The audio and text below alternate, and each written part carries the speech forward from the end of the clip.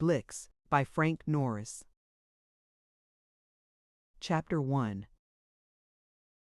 It had just struck 9 from the cuckoo clock that hung over the mantelpiece in the dining room when Victorine brought in the halved watermelon and set it in front of Mr. Bessemer's plate. Then she went down to the front door for the damp, twisted roll of the Sunday morning's paper and came back and rang the breakfast bell for the second time. As the family still hesitated to appear, she went to the bay window at the end of the room and stood there for a moment, looking out. The view was wonderful. The Bessemers lived upon the Washington Street hill, almost at its very summit, in a flat in the 3rd story of the building. The contractor had been clever enough to reverse the position of kitchen and dining room so that the latter room was at the rear of the house. From its window one could command a sweep of San Francisco Bay and the Contra Costa shore.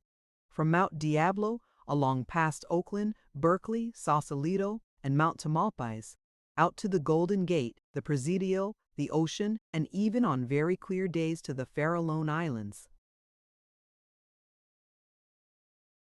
For some time Victorine stood looking down at the great expanse of land and sea, then faced about with an impatient exclamation. On Sundays all the weekday regime of the family was deranged, and breakfast was a movable feast to be had any time after 7 or before 9:30. As Victorine was pouring the ice water, Mr. Bessemer himself came in and addressed himself at once to his meal, without so much as a thought of waiting for the others. He was a little round man. He wore a skull cap to keep his bald spot warm, and read his paper through a reading glass. The expression of his face, wrinkled and bearded, the eyes shadowed by enormous gray eyebrows, was that of an amiable gorilla. Bessemer was one of those men who seem entirely disassociated from their families. Only on rare and intense occasions did his paternal spirit or instincts assert themselves. At table he talked but little. Though devotedly fond of his eldest daughter, she was a puzzle and a stranger to him. His interests and hers were absolutely dissimilar. The children he seldom spoke to but to reprove, while Howard, the son, the 10-year-old and terrible infant of the household, he always referred to as "that boy." He was an abstracted, self-centered old man with but 2 hobbies, homeopathy and the mechanism of clocks. But he had a strange way of talking to himself in a low voice, keeping up a running half-whisper comment upon his own doings and actions. As, for instance, upon this occasion, 9 o'clock, the clock's a little fast. I think I'll wind my watch. No, I've forgotten my watch. Watermelon this morning, eh? Where's a knife? I'll have a little salt. Victorine's forgot the spoons. Ha! Here's a spoon. No, it's a knife I want. After he had finished his watermelon, and while Victorine was pouring his coffee, the 2 children came in, scrambling to their places and drumming on the table with their knife handles. The son and heir, Howard, was very much a boy. He played baseball too well to be a very good boy, and for the sake of his own self-respect maintained an attitude of perpetual revolt against his older sister, who, as much as possible, took the place of the mother, long since dead. Under her supervision, Howard blacked his own shoes every morning before breakfast, changed his underclothes twice a week, and was dissuaded from playing with the dentist's son who lived 3 doors below and who had St. Vitus's dance. His little sister was much more tractable. She had been christened Alberta and was called Snooky. She promised to be pretty when she grew up, but was at this time in that distressing transitional stage between 12 and 15, was long-legged and endowed with all the awkwardness of a colt. Her shoes were still innocent of heels, but on those occasions when she was allowed to wear her tiny first pair of corsets, she was exalted to an almost celestial pitch of silent ecstasy. The clasp of the miniature stays around her small body was like the embrace of a little lover, and awoke in her ideas that were as vague, as immature and unformed as the straight little figure itself. When Stooky and Howard had seated themselves, but one chair at the end of the breakfast table, opposite Mr. Bessemer, remained vacant. "Is Miss Travis going to have her breakfast now?" "Is she got up yet?" inquired Victorine of Howard and Snooky as she pushed the cream pitcher out of Howard's reach. It was significant of Mr. Bessemer's relations with his family that Victorine did not address her question to him. "Yes, yes, she's coming," said both the children, speaking together, and Howard added, "Here she comes now." Travis Bessemer came in.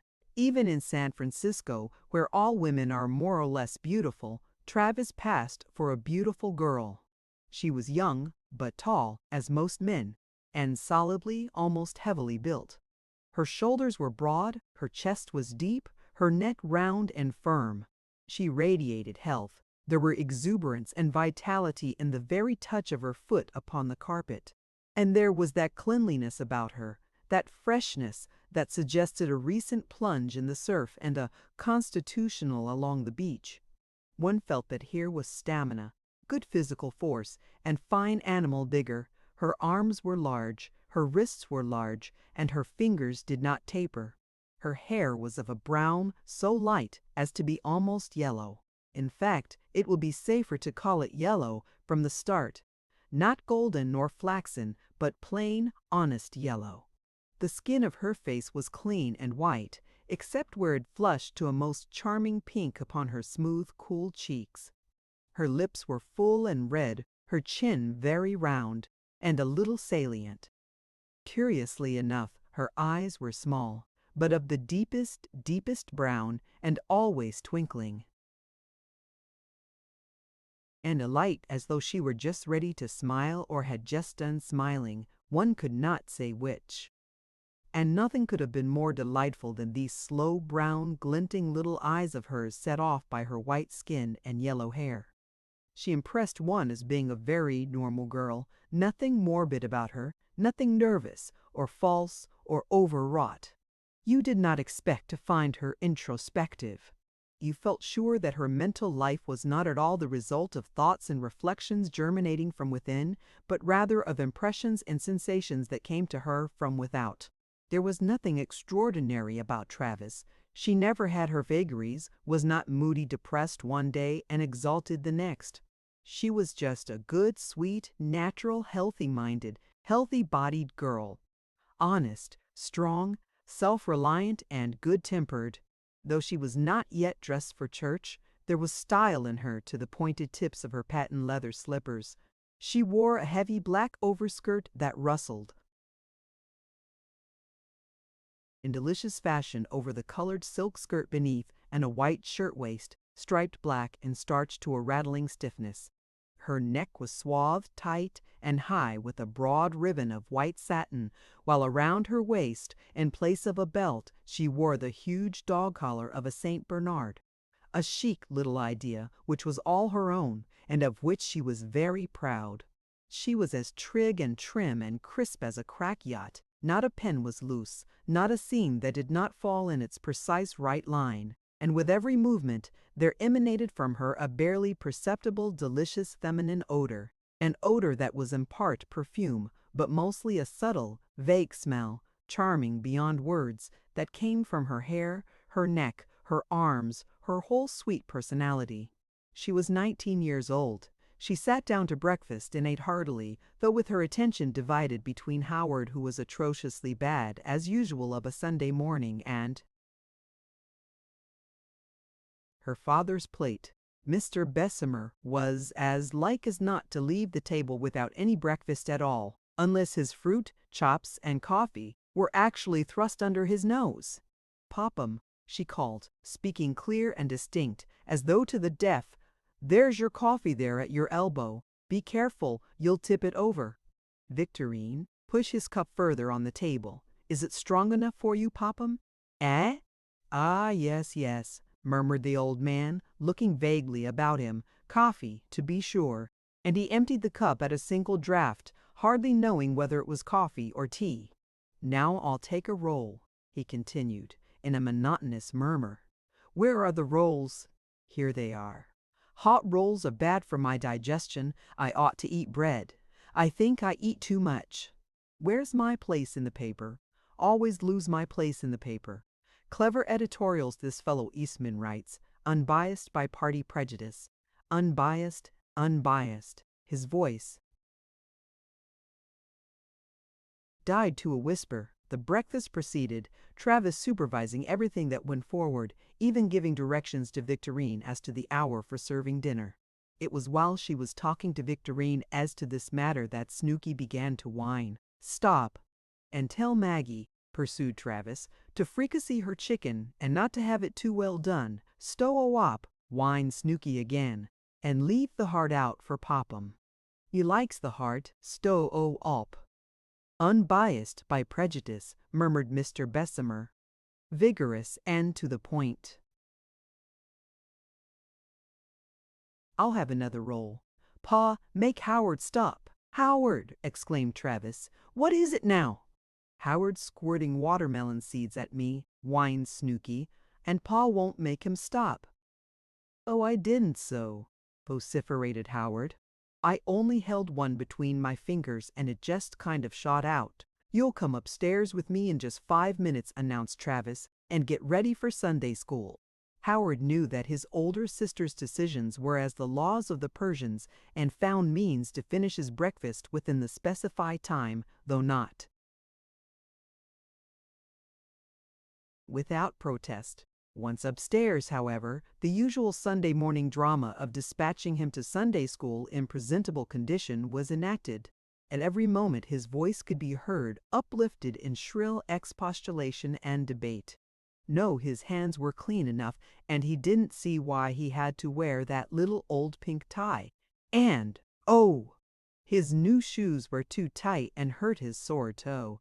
And he wouldn't, no, not if he were killed for it, change his shirt. Not for a moment did Travis lose her temper with him. "But very well," she declared at length. The next time she saw that little miner girl she would tell her that he had said she was his beau heart. Now would he hold still while she brushed his hair? At a few minutes before 11 Travis and her father went to church. They were Episcopalians, and for time out of mind had rented a half pew in the church of their denomination on California Street, not far from Chinatown. By noon the family reassembled at dinner table, where Mr. Bessemer ate his chicken. Hart, after Travis had thrice reminded him of it, and expressed himself as to the sermon and the minister's theology, sometimes to his daughter and sometimes to himself. After dinner, Howard and Snooky foregathered in the nursery with their beloved lead soldiers. Travis went to her room to write letters, and Mr. Bessemer sat in the bay window of the dining room reading the paper from end to end. At 5, Travis bestirred herself. It was Victorine's afternoon out. Travis set the table, spreading a cover of blue denim edged with white braid, which showed off the silver and the set of Delft, her great and never-ending joy to great effect.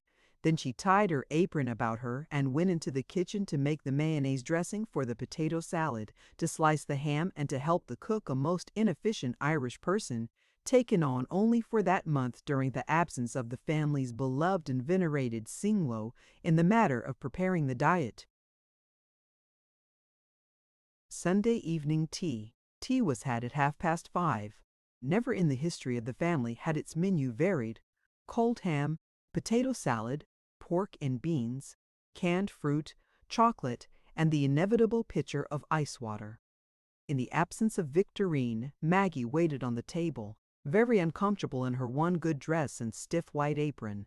She stood off from the table, making awkward dabs at it from time to time. In her excess of deference, she developed a clumsiness that was beyond all expression. She passed the plates upon the wrong side and remembered herself with a broken apology at inopportune moments. She dropped a spoon. She spilled the ice water. She handled the Delft cups and platters with an exaggerated solicitude, as though they were glass bombs. She brushed the crumbs into their laps instead of into the crumb tray, and at last, when she had sat even Travis's placid nerves in a jangle, was dismissed to the hall kitchen and retired with a gasp of unspeakable relief. Suddenly there came a prolonged trilling of the electric bell, and Howard flashed a grin at Travis. Snooky jumped up and pushed back, crying out, "I'll go! I'll go!" Mr. Bessemer glanced nervously at Travis. That's Mr. Rivers, isn't it, daughter? Travis smiled. Well, I think I'd better, he began. No, said Travis. I don't want you to, Popham. You sit right where you are. How absurd! The old man dropped obediently back into his seat. That's all right, Maggie, said Travis as the cook reappeared from the pantry. Snooky went. Huh, exclaimed Howard, his grin widening. Huh. And remember one thing, Howard, remarked Travis calmly. Don't you ever again ask Mr. Rivers for a nickel to put in your bank.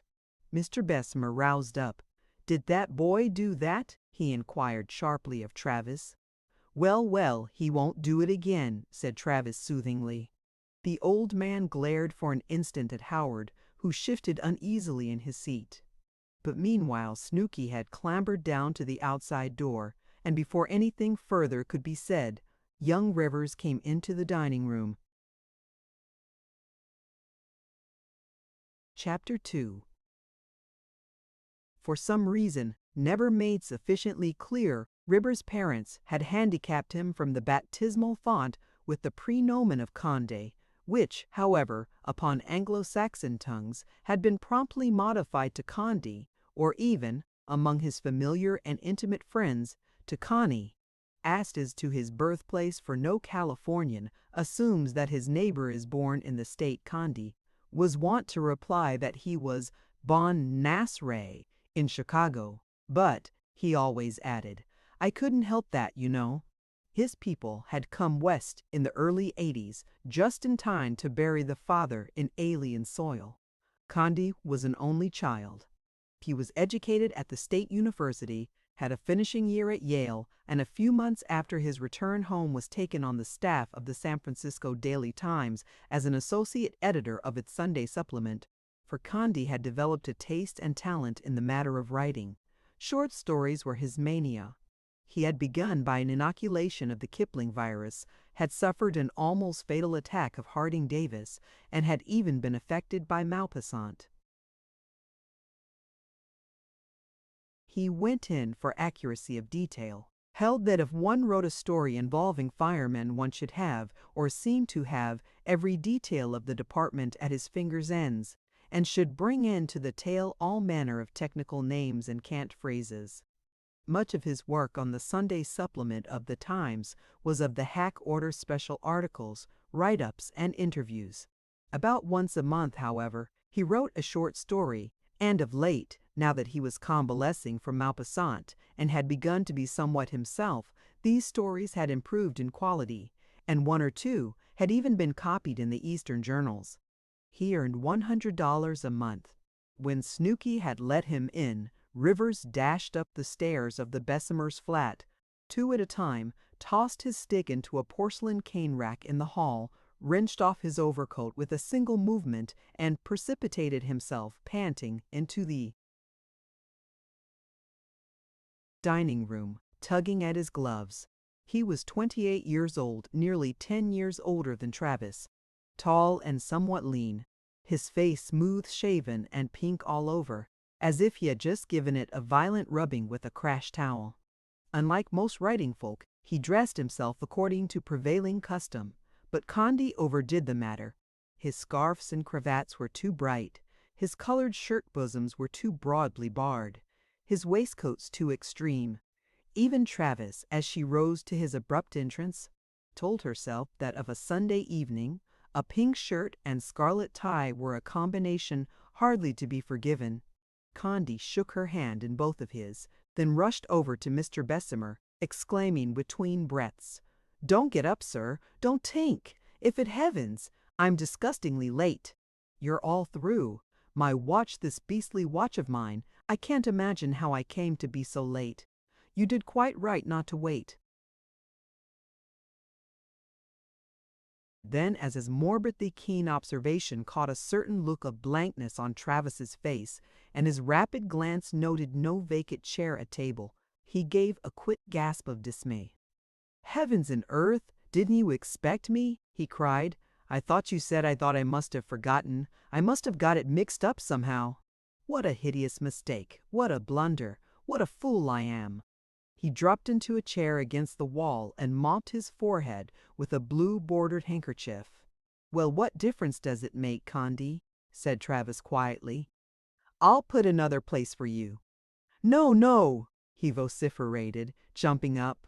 "I won't hear of it. I won't permit it. You'll think I did it on purpose." Travis ignored his interference and made a place for him opposite the children and had Maggie make some more chocolate. Condi, meanwhile, covered himself with opprobrium. "And all this trouble, I always make trouble everywhere I go. Always a round man in a square hole, or a square man in a round hole." He got up and sat down again, crossed and recrossed his legs, picked up little ornaments from the mantelpiece, and replaced them without consciousness of what they were, and finally broke the crystal of his watch as he was resetting it by the cuckoo clock. "Hello," he exclaimed suddenly. "Where did you get that clock? Where did you get that clock? That's new to me. Where did that come from, that cuckoo clock?" inquired Travis with a stare. "Condi Rivers you've been." "Here and in this room at least twice a week for the last year and a half. And that clock, and no other, has always hung there." But already Condi had forgotten or lost interest in the clock. "Is that so? Is that so?" he murmured absent-mindedly, seating himself at the table. Mr. Bessemer was murmuring, "That clock's a little fast. I cannot make that clock keep time. Victorine has lost the key. I have to wind it with a monkey wrench. Now I'll try some more beans. Maggie has put in too much pepper. I'll have to have a new key made tomorrow. Hey, yes, yes, is that so?" answered Condi Rivers, bewildered, wishing to be polite, yet unable to follow the old man's mutterings. "He's not talking to you," remarked Travis, without lowering her voice. "You know how Popham goes on. He won't hear a word you say. Well, I read your story in this morning's Times." A few moments later, while Travers and Condi were still discussing this story, Mr. Bessemer rose. "Well, Mr. Rivers," he announced, "I guess I'll say good night. Come, Snooky." "Yes, take her with you, Popham," said Travis. "She'll go to sleep on the lounge here if you don't." "Howard, have you got your lessons for tomorrow?" It appeared that he had not. Snooky whined to stay up a little longer, but at last consented to go with her father. They all bade Condi good night and took themselves away, Howard lingering a moment in the door in the hope of the nickel he dared not ask for. Maggie reappeared to clear away the table. "Let's go in the parlor," suggested Travis, rising. "Don't you want to?" The parlor was the front room overlooking the street and was reached by the long hall that ran the whole length of the flat, passing by the door of each one of its 8 rooms in turn. Travis preceded Condi and turned up one of the burners and colored globe of the little brass chandelier. The parlor was a small affair, peopled by a family of chairs and sofas robed in white drugget. A golden white effect had been striven for throughout the room. The walls had been tinted instead of papered, and bunches of hand-painted pink flowers, tied up with blue ribbons, straggled from one corner of the ceiling. Across one angle of the room straddled a brass easel upholding a crayon portrait of Travis at the age of 9, enlarged from a photograph. A yellow drape ornamented one corner of the frame, while another drape of blue depended from one end of the mantelpiece. The piano, upon which nobody ever played, balanced the easel in an opposite corner. Over the mantelpiece hung in a gilded frame a steel engraving of Priscilla and John Alden, and on the mantel itself 2 bisque figures of an Italian fisher boy and girl kept company with the clock, a huge timepiece set in a red plush palette that never was known to go. But at the right of the fireplace, and balancing the tuft of pampa grass to the left, was an inverted section of a sewer pipe painted blue and decorated with daisies. Into it was thrust a sheaf of cattails, gilded and tied with a pink ribbon. Travis dropped upon the shrouded sofa, and Condi set himself carefully down on one of the frail chairs with its spindling golden legs, and they began to talk. Condi had taken her to the theater the Monday night of that week, as had been his custom ever since he had known her well, and there was something left for them to say on that subject. But in 10 minutes they had exhausted it. An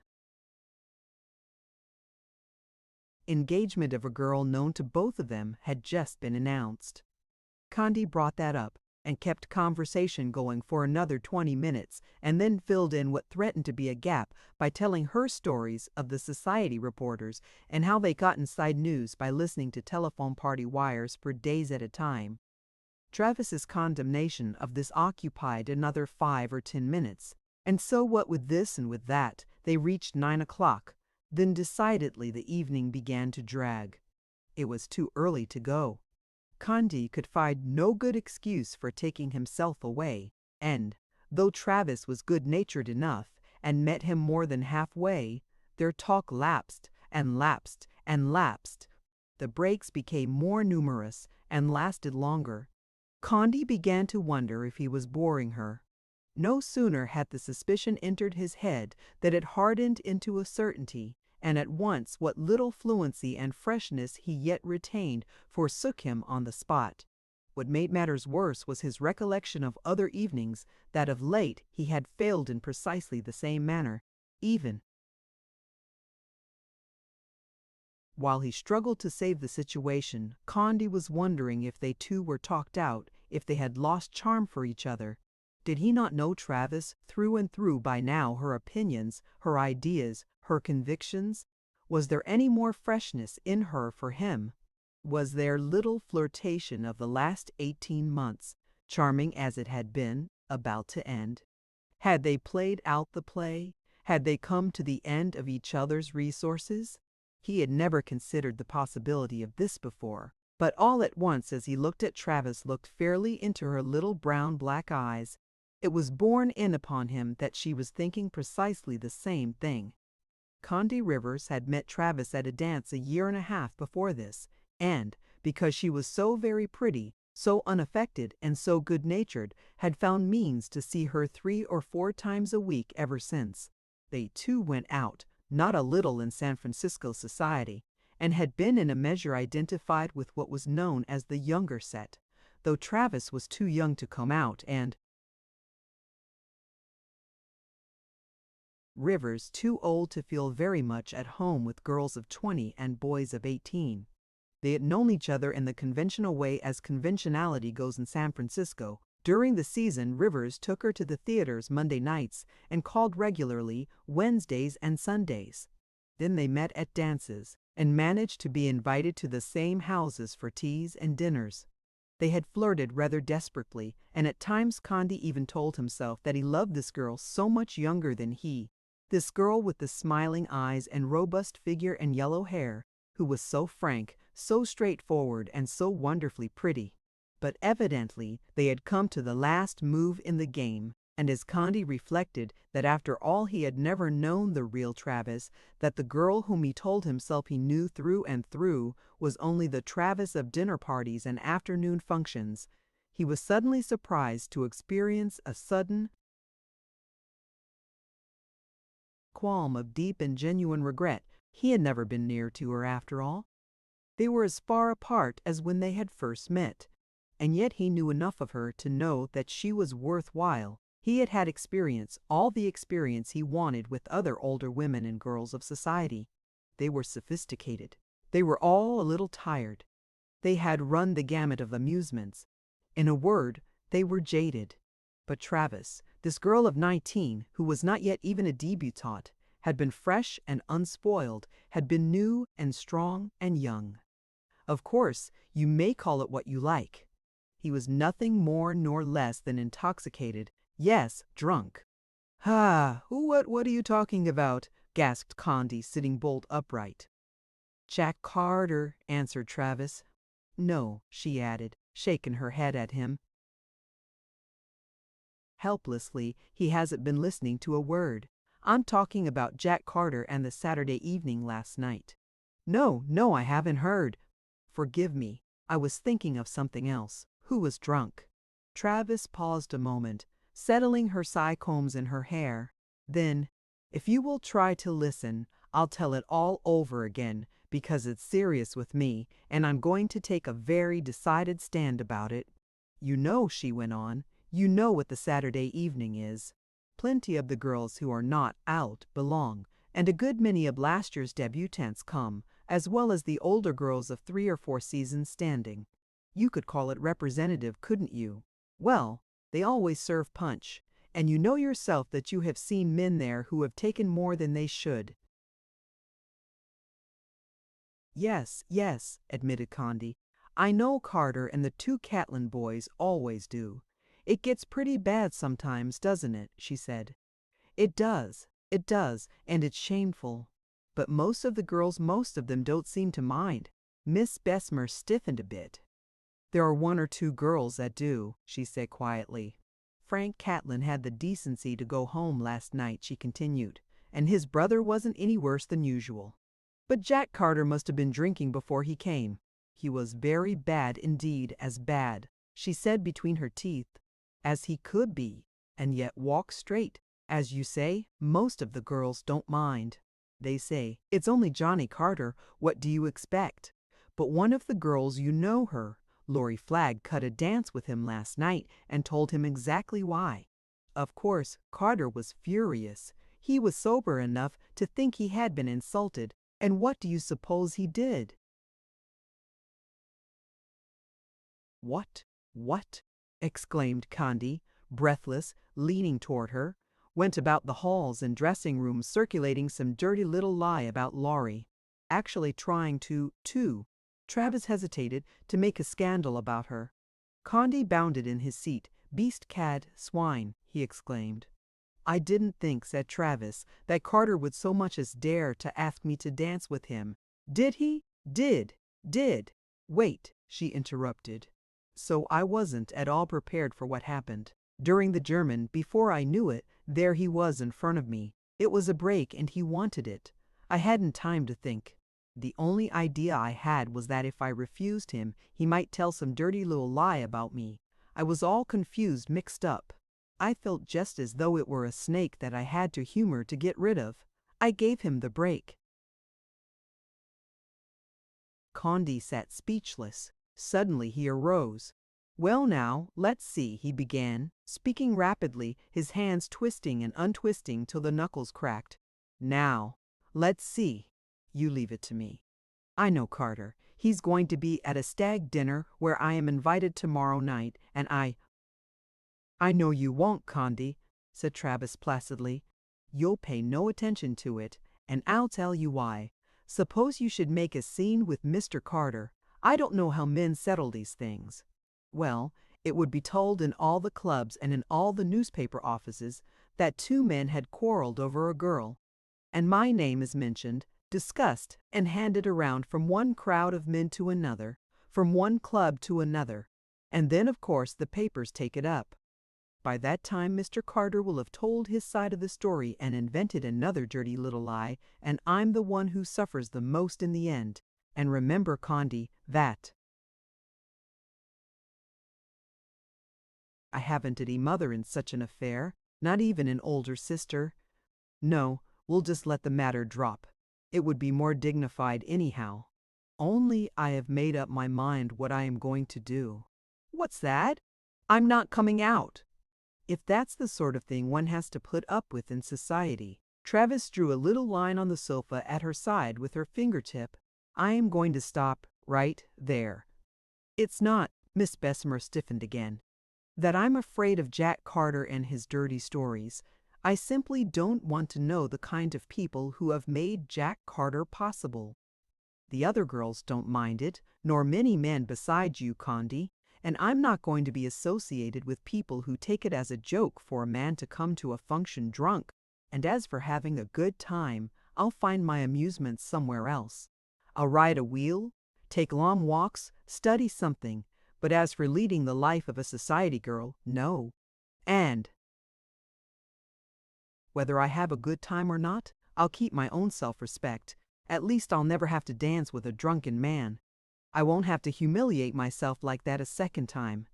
"But I presume you will still continue to go out somewhere," protested Condi Rivers. She shook her head. I have thought it all over, and I've talked about it with Popham. There's no halfway about it. The only way to stop is to stop short. Just this afternoon I've regretted 3 functions for next week, and I shall resign from the Saturday evening. Oh, it's not the Jack Carter affair alone, she exclaimed. The whole thing tires me. Mind, Condi, she exclaimed. I'm not going to break with it because I have any purpose in life, or that sort of thing. I want to have a good time, and I'm going to see if I can't have it in my own way. If the kind of thing that makes Jack Carter possible is conventionality, then I'm done with conventionality for good. I'm going to try from this time on to be just as true to myself as I can be. I am going to be sincere and not pretend to like people and things that I don't like, and I'm going to do the things that I like to do, just so long as they are the things a good girl can do. See, Condi? You're fine, murmured Condi, breathless. You're fine as gold, Travis, and I love you all the better for it. Ah, now! Exclaimed Travis with a brusque movement. There's mother thing we must talk about. No more foolishness between us. We've had a jolly little flirtation, I know, and it's been good fun while it lasted. I know you like me, and you know that I like you. But as for loving each other, you know we don't. Yes, you say that you love me and that I'm the only girl. That's part of the game. I can play it, her little eyes began to dance, quite as well as you. But it's playing with something that's quite too serious to be played with after all, isn't it now? It's insincere, and, as I tell you, from now on, I'm going to be as true and as sincere and as honest as I can. But I tell you that I do love you, protested Condi, trying to make the words ring true. Travis looked about the room an instant as if in deliberation. Then abruptly, "Ah, what am I going to do with such a boy as you are, after all? A great big, overgrown boy. Condi Rivers, look at me straight in the eye. Tell me, do you honestly love me?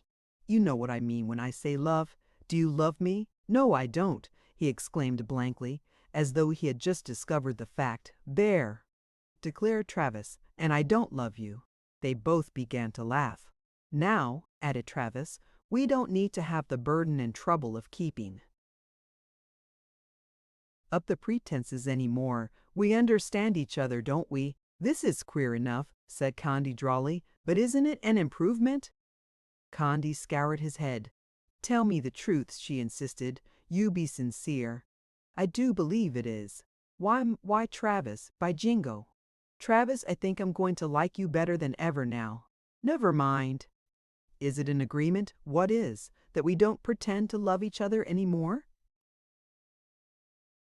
"All right. Yes, you're right, because the moment I began to love you, I should like you so much less." She put out her hand. "That's an agreement, then." Condi took her hand in his. "Yes, it's an agreement." But when, as had been his custom, he made as though to kiss her hand, Travis drew it quickly away. "No, no," she said firmly, smiling for all that. "No more foolishness." But, he protested, "it's not so radical as that, is it? You're not going to overturn such time-worn, time-honored customs as that? Why, this is a regular rebellion." "No, sire," quoted Travis, trying not to laugh. "It is a revolution." Chapter 3. Although Monday was practically a holiday for the Sunday supplement staff of the Times, Condi Rivers made a point to get down to the office betimes the next morning. There were reasons why a certain article, descriptive of a great whale-back steamer taking on grain for famine-stricken India, should be written that day, and Rivers wanted his afternoon free in order to go to Lori Flagg's coming-out tea. But as he came into his room at the Times office, which he shared with the Exchange and sporting editors, and settled himself at his desk, he suddenly remembered that, under the new order of things, he need not expect to see Travis at the Flags. "Well," he muttered, "maybe it doesn't make so much difference after all. She was a corking fine girl, but might as well admit it, the play is played out. Of course, I don't love her any more than she loves me. I'll see less and less of her. Now, it's inevitable, and after a while we'll hardly even meet. In a way, it's a pity. But of course, one has to be sensible about these things. Well, this whaleback now. He rang up the Chamber of Commerce and found out that the city of Everett, which was the whaleback's name, was at the Mission Street wharf. This made it possible for him to write the article in two ways. He either could fake his copy from a clipping on the subject which the exchange editor had laid on his desk, or he could go down in person to the wharf, interview the captain, and inspect the craft for himself. The former was the short and easy method. The latter was more troublesome, but would result in a far more interesting article. Condi debated the subject a few minutes, then decided to go down to the wharf. San Francisco's waterfront was always interesting, and he might get hold of a photograph of the whaleback. All at once, the idea of the article struck him. A certain underlying notion that would give importance and weight to the mere details and descriptions. Condi's enthusiasm flared up in an instant. "By Jove!" he exclaimed. "By Jove!" He clapped on his hat wrong side foremost, crammed a sheaf of copy paper into his pocket, and was on the street again in another moment. Then it occurred to him that he had forgotten to call at his club that morning for his mail, as was his custom. On the way to the office, he looked at his watch. It was early yet, and his club was but 2 blocks distant. He decided that he would get his letters at the club and read them on the way down to the wharf. For Condi had joined a certain San Francisco club of artists, journalists, musicians, and professional men that is one of the institutions of the city and, in fact, famous throughout the United States. He was one of the younger members but was popular and well-liked, and on more than one occasion had materially contributed to the fun of the club's low jinks. In his box this morning he found one letter that he told himself he must read upon the instant. It bore upon the envelope the name of a New York publishing house to whom Condi had sent a collection of his short stories about a month before. He took the letter into the round window of the club, overlooking the street, and tore it open excitedly. The fact that he had received a letter from the firm without the return of his manuscript seemed a good omen. This was what he read. Conde Rivers, Esq. Bohemian Club, San Francisco, Cal. Dear Sire, we return to you by this mail the manuscript of your stories, which we do not consider as available for publication at the present moment. We would say, however, that we find in several of them indications of a quite unusual order of merit. The best-selling book just now is the short novel, say, 30,000 words of action and adventure. Judging from the stories of your collection, we suspect that your talent lies in this direction, and we would suggest that you write such a novel and submit the same to us. Very respectfully, the Centennial Co., New York. Condi shoved the letter into his pocket and collapsed limply into his chair. "What's the good of trying to do anything anyhow?"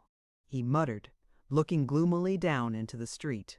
"My level is just the hack work of a local Sunday supplement, and I am a fool to think of anything else." His enthusiasm in the matter of the city of Everett was cold and dead in a moment. He could see no possibilities in the subject whatever. His idea of a few minutes previous seemed ridiculous and overwrought. He would go back to the office and grind out his copy from the exchange editor's clipping. Just then his eye was caught by a familiar figure in trim, well-fitting black, halted on the opposite corner, waiting for the passage of the cable car. It was Travis Bessemer. No one but she could carry off such rigorous simplicity in the matter of dress so well. Black skirt, black Russian blouse, tiny black bonnet and black veil, white kids with black stitching. Simplicity itself, yet the style of her, as Condi Rivers told himself, flew up and hit you in the face, and her figure, was there anything more perfect? And the soft, pretty effect of her yellow hair seen through the veil, could anything be more fetching? And her smart carriage, and the fling of her fine, broad shoulders, and no, it was no use. Condi had to run down to speak to her. "Come, come," she said as he pretended to jostle against her on the curbstone without noticing her. "You had best go to work. Loafing at 10 o'clock on the street corner's the idea." "It is not, it cannot be, and yet it is she," he burlesqued. "And after all these years."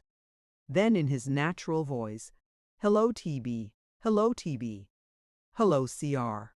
Where are you going?" "Home. I've just run down for half an hour to have the head of my banjo tightened. If I put you on the car, will you expect me to pay your car fare?" "Condi Rivers, I've long since got over the idea of ever expecting you to have any change concealed about your person." "Huh! No, it all goes for theater tickets and flowers and boxes of candy for a certain girl I know. But," and he glared at her significantly, "no more." "Foolishness," she laughed. "What are you on this morning, Condi?" Condi told her as they started to walk toward Kearney Street. "But why don't you go to the dock and see the vessel if you can make a better article that way?" "Oh, what's the good? The Centennial people have turned down my stories." She commiserated him for this, then suddenly exclaimed, "No, you must go down to the dock. You ought to, Condi.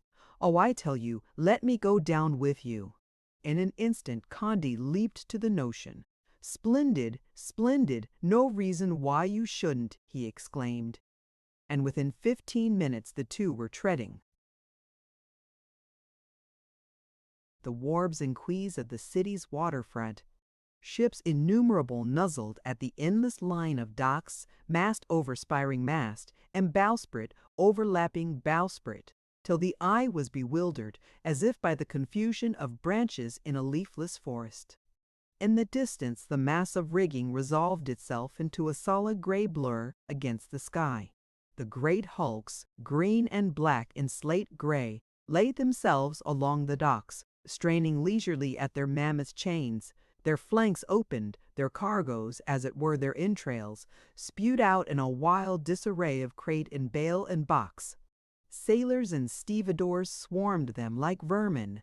Trucks rolled along the wharves like peals of ordnance, the hoarse hooves beating the boards like heavy drum taps.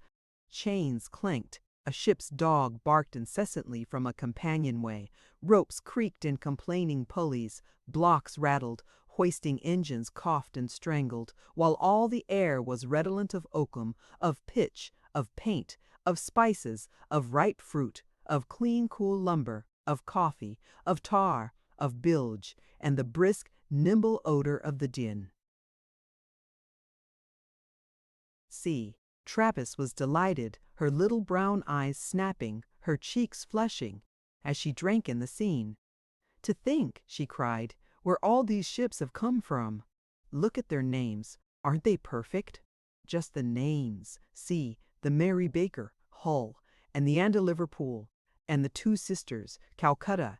And see that one they're caulking, the Montevideo, Callao, and there, look, the very one you're looking for, the city of Everett, San Francisco.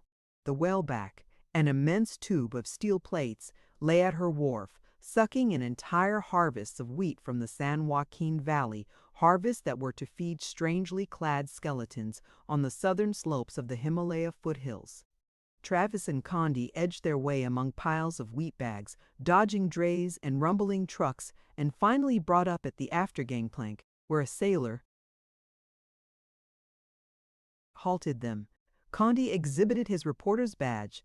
"I represent the Times," he said with profound solemnity, "and I want to see the officer in charge." The sailor fell back upon the instant.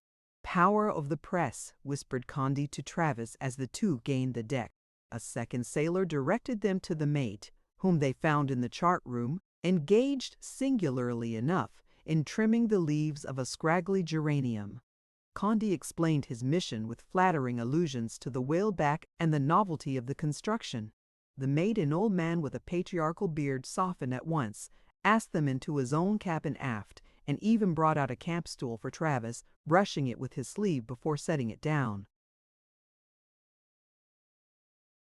While Condi was interviewing the old fellow, Travis was examining, with the interest of a child, the details of the cabin, the rack-like bunk, the washstand, ingeniously constructed so as to shut into the bulkhead when not in use, the alarm clock screwed to the wall, and the array of photographs thrust into the mirror between frame and glass. One, an old daguerreotype, particularly caught her fancy. It was the portrait of a very beautiful girl wearing the old-fashioned side curls and high comb of a half-century previous. The old mate noticed the attention she paid to it and, as soon as he had done giving information to Condi, turned and nodded to Travis and said quietly, "She was pretty, wasn't she?" "Oh, very," answered Travis without looking away. There was a silence. Then the mate, his eyes wide and thoughtful, said with a long breath, "And she was just about your age, miss, when I saw her, and you favor her too." Condi and Travis held their breaths in attention. There in the cabin of that curious nondescript whaleback they had come suddenly to the edge of a romance that had been lived through before they were born. Then Travis said in a low voice and sweetly, "She died before I ever set eyes on her, miss. That is, maybe she died. I sometimes think fact is, I really believe she's alive yet and waiting for me." He hesitated awkwardly. "I don't know," he said, pulling his beard. "I don't usually tell that story to strange folk, but you remind me so of her that I guess I will." Condi sat down on the edge of the bunk, and the mate seated himself on the plush settle opposite the door, his elbows on his knees, his eyes fixed on a patch of bright sunlight upon the deck outside. "I began life," he said, "as a deep-sea diver began pretty young, too. I first put on the armor when I was 20, nothing but a lad, but I could take the pressure up to 70 pounds even then. One of my very first dives was off Trincomalee, on the coast of Ceylon. A mail packet had gone down in a squall with all on board. 6 of the bodies had come up and had been recovered, but the 7th hadn't. It was the body of the daughter of the governor of the island, a beautiful young girl of 19, whom everybody loved. I was sent for to go down and bring the body up. Well, I went down. The packet lay in 100 feet of water, and that's a wonder deep dive. I had to go down twice. The first time I couldn't find anything, though I went all through the burst deck. I came up to the wrecking float and reported that I had seen nothing. There were a lot of men there belonging to the wrecking gang and some correspondents of London papers, but they would have it that she was below and had me go down again. I did, and this time I found her." The mate paused a moment. "I'll have to tell you," he went on, "that when a body don't come to the surface, it will stand or sit in a perfectly natural position until a current or movement of the water around touches it. When that happens, well, you'd say the body was alive, and old divers have a superstition. No, it ain't just a superstition, I believe. It's so that drowned people really don't die till they come to the surface and the air touches them. We say that the drowned who don't come up still have some sort of life of their own way down there in all that green water, some kind of life. Surely, surely. When I went down the second time, I came across the door of what I thought at first was the linen closet, but it turned out to be a little stateroom. I opened it. There was the girl. She was sitting on the sofa opposite the door, with a little hat on her head and holding a satchel in her lap, just as if she was ready to go ashore. Her eyes were wide open, and she was looking right at me and smiling. It didn't seem terrible or ghastly in the least. She seemed very sweet. When I opened the door, it set the water in motion, and she got up and dropped the satchel and came toward me smiling and holding out her arms. I stepped back quick and shut the door and sat down in one of the saloon chairs to fetch my breath, for it had given me a start. The next thing to do was to send her up, but I began to think she seemed so pretty as she was. What was the use of bringing her up there on the wrecking float with that crowd of men up where the air would get at her and where they would put her in the ground along of the worms? If I left her there, she'd always be sweet and pretty, always be 19, And I remembered what old divers said about drowned people living just so long as they stayed below. You see, I was only a lad then, and things like that impress you when you're young. Well, I signaled to be hauled up. They asked me on the float if I'd seen anything, and I said no. That was all there was to the affair. They'd never raised the ship, and in a little while it was all forgotten. But I never forgot it, and I always remembered her, way down there in all that still green water, waiting there in that little stateroom for me to come back and open the door. And I've growed to be an old man remembering her, but she's always stayed just as she was the first day I saw her when she came toward me smiling and holding out her arms. She's always stayed young and fresh and pretty. I never saw her but that once. Only afterward I got her picture from a native woman of Trincomalee who was housekeeper at the residency where the governor of the island lived. Somehow I never could care for other women after that, and I ain't never married for that reason. No, no, of course not, exclaimed Travis in a low voice as the old fellow paused. Fine, fine, oh, fine as gold, murmured Condi under his breath. Well, said the mate, getting up and rubbing his knee, that's the story. Now you know all about that picture. Will you have a glass of Madeira, miss? He got out a bottle of wine bearing the genuine Funcho label and filled 3 tiny glasses. Travis pushed up her veil, and she and Condi rose. This is to her, said Travis gravely. Thank you, miss, answered the mate, and the 3 drank in silence. As Travis and Condi were going down the gangplank, they met the captain of the whaleback coming up. I saw you in there talking to old McPherson, he explained. Did you get what you wanted from him? More, exclaimed Condi. My hand in the fire, he told you that yarn about the girl who was drowned off Trincomalee. Of course I knew it.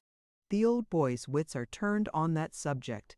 He real habit that the body hasn't decomposed in all this time. Good seaman enough and a first-class navigator, but he's soft in that one spot. Chapter 4.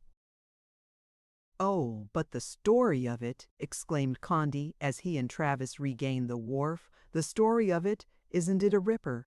Isn't it a corker? Is leaving her that way and never caring for any other girl afterward. And so original, she commented, quite as enthusiastic as he. Original? Why, it's new as paint. It's Travis. I'll make a story out of this that will be copied in every paper between the 2 oceans. They were so interested in the mate's story that they forgot to take a car and walked up Clay Street talking it over, suggesting, rearranging, and embellishing. And Condi was astonished and delighted to note that she caught on to the idea as quickly as he, and knew the telling points and what details to leave out. And I'll make a bang-up article out of the whaleback herself, declared Condi. The idea of the article had returned to him, and all his enthusiasm with it. And look here, he said, showing her the letter from the Centennial Company. They turned down my book, but see what they say. Quite an unusual order of merit, cried Travis. Why, that's fine. Why didn't you show this to me before? And asking you like this to write them a novel of adventure. What more can you want? Oh, she exclaimed impatiently, that's so like you. You would tell everybody about your reverses and carry on about them yourself, but never say a word when you get a little boom. Had you an idea for a 30,000-word novel? Wouldn't that diver's story do? No, there's not enough in that for 30,000 words. I haven't any idea at all. Never wrote a story of adventure. Never wrote anything longer than 6,000 words. But I'll keep my eye open for something that will do. By the way, by Jove, Travis, where are we?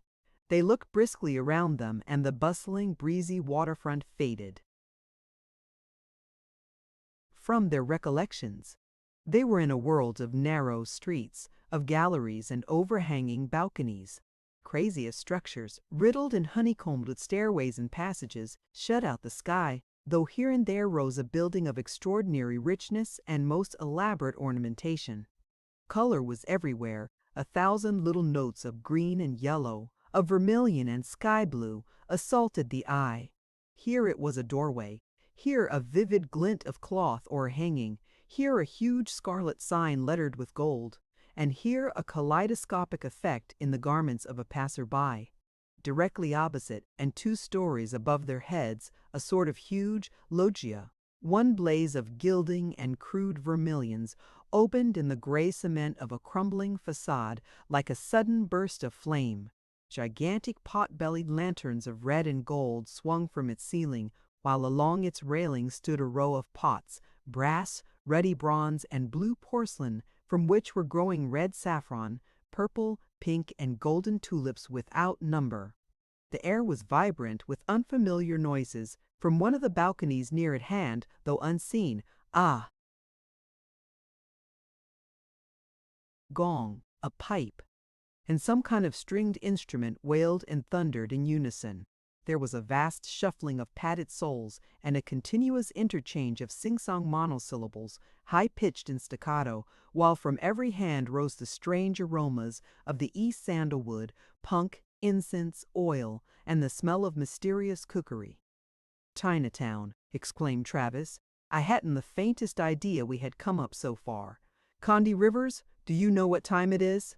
She pointed a white kid finger through the doorway of a drugstore, where, amid lacquer boxes and bronze urns of herbs and dried seeds, a round Seth Thomas marked 2:30. "And your lunch?" cried Condy. "Great heavens, I never thought. It's too late to get any at home. Never mind, I'll go somewhere and have a cup of tea." "Why not get a package of Chinese tea, now that you're down here, and take it home with you? Or drink it here." "Where?" "In one of the restaurants. There wouldn't be a soul there at this hour. I know they serve tea any time." "Condy, let's try it. Wouldn't it be fun?" Condy smote his thigh. "Fun!" he vociferated. "Fun!" "It is, by Jove. It would be heavenly. Wait a moment. I'll tell you what we will do. Tea won't be enough. We'll go down to Kearney Street or to the market and get some crackers to go with it." They hurried back to the California market, a few blocks distant, and bought some crackers and a wedge of new cheese. On the way back to Chinatown, Travis stopped at a music store on Kearney Street to get her banjo, which she had left to have its head tightened, and thus burdened, they regained the town, Condy grieving audibly at having to carry brown paper bundles through the street. "First catch your restaurant," said Travis as they turned into DuPont Street, with its thronging coolies and swarming, gaily clad children. But they had not far to seek. "Here you are," suddenly exclaimed Condy, halting in front of a wholesale tea house bearing a sign in Chinese and English. "Come on, Travis." They ascended 2 flights of a broad brass-bound staircase leading up from the ground floor, and gained the restaurant on the top story of the building. As Travis had foretold, it was deserted. She clasped her gloved hands gaily, crying, "Isn't it delightful? We've the whole place to ourselves." The restaurant ran the whole depth of the building and was finished off at either extremity with a gilded balcony, one overlooking DuPont Street and the other the old plaza. Enormous screens of gilded ebony, intricately carved and set with color glass panes, divided the room into 3, and one of these divisions in the rear part, from which they could step out upon the balcony that commanded the view of the plaza, they elected as their own. It was charming. At their backs they had the huge fantastic screen, brave and fine with its coat of gold. In front, through the glass-paned valves of a pair of folding doors, they could see the roofs of the houses beyond the plaza, and beyond these, the blue of the bay with its anchored ships, and even beyond this, the faint purple of the Oakland shore. On either side of these doors, in deep alcoves, were divans with mattings and headrests for opium smokers. The walls were painted blue and hung with vertical Cantonese legends in red and silver, while all around the sides of the room small ebony tables alternated with ebony stools, each inlaid with a slab of mottled marble. A chandelier, all aglitter with tinsel, swung from the center of the ceiling over a huge round table of mahogany, and not a soul was there to disturb them. Below them, out there around the old plaza, the city drummed through its work with a lazy, soothing rumble. Nearer at hand, Chinatown sent up the vague murmur of the life of the Orient. In the direction of the Mexican Quarter, the bell of the cathedral knolled at intervals.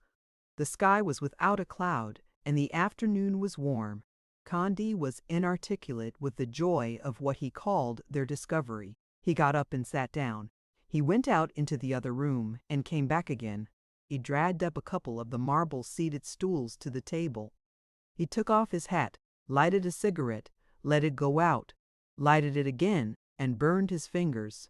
He opened and closed the folding doors, pushed the table into a better light, and finally brought Travis out upon the balcony to show her the points of historical interest in and around the plaza. There's the Stevenson Memorial ship in the center, see, and right there, where the flagstaff is, General Baker made the funeral oration over the body of Terry. Broderick killed him in a duel, or was it Terry killed Broderick?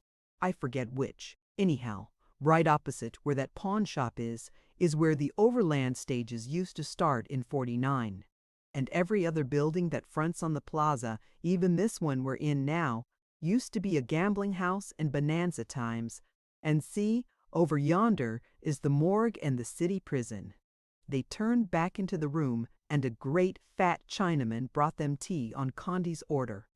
But besides tea, he brought dried almonds, pickled watermelon rinds, candied quince, and china nuts. Travis cut the cheese into cubes with Condi's penknife and arranged the cubes in geometric figures upon the crackers. "But, Condi," she complained, "why in the world did you get so many crackers? There's hundreds of them here, enough to feed a regiment. Why didn't you ask me?" "Huh, what? What?" "I don't know. What's the matter with the crackers?" "You were dickering with the cheese, and the man said, 'How many crackers?' I didn't know. I said, 'Oh, give me a quarter's worth.' And we couldn't possibly have eaten 10 cents worth." "Oh, Condi, you are. But never mind, here's your tea. I wonder if this green pasty stuff is good." They found that it was, but so sweet that it made their tea taste bitter. The watermelon rinds were flat to their Western palates, but the dried almonds were a great success. Then Condi promptly got the hiccoughs from drinking his tea too fast and fretted up and down the room like a chicken with a pip till Travis grew faint and weak with laughter. "Oh, well," he exclaimed aggrievedly.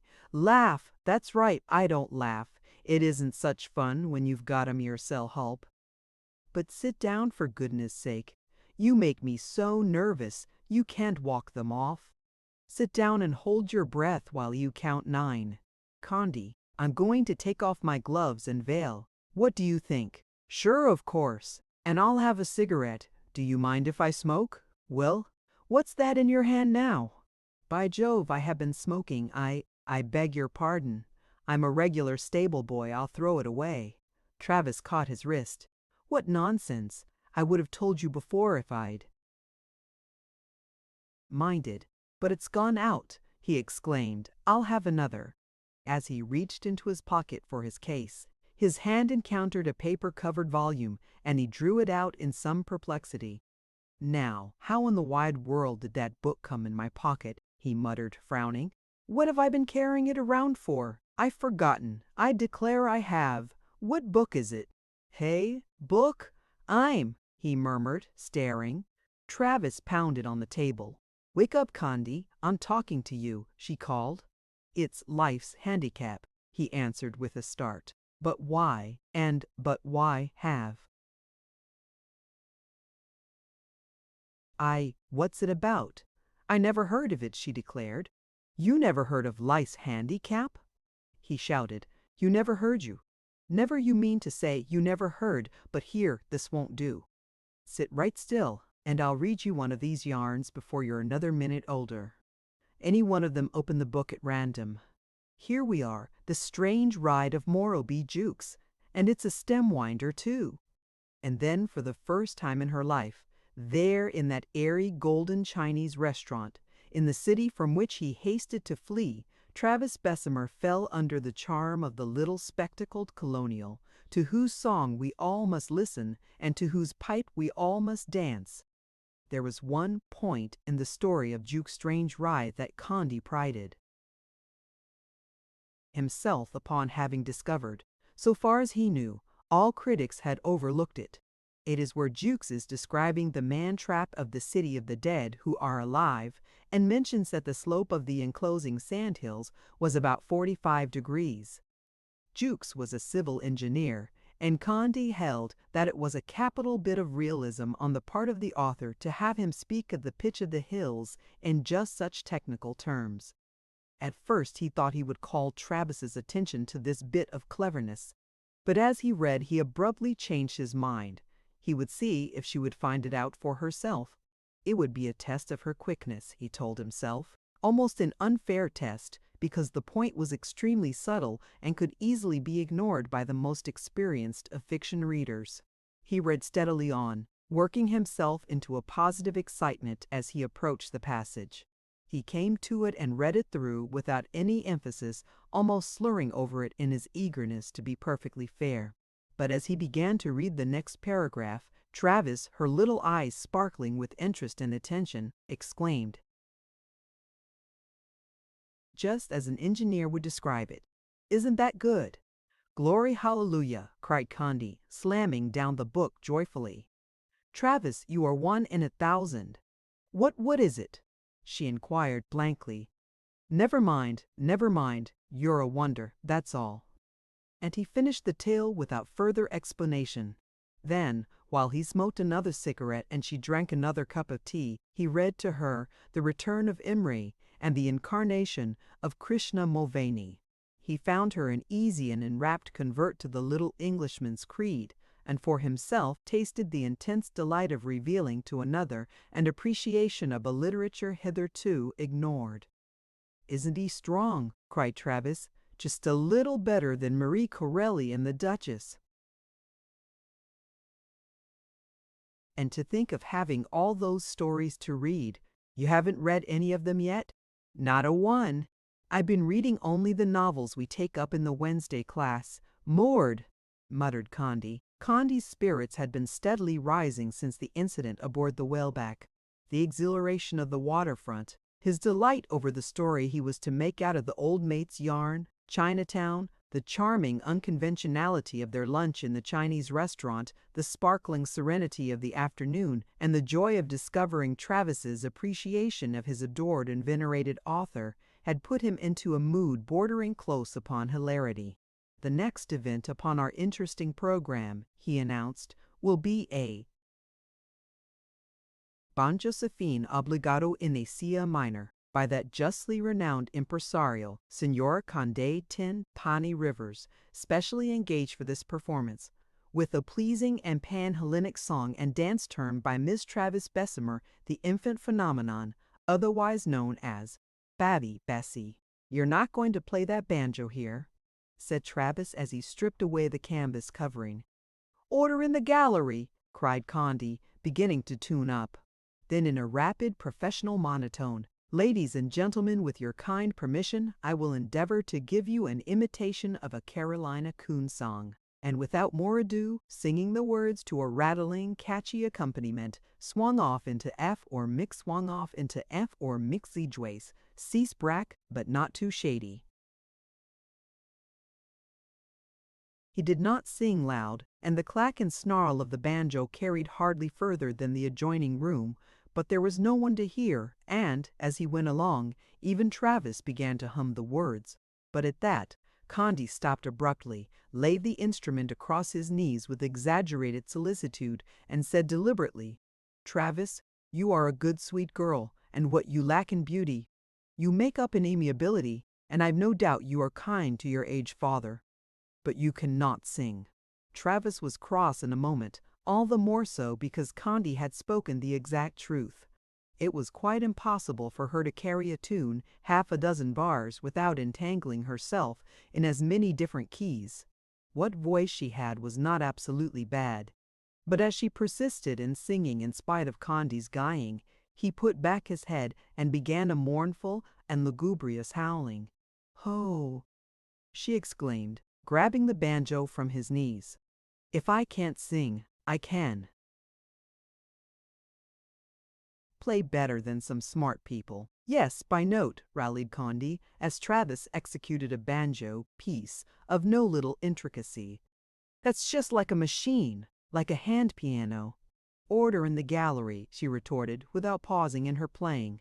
She finished with a great flourish and gazed at him in triumph, only to find him pretending a profound slumber.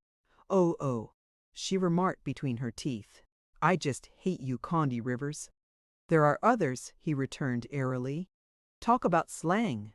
"Now what will we do?" he cried. "Let's do something. Suppose we break something just for fun." Then suddenly the gaiety went out of his face, and he started up and clapped his hand to his head with a gasp of dismay. "Great heavens!" he exclaimed. "Condi," cried Travis in alarm. "What is it, the tea?" he vociferated. "Laurie Flagg's tea. I ought to be there right this minute." Travis fetched a sigh of relief. "Is that all?" "All," he retorted. "All! Why, it's past 4 now, and I'd forgotten every last thing." Then suddenly falling calm again and quietly resuming his seat, "I don't see as it makes any difference. I won't go, that's all. Push those almonds here, will you, Miss Lady?" "But we aren't doing anything," he exclaimed, with a brusque return of exuberance. "Let's do things. What'll we do? Think of something. Is there anything we can break?" Then, without any transition, he vaulted upon the table and began to declaim, with tremendous gestures. "There once was a beast called an unce, who went with a spring and a bounce. His head was as flat as the head of a cat. This quadrupedentical unce, to kickle unce, this quadrupedentical unce, this quadrupedentical unce." You'd think from his name he was small, but that was not like him at all. He weighed, I'll be bound, 300 or 400 pound, and he looked most uncommonly tall, monly tall, and he looked most uncommonly tall. "Bravo! Bravo!" cried Travis, pounding on the table. "Here, here, none, Brutus, none." Condi sat down on the table and swung his legs. But during the next few moments, while they were eating the last of their cheese, his good spirits fell rapidly away from him. He heaved a sigh and thrust both hands gloomily into his pockets. "Cheese, Condi?" asked Travis. He shook his head with a dark frown, muttering, "No cheese, no cheese." "What's wrong, Condi? What's the matter?" asked Travis with concern. For some time he would not tell her, answering all her inquiries by closing his eyes and putting his chin in the air, nodding his head in knowing fashion. "But what is it?" "You don't respect me," he muttered, and for a long time this was all that could be got from him. No, she did not respect him. No, she did not take him seriously. "But of course I do. Why don't I? Condi Rivers, what's got into you now?" No, I know it. I can tell. You don't take me seriously. You don't respect me." "But why?" "Make a blooming buffoon of myself," he mumbled tragically. In great distress, Travis labored to contradict him. Why, they had just been having a good time, that was all. Why, she had been just as silly as he. Condi caught at the word. "Silly. There. I knew it. I told you. I'm silly. I'm a buffoon. But haven't we had a great afternoon?" he added with a sudden grin.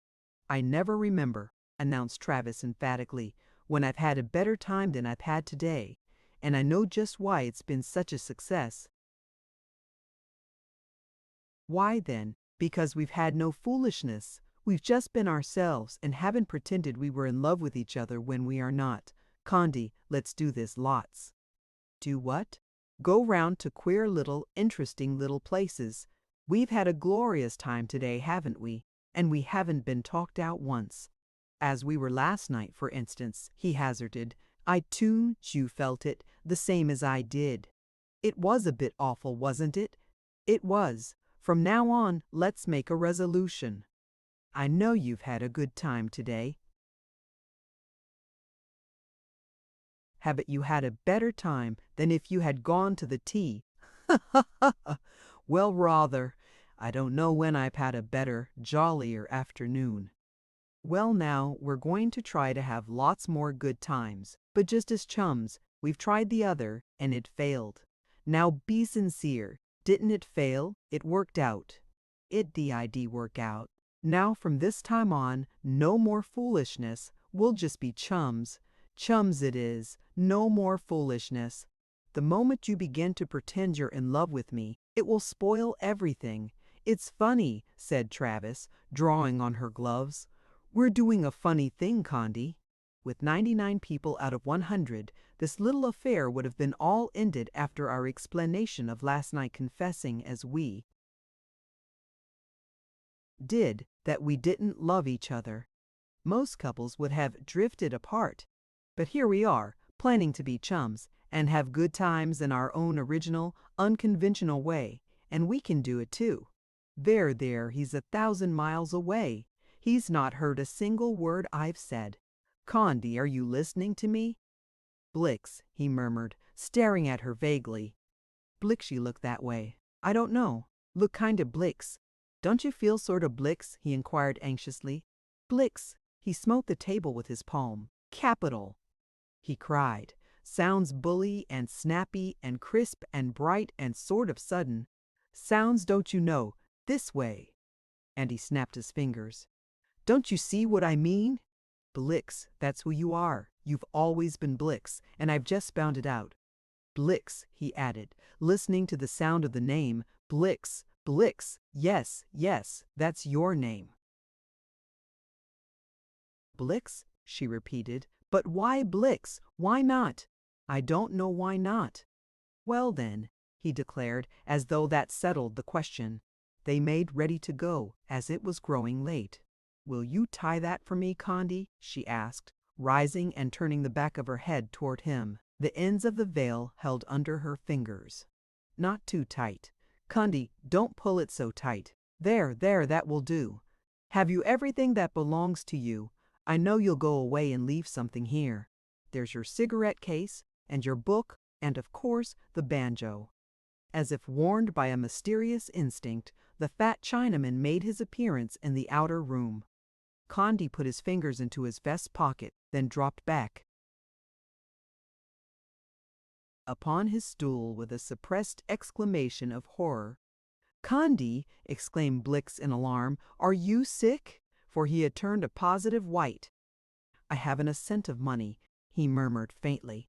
I spent my last quarter for those beastly crackers. What's to be done? What is to be done? I'll leave him my watch. Yes, that's the only thing. Blix calmly took out her purse. I expected it, she said resignedly. I knew this would happen sooner or later, and I always have been prepared. How much is it, John? She asked of the Chinaman. He $5.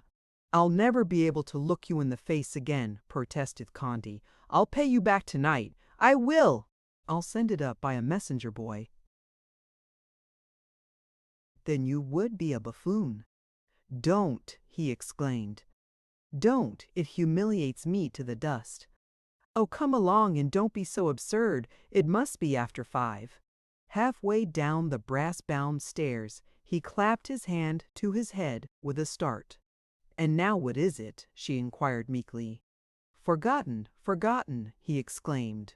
I knew I would forget something. I knew it, you mean. He ran back and returned with the great bag of crackers and thrust it into her hands. Here, take these. We mustn't leave these, he declared earnestly. It would be a shameful waste of money. And in spite of all her protests, he insisted upon taking the crackers along. I wonder, said Blix, as the two skirted the plaza, going down to Kearney Street, I wonder if I ought to ask him to supper. Ask who, me? How funny, too. I wonder if we are talked out if it would spoil the day. Anyhow, I'm going to have supper at the club, and I've got to write my article sometime tonight. Blix fixed him with a swift glance of genuine concern. "Don't play tonight, Condi," she said with a sudden gravity. "Fat lot I can play. What money have I got to play with? You might get some somewheres. But, anyhow, promise me you won't play." "Well, of course I'll promise. How can I if I haven't any money? And besides, I've got my whaleback stuff to write.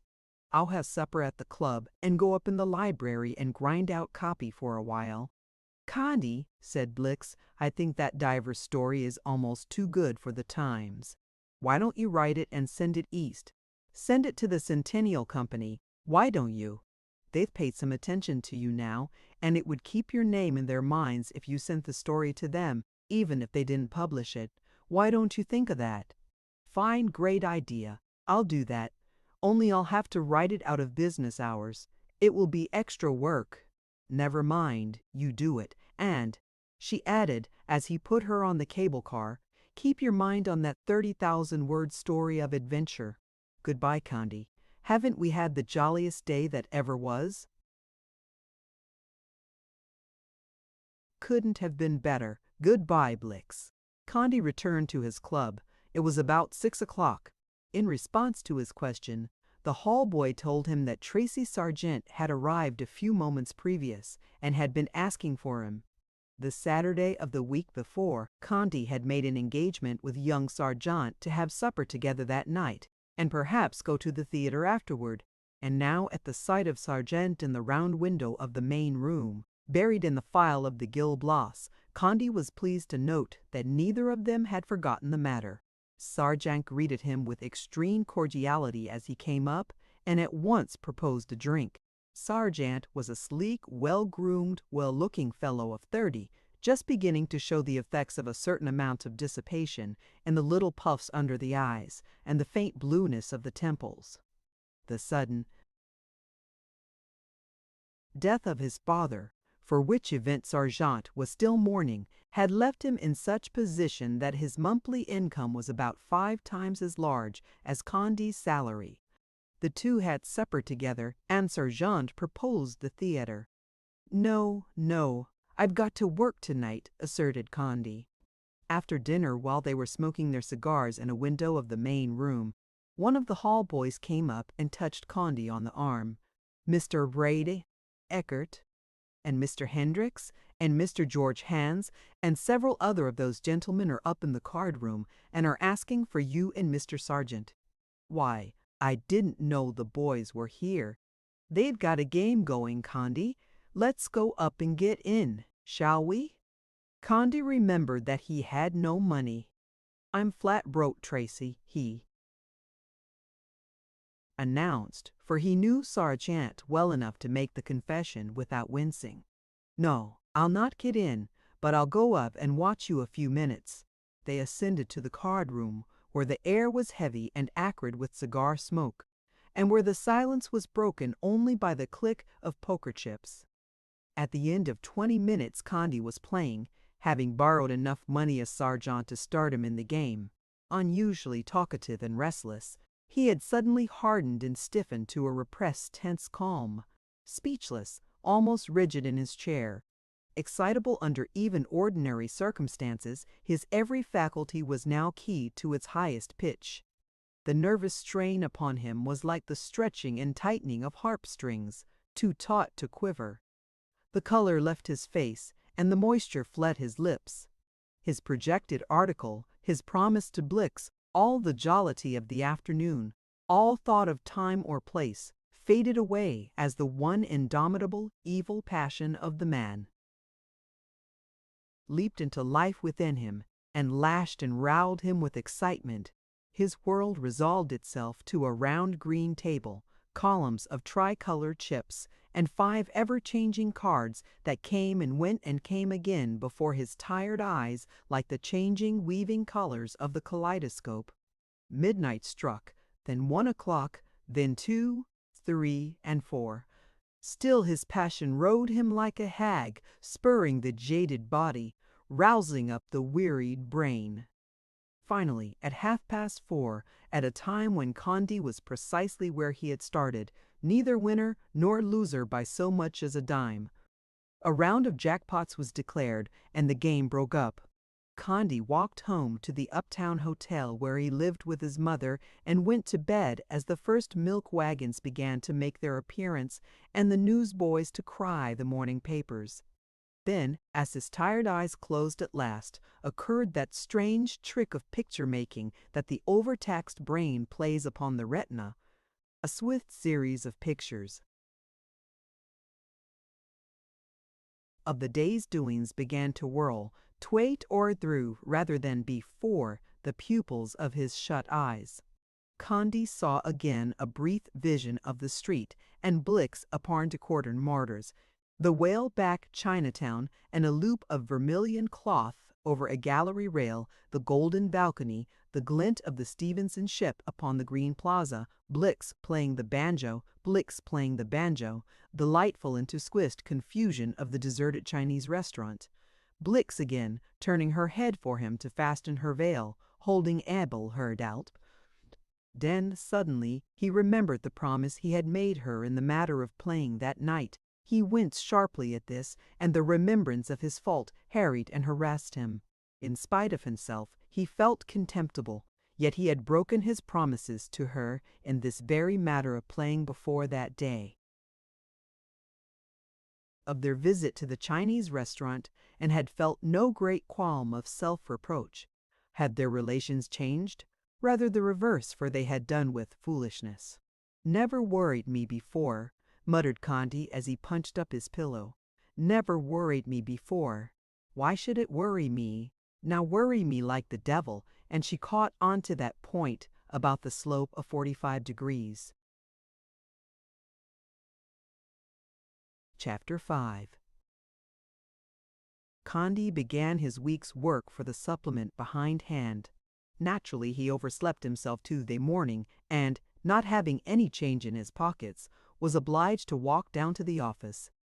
He arrived late to find the compositors already fretting for copy. His editor promptly asked for the whaleback stuff, and Condi was forced into promising it within a half hour. It was out of the question to write the article according to his own idea in so short a time, so Condi faked the stuff from the exchange clipping after all. His description of the boat and his comments upon her mission, taken largely at second hand, served only to fill space in the paper. They were lacking both in interest and in point. There were no illustrations. The article was a failure. But Condi redeemed himself by a witty interview later in the week with an emotional actress and by a solemn article compiled after an hour's reading in Lafcadio Hearn and the Encyclopedia on the Industrial Renaissance in Japan.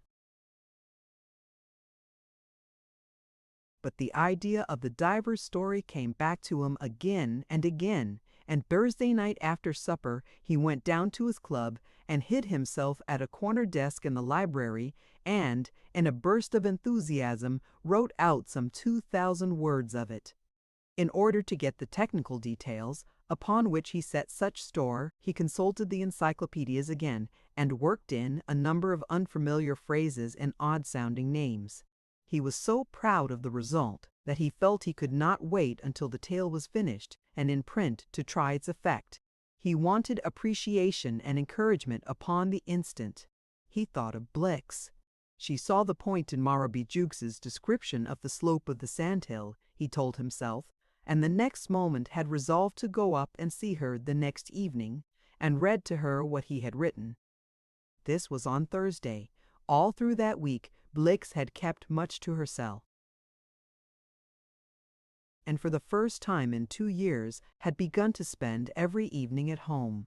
In the morning of each day she helped Victorine with the upstairs work, making the beds, putting the rooms to rights, or consulted with the butchers and grocers' boys at the head of the back stairs, or chaffered with urbane and smiling Chinamen with their balanced vegetable baskets. She knew the house and its management at her fingers' ends, and supervised everything that went forward. Laurie Flagg, coming to call upon her on Wednesday afternoon to remonstrate upon her sudden defection, found her in the act of tacking up a curtain across the pantry window. But Blix had the afternoons and evenings almost entirely to herself. These hours, heretofore taken up with functions and the discharge of obligations, dragged not a little during the week that followed upon her declaration of independence. Wednesday afternoon, however, was warm and fine, and she went to the park with Snooky. Without looking for it or even expecting it, Blix came. Across a little Japanese tea house, or rather a tiny Japanese garden, set with almost toy Japanese houses and pavilions, where tea was served and thin Swedish wafers for 5 cents. Blix and Snooky went in. There was nobody about but the Japanese serving woman. Snooky was in raptures, and Blix spent a delightful half-hour there, drinking Japanese tea and feeding the wafers to the carp and goldfish in the tiny pond immediately below where she sat. A Chinaman, evidently of the merchant class, came in, with a Chinese woman following. As he took his place and the Japanese girl came up to get his order, Blix overheard him say in English, "Bring tea for Letty." He had to speak in English to her. She whispered, "Isn't that splendid? Did you notice that, Snooky?" On the way home, Blix was wondering how she should pass her evening. She was to have made one of a theater party where Jack Carter was to be present. Then she suddenly remembered Marubi Jukes, The Return of Imri, and Krishna Mulvaney. She continued on past her home, downtown, and returned late for supper with plain tales and many inventions. Toward 8:30 there came a titter of the electric bell. At the moment Blix was in the upper chamber of the House of Sudhu, quaking with exquisite horror at the seal-cutter's magic. She looked up quickly as the bell rang. It was not Condy Rivers's touch. She swiftly reflected that it was Wednesday night, and that she might probably expect Frank Catlin. He was a fair specimen of the younger set, a sort of modified Jack Carter, and called upon her about once a fortnight. No doubt he would hint darkly as to his riotous living during the past few days and refer to his diet of bromo seltzers. He would be slangy, familiar, call her by her first name as many times as he dared, discuss the last dance of the Saturday cotillion, and try to make her laugh over Carter's drunkenness. Blix knew the type. Catlin was hardly out of college, but the older girls, even the young women of 25 or 6, encouraged and petted these youngsters, driven to the alternative by the absolute dearth of older men. "I'm not at home, Victorine," announced Blix, intercepting the maid in the hall. It chanced that it was not Frank Catlin, but another boy of precisely the same breed, and Blix returned to Sudhu, Mrs. Hawksby, and Mulvaney with the little cuddling movement of satisfaction. "There is only one thing I regret about this," she said to Condy Rivers on the Friday night of that week. "That is that I never thought of doing it before." Then suddenly she put up her hand to shield her eyes, as though from an intense light, turning away her head abruptly. "I say, what is it? What's the matter?" he exclaimed. Blix peeped at him fearfully from between her fingers. "He's got it on," she whispered, "that awful crimson scarf." "Ho!" said Condy, touching his scarf nervously. It's very swell." "Is it too loud?" he asked uneasily. Blix put her fingers in her ears. "Then, Condy, you're a nice, amiable young man, and, if you're not brilliant, you're good and kind to your aged mother. But your scarves and neckties are simply impossible." "Well, look at this room," he shouted. They were in the parlor. "You needn't talk about bad taste. Those drapes, oh, those drapes! Yellows, help me! And those bisque figures that you get with every pound of tea you buy. And this, he whimpered, waving his hands at the decorated sewer pipe with its gilded cat tails. "Oh, speak to me of this. Speak to me of art. Speak to me of aesthetics. Cattails, gilded. Of course, why not gilded?" He wrung his hands. "Somewhere people are happy. Somewhere little children are at play." "Oh, hush!" she interrupted. "I know it's bad, but we've always had it so, and I won't have it abused. Let's go into the dining room anyway. We'll sit in there after this. We've always been stiff and constrained in here." They went out into the dining room and drew up a couple of armchairs into the bay window, and sat there looking out. Blix had not yet lighted the gas. It was hardly dark enough for that, and for upward of 10 minutes they sat and watched the evening dropping into night. Below them the hill fell away so abruptly that the roofs of the nearest houses were almost at their feet, and beyond these the city tumbled raggedly down to meet the bay in a confused, vague mass of roofs, cornices, cupolas, and chimneys, blurred and indistinct in the twilight, but here and there pierced by a new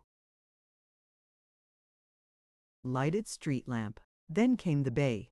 To the east they could see Goat Island and the fleet of sailing ships anchored off the waterfront, while directly in their line of vision the island of Alcatraz, with its triple crown of forts, started from the surface of the water. Beyond was the Contra Costa shore, a vast streak of purple against the sky. The eye followed its skyline westward till it climbed up a long slope that suddenly leaped heavenward with the crest of Tamalpais, purple and still, looking always to the sunset like a great watching sphinx. Then, further on, the slope seemed to break like the breaking of an advancing billow and go tumbling, crumbling downward to meet the Golden Gate, the narrow inlet of green tidewater with its flanking presidio. But further than this, the eye was stayed. Further than this, there was nothing. Nothing but a vast, illimitable plain of green, the open Pacific. But at this hour the color of the scene was its greatest charm. It glowed with all the somber radiance of a cathedral. Everything was seen through a haze of purple, from the low green hills in the Presidio Reservation to the faint red mass of Mount Diablo, shrugging its rugged shoulder over the Contra Costa foothills. As the evening faded, the west burned down to a dull red glow that overlaid the blue of the bay with a sheen of ruddy gold. The foothills of the opposite shore, Diablo, and at last even Tamalpais, resolved themselves in the velvet gray of the sky. Outlines were lost. Only the masses remained, and these soon began to blend into one another. The sky and land and the city's huddled roofs were one. Only the sheen of dull gold remained, piercing the single vast mass of purple like the blade of a golden sword. "There's a ship," said Blix in a low tone. A foremaster was dropping quietly through the Golden Gate, swimming on that sheen of gold, a mere shadow, specked with lights red and green. In a few moments her bows were shut from sight by the old fort at the gate. Then her red light vanished. Then the mainmast. She was gone. By midnight she would be out of sight of land, rolling on the swell of the lonely ocean under the moon's white eye. Condi and Blix sat quiet and without speech, not caring to break the charm of the evening. For quite 5 minutes they sat thus, watching the stars light one by one, and the immense gray night settle and broaden and widen from mountain top to horizon. They did not feel the necessity of making conversation. There was no constraint in their silence now. Gently, and a little at a time, Condi turned his head and looked at Blix. There was just light enough to see. She was leaning back in her chair, her hands fallen into her lap, her head back and a little to one side. As usual, she was in black, but now it was some sort of dinner gown that left her arms and neck bare. The line of the chin and the throat and the sweet round curve of the shoulder had in it something indescribable, something that was related to music and that eluded speech. Her hair was nothing more than a warm-colored mist without form or outline. The slow brown of her little eyes and the flush of her cheek were mere inferences like the faintest stars that are never visible when looked at directly, and it seemed to him that there was disengaged from her something for which there was no name, something that appealed to a mysterious sixth sense. A sense that only stirred at such quiet moments as this, something that was now a dim, sweet radiance, now a faint aroma, and now again a mere essence, an influence, an impression, nothing more. It seemed to him as if her sweet, clean purity and womanliness took a form of its own which his accustomed senses were too gross to perceive. Only a certain vague tenderness in him went out to meet and receive this impalpable presence. A tenderness not for her only, but for all the good things of the world. Often he had experienced the same feeling when listening to music. Her sweetness, her goodness, appealed to what he guessed must be the noblest in him, and she was only 19. Suddenly his heart swelled, the ache came to his throat and the smart to his eyes. "Blixie," he said, just above a whisper. "Blixie, wish I was a better sort of chap. That's the beginning of being better, isn't it, Condi?" She answered, turning toward him, her chin on her hand. "It does seem a pity," he went on, "that when you want to do the right, straight thing and be clean and fine, that you can't just be it and have it over with. It's the keeping it up that's the grind. But it's the keeping it up, Condi, that makes you worth being good when you finally get to be good. Don't you think? It's the keeping it up that makes you strong. And then, when you get to be good, you can make your goodness count. What's a good man if he's weak? If his goodness is better than he is himself, it's the good man who is strong as his goodness, and who can make his goodness count, who is the right kind of man. That's what I think. There's something in that. Then after a pause, I played Monday night, after all Blix, after promising I wouldn't. For a time she did not answer, and when she spoke quietly. "Well, I'm glad you told me." And after a little she added, "Can't you stop, Condi?" "Why, yes, of course I—" "Oh, Blix, sometimes I don't know. You can't understand. How could a girl understand the power of it? Other things, I don't say. But when it comes to gambling, there seems to be another me that does precisely as he chooses, whether I will or not. But I'm going to do my best. I haven't played since, although there was plenty of chance. You see, this card business is only a part of this club life, this city life, like drinking and other vices of men. If I didn't have to lead the life, or if I didn't go with that crowd sergeant and the rest of those men, it would be different. Easier, maybe. But a man ought to be strong enough to be himself and master of himself anywhere. Condi, is there anything in the world better or finer than a strong man? Not unless it is a good woman, Blix. I suppose I look at it from a woman's point of view, but for me, a strong man, strong in everything, is the grandest thing in the world. Women love strong men, Condi. They can forgive a strong man almost anything." Condi did not immediately answer, and in the interval, an idea occurred to Blix that at once hardened into a determination. But she said nothing at the moment. The spell of the sunset was gone, and they had evidently reached the end of that subject of their talk. Blix rose to light the gas. "Will you promise me one thing, Condi?" she said. "Don't if you don't want to. But will you promise me that you will tell me whenever you do play?" "That I'll promise you," exclaimed Condi, "and I'll keep that too. And now let's hear the story, or what you've done of it." They drew up to the dining room table with its cover of blue denim edged with white cord, and Condi unrolled his manuscript and read through what he had written. She approved and, as he had foreseen, caught on to every one of his points. He was almost ready to burst into cheers when she said, "Anyone reading that would almost believe you had been a diver yourself, or at least had lived with divers. Those little details count, don't they? Condi, I've an idea. See what you think of it. Instead of having the story end with his leaving her down there and going away, do it this way. Let him leave her there and then go back after a long time when he gets to be an old man. Fix it up some way to make it natural. Have him go down to see her and never come up again, see? And leave the reader in doubt as to whether it was an accident or whether he did it on purpose." Condi choked back a whoop and smote his knee. "Blix, you're the eighth wonder. Magnificent, glorious. Say!" He fixed her with a glance of curiosity. "You ought to take to story writing yourself." "No, no," she retorted significantly. "I'll just stay with my singing and be content with that. But remember that story don't go to the Time supplement, at least not until you have tried it East with the Centennial Company, at any rate." "Well, I guess not," snorted Condi. Why, this is going to be one of the best yarns I ever wrote. A little later on he inquired with sudden concern, "Have you got anything to eat in the house?"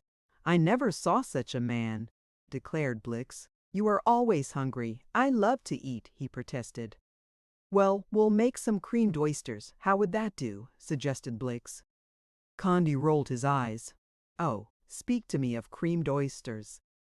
Then, with abrupt solemnity, "Blix, I never in my life had as many oysters as I could eat."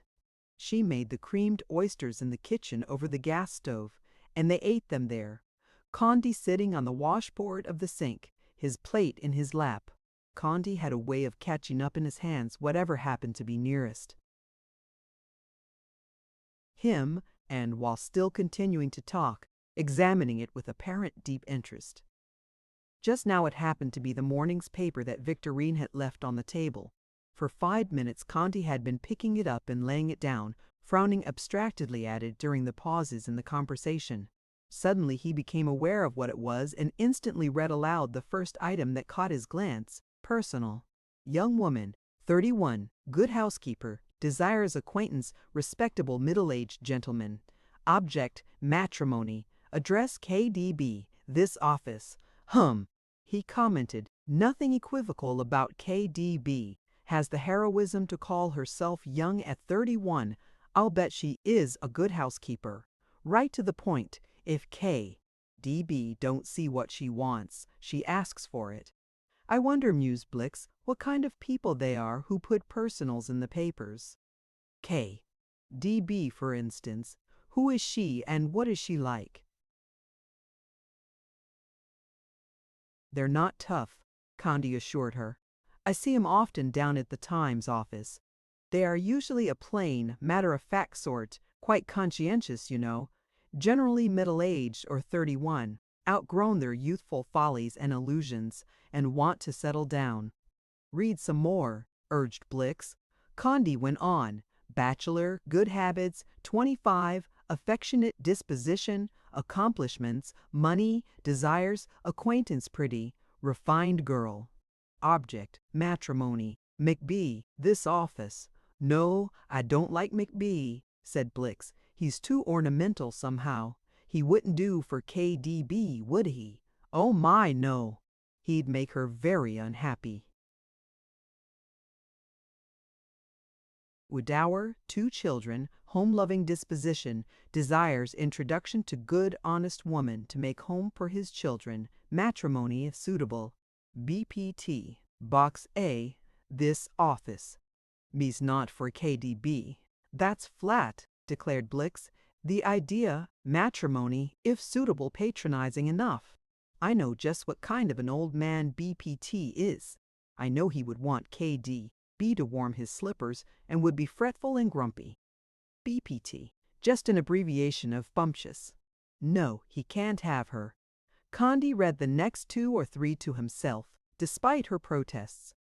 Condi, don't be mean. Read them to he exclaimed. Here's one for K.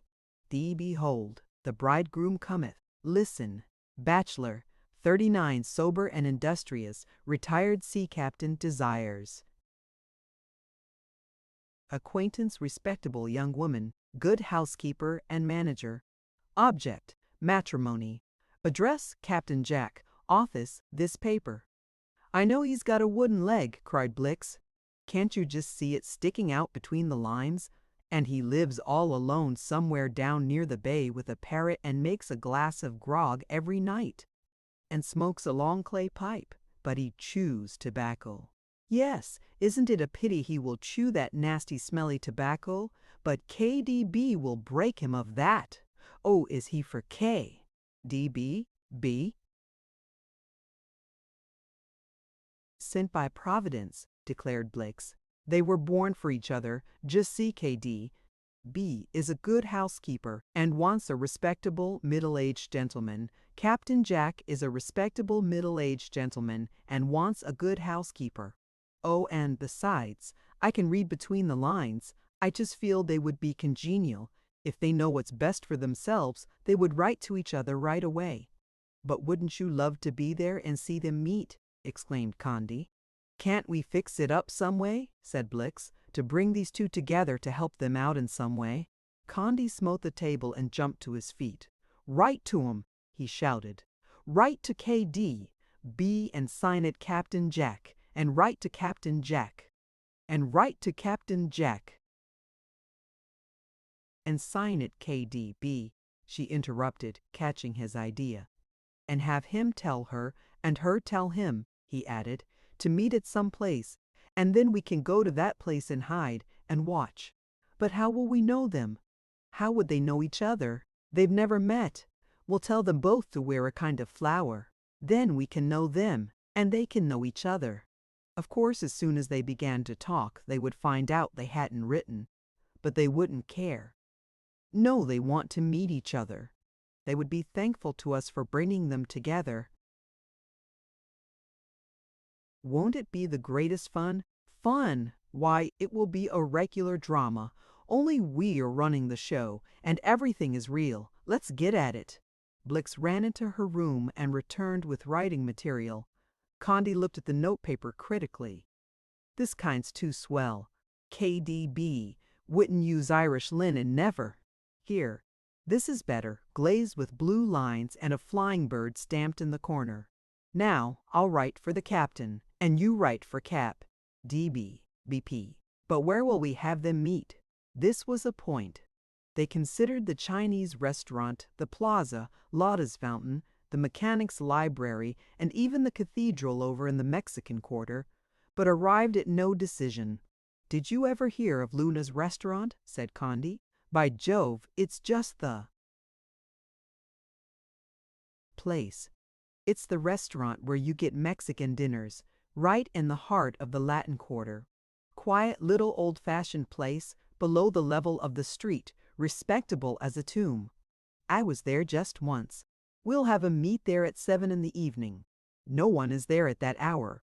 The place isn't patronized much, and it shuts up at 8. You and I can go there and have dinner at 6, say, and watch for them to come. Then they set to work at their letters. Now, said Condi, we must have these sound perfectly natural, because if either of these people smell the smallest kind of a rat, you won't catch 'em. You must write not as you would write, but as you think they would. This is an art, a kind of fiction, don't you see? We must imagine a certain character and write a letter consistent with that character. Then it'll sound natural. Now KDB. Well, KDB. Well, KDB. She's prime. Let's have her prim and proud of using correct, precise, elegant language. I guess she wears mitts and believes in cremation. Let's have her believe in cremation. And Captain Jack. Oh, he's got a terrible voice, like this, row, row, row, see, and whiskers, very fierce, and he says, belay there, and avast, and is very grandiloquent and oral-tongued and gallant when it comes to women. Oh, he's the devil of a man when it comes to women, is Captain Jack. After countless trials and failures, they evolved the two following missives, which Condi posted that night. Captain Jack. Sire, I have perused with entire satisfaction your personal in the Times. I should like to know more of you. I read between the lines, and my perception ineradicably convinces me that you are honest and respectable. I do not believe I should compromise my self-esteem at all in granting you an interview. I shall be at Luna's restaurant at 7 precisely, next Monday Eve, and will bear a bunch of white marguerites. Will you likewise, and wear a marguerite in your lapel? Trusting this will find you in health. I am respectfully yours, KDB, Miss K. Bass. DB, dear Miss. From the modest and retiring description of your qualities and character, I am led to believe that I will find in you an agreeable life companion. Will you not accord me the great favor of a personal interview? I shall esteem it a high honor. I will be at Luna's Mexican restaurant at 7:00 p.m. on Monday evening next. May I express the fervent hope that you also will be there? I name the locality because it is quiet and respectable. I shall wear a white marguerite in my buttonhole. Will you also carry a bunch of the same flower? Yours to command, Captain Jack. So great was her interest in the affair that Blix even went out with Condi while he mailed the letters in the nearest box, for he was quite capable of forgetting the whole matter as soon as he was out of the house. "Now let it work," she exclaimed as the iron flap clanked down upon the disappearing envelopes. But Condi was suddenly smitten with nameless misgiving. "Now we've done it! Now we've done it!" he cried aghast. "I wish we hadn't. We're in a fine fix now." Still uneasy, he saw Blix back to the flat and bade her good-bye at the door. But before she went to bed that night, Blix sought out her father, who was still sitting up tinkering with the cuckoo clock, which he had taken all to pieces. Under the pretext that it was out of order and went too fast. "Popham," said Blix, sitting down on the rug before him, "did you ever, when you were a pioneer, when you first came out here in the 50s, did you ever play poker?" "Oh well. It was the only amusement the miners had for a long time. I want you to teach me." The old man let the clock fall into his lap and stared. But Blix explained her reasons. Chapter 6. The next day was Saturday, and Blix had planned a walk out to the Presidio. But at breakfast, while she was debating whether she should take with her Howard and Snooky or many inventions, she received a note from Condi, sent by special messenger. "All our fun is spoiled," he wrote. "I've got pomain poisoning from eating the creamed oysters last night, and am in for a solid fortnight spent in bed. Have passed a horrible night. Can't you look in at the hotel this afternoon? My mother will be here at the time." "Pomain poisoning!" The name had an ugly sound, and Condi's use of the term inferred the doctor's visit. Blix decided that she would put off her walk until the afternoon and call on Mrs. Rivers at once and ask how Condi did. She got away from the flat about 10 o'clock, but on the steps outside met Condi dressed as if for bicycling and smoking a cigarette. "I've got $11, he announced cheerily. "But I thought it was pomain poisoning," she cried with sudden vexation. "Pshaw, that's what the doctor says." "He's a flapdoodle, nothing but a kind of a, sort of a pain. It's all gone now. I'm as fit as a fiddle, and I've got $11. Let's go somewhere and do something." "But your work?" "They don't expect me. When I thought I was going to be sick, I telephoned the office, and they said all right, that they didn't need me. Now I've got $11, and there are 3 holidays of perfect weather before us, today, tomorrow, and Monday. What will we do? What must we do to be saved? Our matrimonial objects don't materialize till Monday night. In the meanwhile, what? Shall we go down to Chinatown, to the restaurant, or to the waterfront?" Again, maybe the mate on the whaleback would invite us to lunch. Or, added Condi, his eye caught by a fresh fish peddler who had just turned into the street, we can go fishing. For oysters, perhaps, but the idea had caught Condi's fancy. "Blix," he exclaimed, "let's go fishing." "Where?" "I don't know. Where do you people fish around here?" "Where there's water, I presume." "No, is it possible?" she asked with deep concern. "I thought they fished in their backyards, or in their front parlors, perhaps." "Oh, you be quiet. You're all the time guying me," he answered. "Let me think. Let me think," he went on, frowning heavily, scouring at his hair. Suddenly he slapped a thigh. "Come on," he cried. "I've an idea." He was already halfway down the steps when Blix called him back. "Leave it all to me," he assured her. "Trust me implicitly." "Don't you want to go?" he demanded with abrupt disappointment. "Want to," she exclaimed. "Why, it would be the very best kind of fun, but well then, come along." They took a downtown car. "I've got a couple of split bamboo rods," he explained as the car slid down the terrific grade of the Washington Street hill. "I haven't used 'em in years, not since we lived east, but they're handmade and are tip-top. I haven't any other kind of tackle. But it's just as well, because the tackle will all depend upon where we are going to fish. Where's that? Don't know yet. Am going down now to find out. He took her down to the principal dealer in sporting goods on Market Street. It was a delicious world whose atmosphere and charm were not to be resisted.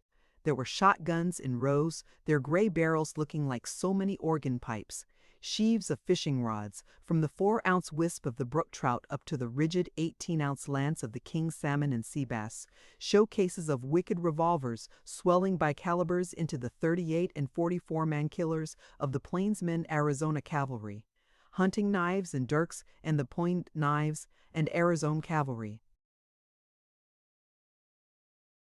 Slendersick, Fibel Wong, wheat meas is the midi, the niffy 2-4.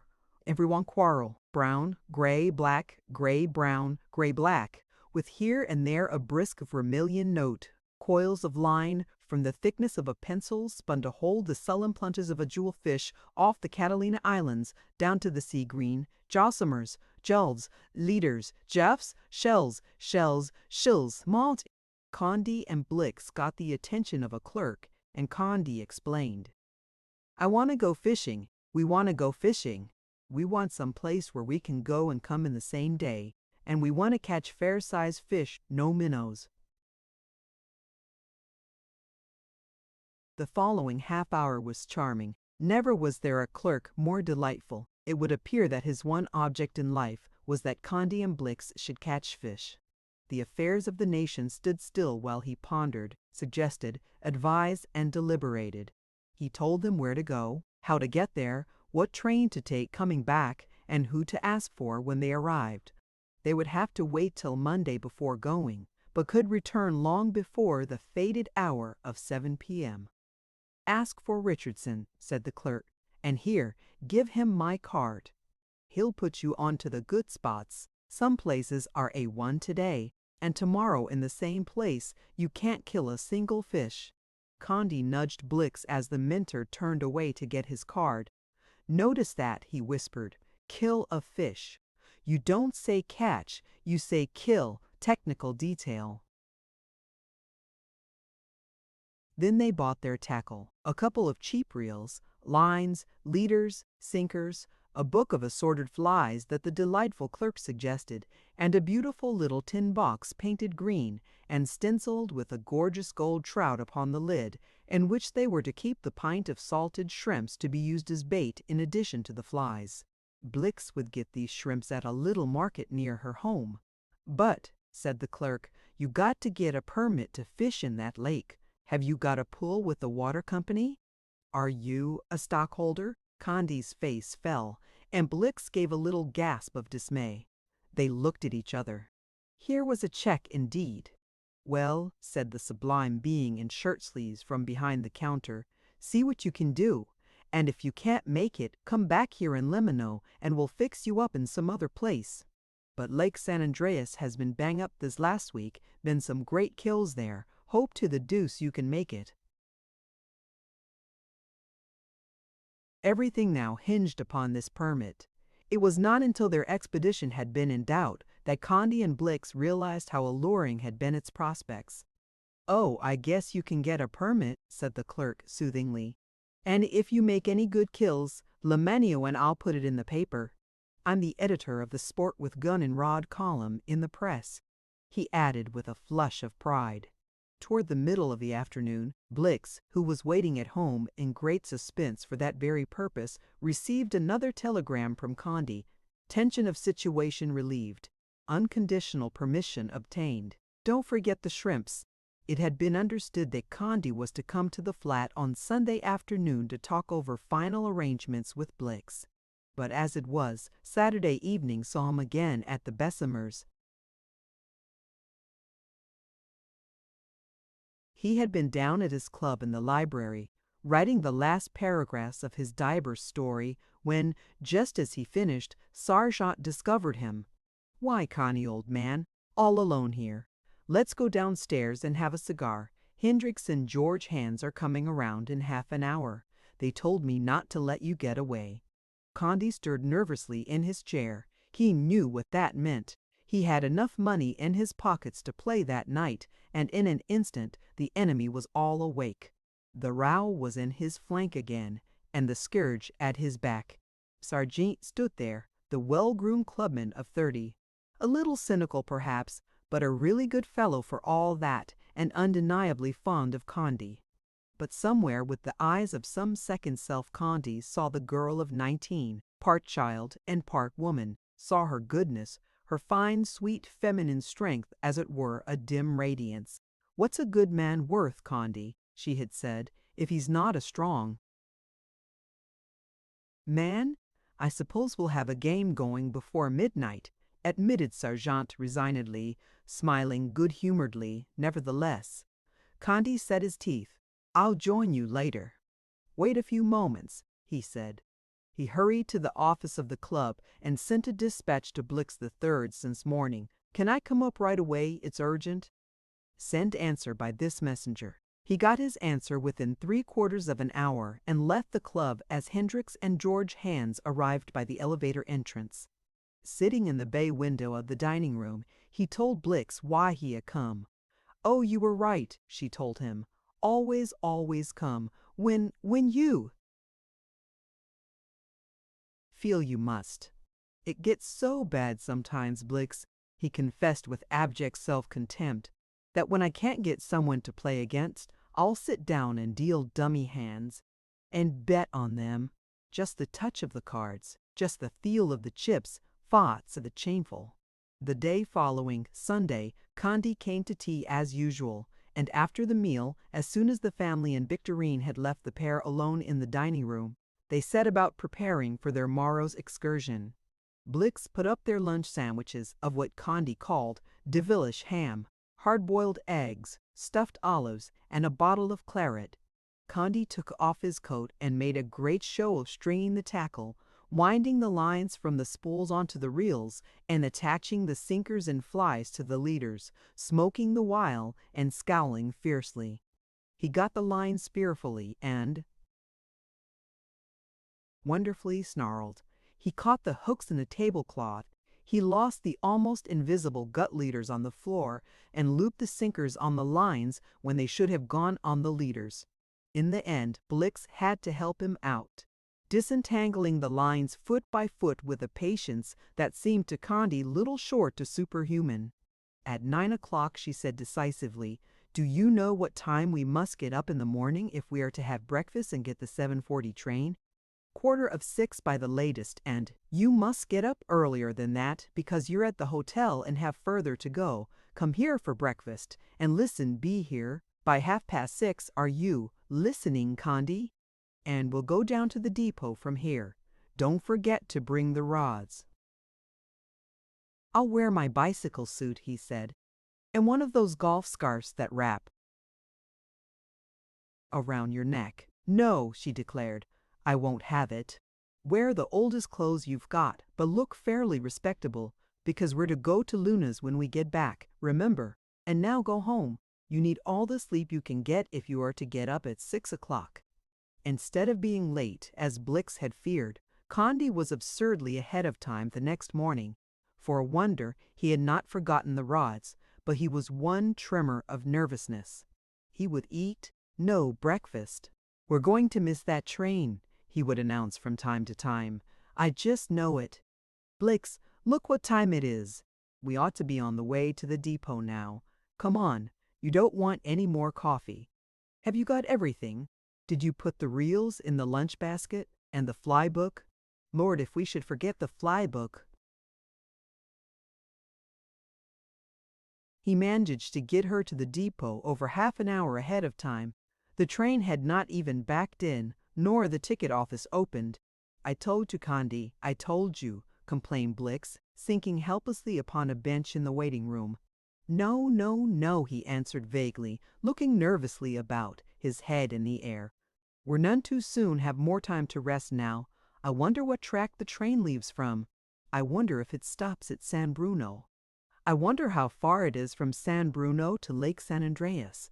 I'm afraid it's going to rain. Heavens and earth, Blix, we forgot the shrimps." No, no, sit down. I've got the shrimps. Condi, you make me so nervous I shall scream in a minute. Some 3/4 of an hour later, the train had set them down at Seine. Bruno, nothing more than a roadhouse, the headquarters for duck shooters and fishermen from the city. However, Blix and Condi were the only visitors. Everybody seemed to be especially nice to them on that wonderful morning. Even the supercilious ticket seller at the San Francisco depot had unbent and wished them good luck. The conductor of the train had shown himself affable. The very brakeman had gone out of his way to apprise them, quite 5 minutes ahead of time, that the next stop was their place. And at San Bruno, the proprietor of the roadhouse himself hitched up to drive them over to the lake, announcing that he would call for them at Richardson's in time for the evening train. And he only asked me 4 bits for both trips, whispered Condi to Blix as they jogged along. The country was beautiful. It was hardly 8 o'clock, and the morning still retained much of the brisk effervescence of the early dawn. Great Bear, rolling. Hills of gray-green, thinly scattered with live oak, bore back from the road on either hand. The sky was pale blue. There was a smell of cows in the air, and twice they heard an unseen lark singing. It was very still. The old buggy and complacent horse were embalmed in a pungent aroma of old leather and of stables that was entrancing, and a sweet smell of grass and sap came to them in occasional long whiffs. There was exhilaration in the very thought of being alive on that odorous, still morning. The young blood went spanking in the veins. Blix's cheeks were ruddy, her little dark brown eyes fairly coruscating with pleasure. "Condi, isn't it all splendid?" She suddenly burst out. "I feel regularly bigger," he declared solemnly. "I could do anything a morning like this." Then they came to the lake, and to Richardson's, where the farmer lived who was also the custodian of the lake. The complacent horse jogged back, and Condi and Blix set about the serious business of the day. Condi had no need to show Richardson the delightful sporting clerk's card. The old Yankee, his twang and dry humor singularly incongruous on that royal morning, was solicitude itself. He picked out the best boat on the beach for them, loaned them his own anchor of railroad iron, indicated minutely the point on the opposite shore off which the last big trout had been killed, and wetted himself to his ankles as he pushed off the boat. Condi took the oars. Blix sat in the stern, jointing the rods and running the lines through the guides. She even baited the hooks with the salt shrimp herself, and by 9 o'clock they were at anchor some 40 feet offshore and fishing, according to Richardson's advice, a leetle mite off the edge of the weeds. "If we don't get a bite the whole blessed day," said Condi as he paid out his line. To the ratchet music of the reel, "We'll have fun just the same. Look around, isn't this great?" They were absolutely alone. The day was young yet. The lake, smooth and still as gray silk, widened to the west and south without so much as a wrinkle to roughen the surface. Only to the east, where the sun looked over a shoulder of a higher hill, it flamed up into a blinding diamond iridescence. The surrounding land lay between sky and water, hushed to a Sunday stillness. Far off across the lake by Richardson's, they heard a dog bark, and the sound came fine and small and delicate. At long intervals the boat stirred with a gentle clapping of the water along its sides. From the nearby shore, in the growth of manzanita bushes, quail called and clucked comfortably to each other. A bewildered yellow butterfly danced by over their heads, and slim blue dragonflies came and poised on their lines and fishing rods, bowing their backs. From his seat in the bow, Condi cast a glance at Blix. She was holding her rod in both hands, absorbed, watchful, very intent. She was as trim as ever, even in the old clothes she had worn for the occasion. Her round, strong neck was as usual swathed high and tight in white, and the huge dog collar girdled her waist according to her custom. She had taken off her hat. Her yellow hair rolled back from her round forehead and cool pink cheeks like a veritable nimbus, and for the 50th time, Condi remarked the charming contrast of her small, deep brown eyes in the midst of this white satin yellow hair, white skin, and exquisite pink cheeks. An hour passed, then two. "No fish," murmured Candy, drawing in his line to examine the bait. But, as he was fumbling with the flies, he was startled by a sharp exclamation from Blix. "Oh, Condi, I've got a bite!" He looked up just in time to see the tip of her rod twitch, twitch, twitch. Then the whole rod arched suddenly, the reel sang, the line tautened, and cut diagonally through the water. "You got him! You got him!" he shouted, palpitating with excitement. "And he's a good one." Blix rose, reeling in as rapidly as was possible, the butt of the twitching, living rod braced against her belt. All at once, the rod straightened out again, the strain was released, and the line began to slant rapidly away from the boat. "He's off!" she cried. "Off! Nothing! It's going to jump. Look out for him, now!" And then the two watching from the boat, tense and quivering with the drama of the moment, saw that most inspiriting of sights, the break of the salmon. Trout. Up he went, from a brusque explosion of ripples and foam up into the gray of the morning from out the gray of the water, scales all gleaming, hackles all abristle. A sudden flash of silver, a sweep as of a scimitar in gray smoke, with a splash, a turmoil, an abrupt burst of troubled sound that stabbed through the silence of the morning and in a single instant dissipated all the placid calm of the previous hours. "Keep the line taut," whispered Condi, gritting his teeth. "When he comes toward you, reel him in, and if he pulls too hard, give him his head." Blix was breathing fast, her cheeks blazing, her eyes all alight. "Oh," she gasped, "I'm so afraid I'll lose him. Oh, look at that!" she cried, as the trout darted straight for the bottom, bending the rod till the tip was submerged. "Condi, I'll lose him. I know I shall. You take the rod." "Not for $1,000. Steady there, he's away again." Oh, talk about sport! Yard by yard, Blix reeled in until they began to see the silver glint of the trout's flanks through the green water. She brought him nearer. Swimming parallel with the boat, he was plainly visible from his wide-opened mouth, the hook and fly protruding from his lower jaw to the red quivering flanges of the tail. His sides were faintly speckled, his belly white as chalk. He was almost as long as Condi's forearm. "Oh, he's a beauty." "Oh, isn't he a beauty?" murmured Condi. "Now careful, careful. Bring him up to the boat where I can reach him. Easy, Blix. If he bolts again, let him run." Twice the trout shied from the boat's shadow, and twice, as Blix gave him his head, the reel sang and hummed like a watchman's rattle. But the third time Hugh came to the surface and turned slowly on his side, the white belly and one red fin out of the water, the gills opening and shutting. He was tired out. A third time Blix drew him gently to the boat's side. Condi reached out and down into the water till his very shoulder was wet, hooked 2 fingers under the distended gills, and with a long, easy movement of the arm swung him into the boat. Their exultation was that of veritable children. Condi whooped like an Apache, throwing his hat into the air. Blix was hardly articulate, her hands clasped, her hair in disarray, her eyes swimming with tears of sheer excitement. They shook each other's hands. They talked wildly at the same time. They pounded on the boat's thwarts with their fists. They laughed at their own absurdity. They looked at the trout again and again, guessed at his weight, and recalled to each other details of the struggle. When he broke that time, wasn't it grand? And when I first felt him bite, it was so sudden. Why, it actually frightened me.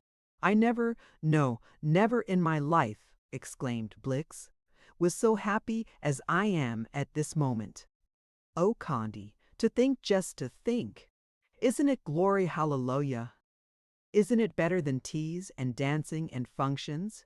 Blix, how old are we? I don't care how old we are. I think that trout will weigh 2 pounds. When they were calm again, they returned to their fishing. The morning passed, and it was noon before they were aware of it. By 12:30, Blix had caught 3 trout, though the first was by far the heaviest. Condi had not had so much as a bite. At 1 o'clock they rowed ashore and had lunch under a huge live oak in a little amphitheater of Manzanita. Never had a lunch tasted so delicious. What if the wine was warm and the stuffed olives oily? What if the pepper for the hard-boiled eggs had sifted all over the devilish ham sandwiches? What if the eggs themselves had not been sufficiently cooked and the corkscrew forgotten? They could not be anything else but inordinately happy, sublimely gay. Nothing short of actual tragedy could have marred the joy of that day. But after they were done eating, and Blix had put away the forks and spoons, and while Condi was stretched upon his back smoking a cigar, she said to him, "Now, Condi, what do you say to a little game of cards with me?" The cigar dropped from Condi's lips, and he sat suddenly upright, brushing the fallen leaves from his hair. Blix had taken a deck of cards from the lunch basket and 4 rolls of chips wrapped in tissue paper. He stared at her in speechless amazement. "What do you say?" she repeated, looking at him and smiling. "Why, Blix," he exclaimed in amazement, "what do you mean?" "Just what I say. I want you to play cards with me." "I'll not to do it," he declared, almost coldly. "Listen to me, Condi," answered Blix. And for quite 5 minutes, while he interrupted and protested and pshawed and argued, she talked to him calmly and quietly. "I don't ask you to stop playing, Condi," she said as she finished. "I just ask you that when you feel you must play, or I mean, when you want to very bad, you will come and play with me instead of playing at your club. But it's absurd. It's preposterous. I hate to see a girl gambling, and you of all. Girls, it's no worse for me than it is for you. And well, do you suppose I would play with anyone else? Maybe you think I can't play well enough to make it interesting for you," she said gaily. "Is that it? I can soon show you. Condi Rivers never mind when I learned how. But, Blix, you don't know how often we play. Those men and I. Why, it is almost every. You don't know how often we play. Condi, whenever you want to play and will play with me, no matter what I'd got in hand, I'll stop everything and play with you." "But why?" "Because I think, Condi, that 'tis way perhaps you won't play quite so often at first, and then, little by little, perhaps, well, never mind that now. I want to play. Put it that way. But I want you to promise me never to play with anyone else, say for 6 months." And in the end, whipped by a sense of shame, Condi made her the promise. They became very gay upon the instant. Exclaimed Condi.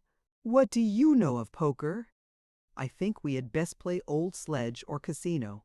Blix had dealt a hand and partitioned the chips. "Straights and flushes before the draw," she announced calmly. Condi started and stared, then, looking at her askance, picked up his hand. "It's up to you. I'll make it 5 to play." 5? Very well. How many cards?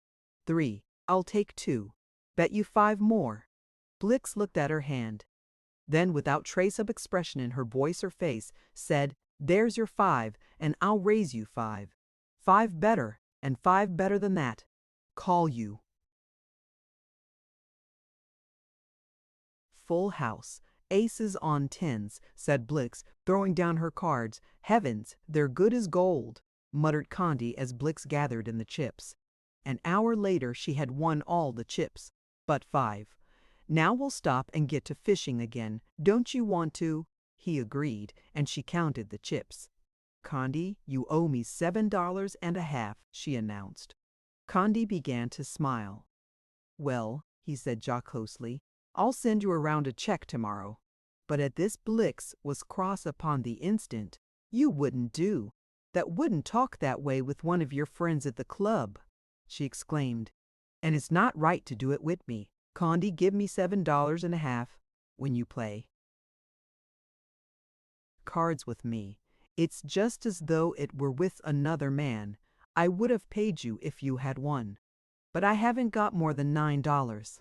Who'll pay for the supper tonight at Luna's and our railroad fare going home? I'll pay, but I can't afford to lose money this way. Shouldn't have played then. I took the same chances as you. Condi, I want my money.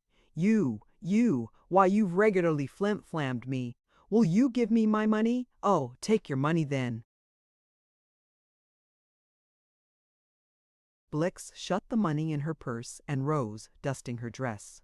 "Now," she said, "now that the pastime of card playing is over, we will return to the serious business of life, which is the catching, no, killing of lake trout." At 5 o'clock in the afternoon, Condi pulled up the anchor of railroad iron and rowed back to Richardson's. Blix had 6 trout to her credit, but Condi's ill luck had been actually ludicrous. "I can hold a string in the water as long as anybody," he complained, "but I'd like to have the satisfaction of merely changing the bait, OCC rationally. I've not had a single bite, not a nibble, you know, all day." "Never mind, you got the big trout, Blix, that first one. That 5 minutes was worth the whole day. It's been glorious, the whole thing. We'll come down here once a week right along now." But the one incident that completed the happiness of that wonderful day occurred just as they were getting out of the boat on the shore by Richardson's. In a mud hole between 2 rocks, they discovered a tiny striped snake, hardly bigger than a lead pencil, in the act of swallowing a little green frog, and they passed a rapt 10 minutes in witnessing the progress of this miniature drama, which culminated happily in the victim's escape and triumph of virtue. "That," declared Blix as they climbed into the old buggy which was to take them to the train, "was the one thing necessary. That made the day perfect." They reached the city at dusk and sent their fish, lunch basket, and rods up to the Bessemer's flat by a messenger boy with an explanatory note for Blix's father. "Now," said Condi, "for Luna's and the matrimonial objects." Chapter 7. Luna's Mexican restaurant has no address. It is on no particular street, at no particular corner. Even its habitués, its most enthusiastic devotees, are unable to locate it upon demand. It is over there in the quarter, not far from the cathedral there. One could find it, if one started out with that intent, but to direct another there. No, that is out of the question. It can be reached by following the alleys of Chinatown. You will come out of the last alley, the one where the slave girls are, upon the edge of the Mexican quarter, and by going straight forward a block or 2, and by keeping a sharp lookout to right and left, you will hit upon it. It is always to be searched for, always to be discovered. On that particular Monday evening, Blix and Condi arrived at Luna's some 15 minutes before 7. Condi had lost himself and all sense of direction in the strange streets of the quarter, and they were on the very brink of despair when Blix discovered the sign upon an opposite corner. As Condi had foretold, they had the place to themselves. They went into the back room with its 1 mirror, 6 tables, and astonishing curtains of Nottingham lace, and the waiter, whose name was Richard or Ricardo, according to taste, began to officiate at the solemn rites of the supper Mexican. Condi and Blix ate with their eyes continually wandering to the door, and as the frijoles were being served, started simultaneously and exchanged glances. A man wearing 2 marguerites in the lapel of his coat had entered abruptly and sat down to a table close at hand. Condi drew a breath of suppressed excitement. "There he is," he whispered Captain Jack. They looked at the newcomer with furtive anxiety and told themselves that they were disappointed. For a retired sea captain he was desperately commonplace. His hair was red, he was younger than they had expected, and, worst of all, he did look tough. "Oh, poor KDB," sighed Blix, shaking her head. "He'll never do, I'm afraid. Perhaps he has a good heart, though. Red-headed people are sometimes affectionate." "They are impulsive," hazarded Condi. As he spoke the words, a second man entered the little room. He, too, sat down at a nearby table. He, too, ordered the supper Mexican. He, too, wore marguerites in his buttonhole. "Death and destruction," gasped Condi, turning pale. Blix collapsed helplessly in her chair, her hands dropping in her lap. They stared at each other in utter confusion. "Here's a how do you do," murmured Condi, pretending to strip a tamale that Richard had just set before him. But Blix had pushed hers aside. "What does it mean?" whispered Condi across the table. "In heaven's name, what does it mean?" "It can only mean one thing," Blix declared. "One of them is the captain, and one is a coincidence. Anybody might wear a marguerite. We ought to have thought of that. But which is which, if KDB should come now? But the last man looks more like the captain. The last man was a sturdy, broad-shouldered fellow who might have been 40. His heavy mustache was just touched with gray, and he did have a certain vaguely sober and industrious appearance. But the difference between the two men was slight after all. The red-headed man could easily have been a sea captain, and he certainly was over 35. Which?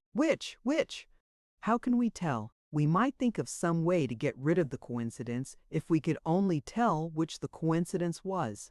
We owe it to KDB. In a way, Condi, it's our duty. We brought her here, or we are going to, and we ought to help her all we can, and she may be here at any moment. What time is it now?" 5 minutes after 7. "But, Blix, I should think the right one, the captain, would be all put out himself by seeing another chap here wearing marguerites. Does either one of 'em seem put out to you? Look, I should think the captain, whichever one he is, would kind of glare at the coincidence." Stealthily they studied the two men for a moment. No, murmured Blix. "You can't tell. Neither of them seems to glare much. Oh, Condi." Her voice dropped to a faint whisper. "The red-headed one has put his hat on a chair just behind him. Notice? Do you suppose if you stood up you could see inside? What good would that do? He might have his initials inside the crown, or his whole name even, and you could see if he had a captain before it." Condi made a pretense of rising to get a match in a ribbed, truncated cone of china that stood upon an adjacent table, and Blix held her breath as he glanced down into the depths of the hat. He resumed his seat. "Only initials," he breathed. "WJA. It might be Jack, that J, and it might be Joe, or Jeremiah, or Joshua. And even if he was a captain, he might not use the title. We're no better off than we were before, and KDB may come at any moment. Maybe she has come already and looked through the windows and saw two men with marguerites and went away. She'd be just that timid. What can we do?" "Wait a minute. Look here," murmured Condi. "I've an idea. I'll find out which the captain is. You see that picture, that chromo on the wall opposite?" Blix looked as he indicated. The picture was a gorgeously colored lithograph of a pilot boat, schooner rigged, all sails set, dashing bravely through seas of emerald green color. "You mean that schooner?" asked Blix. "That schooner, exactly. Now listen. You ask me in a loud voice what kind of a boat that is, and when I answer, you keep your eye on the two men." "Why, what are you going to do?" "You'll see." "Try it now. We've no time to lose." Blix shifted in her seat and cleared her throat. "Then, what a pretty boat that is up there, that picture on the wall. See over there, on the wall opposite? Do you notice it? Isn't she pretty? Condi, tell me what kind of a boat is that?" Condi turned about in his place with great deliberation, fixed the picture with a judicial eye, and announced decisively, "That? Why, that's a barkentine." Condi had no need to wait for Blix's report. The demonstration came far too quickly for that. The red-headed man at his loud declaration merely glanced in the direction of the chromal and returned to his enchiladas. But the black mustache followed Condi's glance, noted the picture of which he spoke, and snorted contemptuously. They even heard him mutter beneath his mustache, "Barkentine your eye." "No doubt as to which is the captain now," whispered Condi so soon as the other had removed from him a glance of withering scorn. They could hardly restrain their gaiety, but their gravity promptly returned when Blix kicked Condi's foot under the table and murmured, "He's looking at his watch. The captain is. KDB isn't here yet, and the red-headed man, the coincidence is, we must get rid of him. Condi, can't you think of something?" "Well, he won't go till he's through his supper. You can depend upon that. If he's here when KDB arrives, it will spoil everything." She wouldn't stay a moment. She wouldn't even come in. Isn't it disappointing? And I had so counted upon bringing these two together. And Captain Jack is a nice man. "You can see that with one hand tied behind you," whispered Condi. "The other chap's tough. Looks just like the kind of man to get into jail sooner or later. Maybe he's into some mischief now. You never can tell. And the Mexican quarter of San Francisco is just the place for affairs. I'll warrant he's got pals. Well, here he is. That's the main point, just keeping those people apart, spoiling a whole romance, maybe ruining their lives. It's quite possible. Really it is. Just stop and think. This is a positive crisis we're looking at now. Can't we get rid of him somehow?" "Oh," whispered Blix all at once in a quiver of excitement. "There is a way, if we'd ever have the courage to do it. It might work, and if it didn't, he'd never know the difference, never would suspect us." "Oh, but we wouldn't dare." "What? What? It's heaven's name, what is it, Blix?" "We wouldn't dare, we couldn't." "Oh, but it would be such KDB may come in that door at any second. I'm half afraid, but all the same, Condi, let me have a pencil." She dashed off a couple of lines on the back of the bill of fare, and her hand trembled like a leaf as she handed him what she had written. "Send him the red-headed man that telegram. There's an office just 2 doors. Below here, next the drugstore. I saw it as we came by. You know his initials, remember you saw them in his hat? WJA Luna's Restaurant, that's all you want." "Lord," muttered Condi as he gazed upon what Blix had written. "Do you dare?" she whispered, with a little hysterical shudder. "If it failed, we've nothing to lose.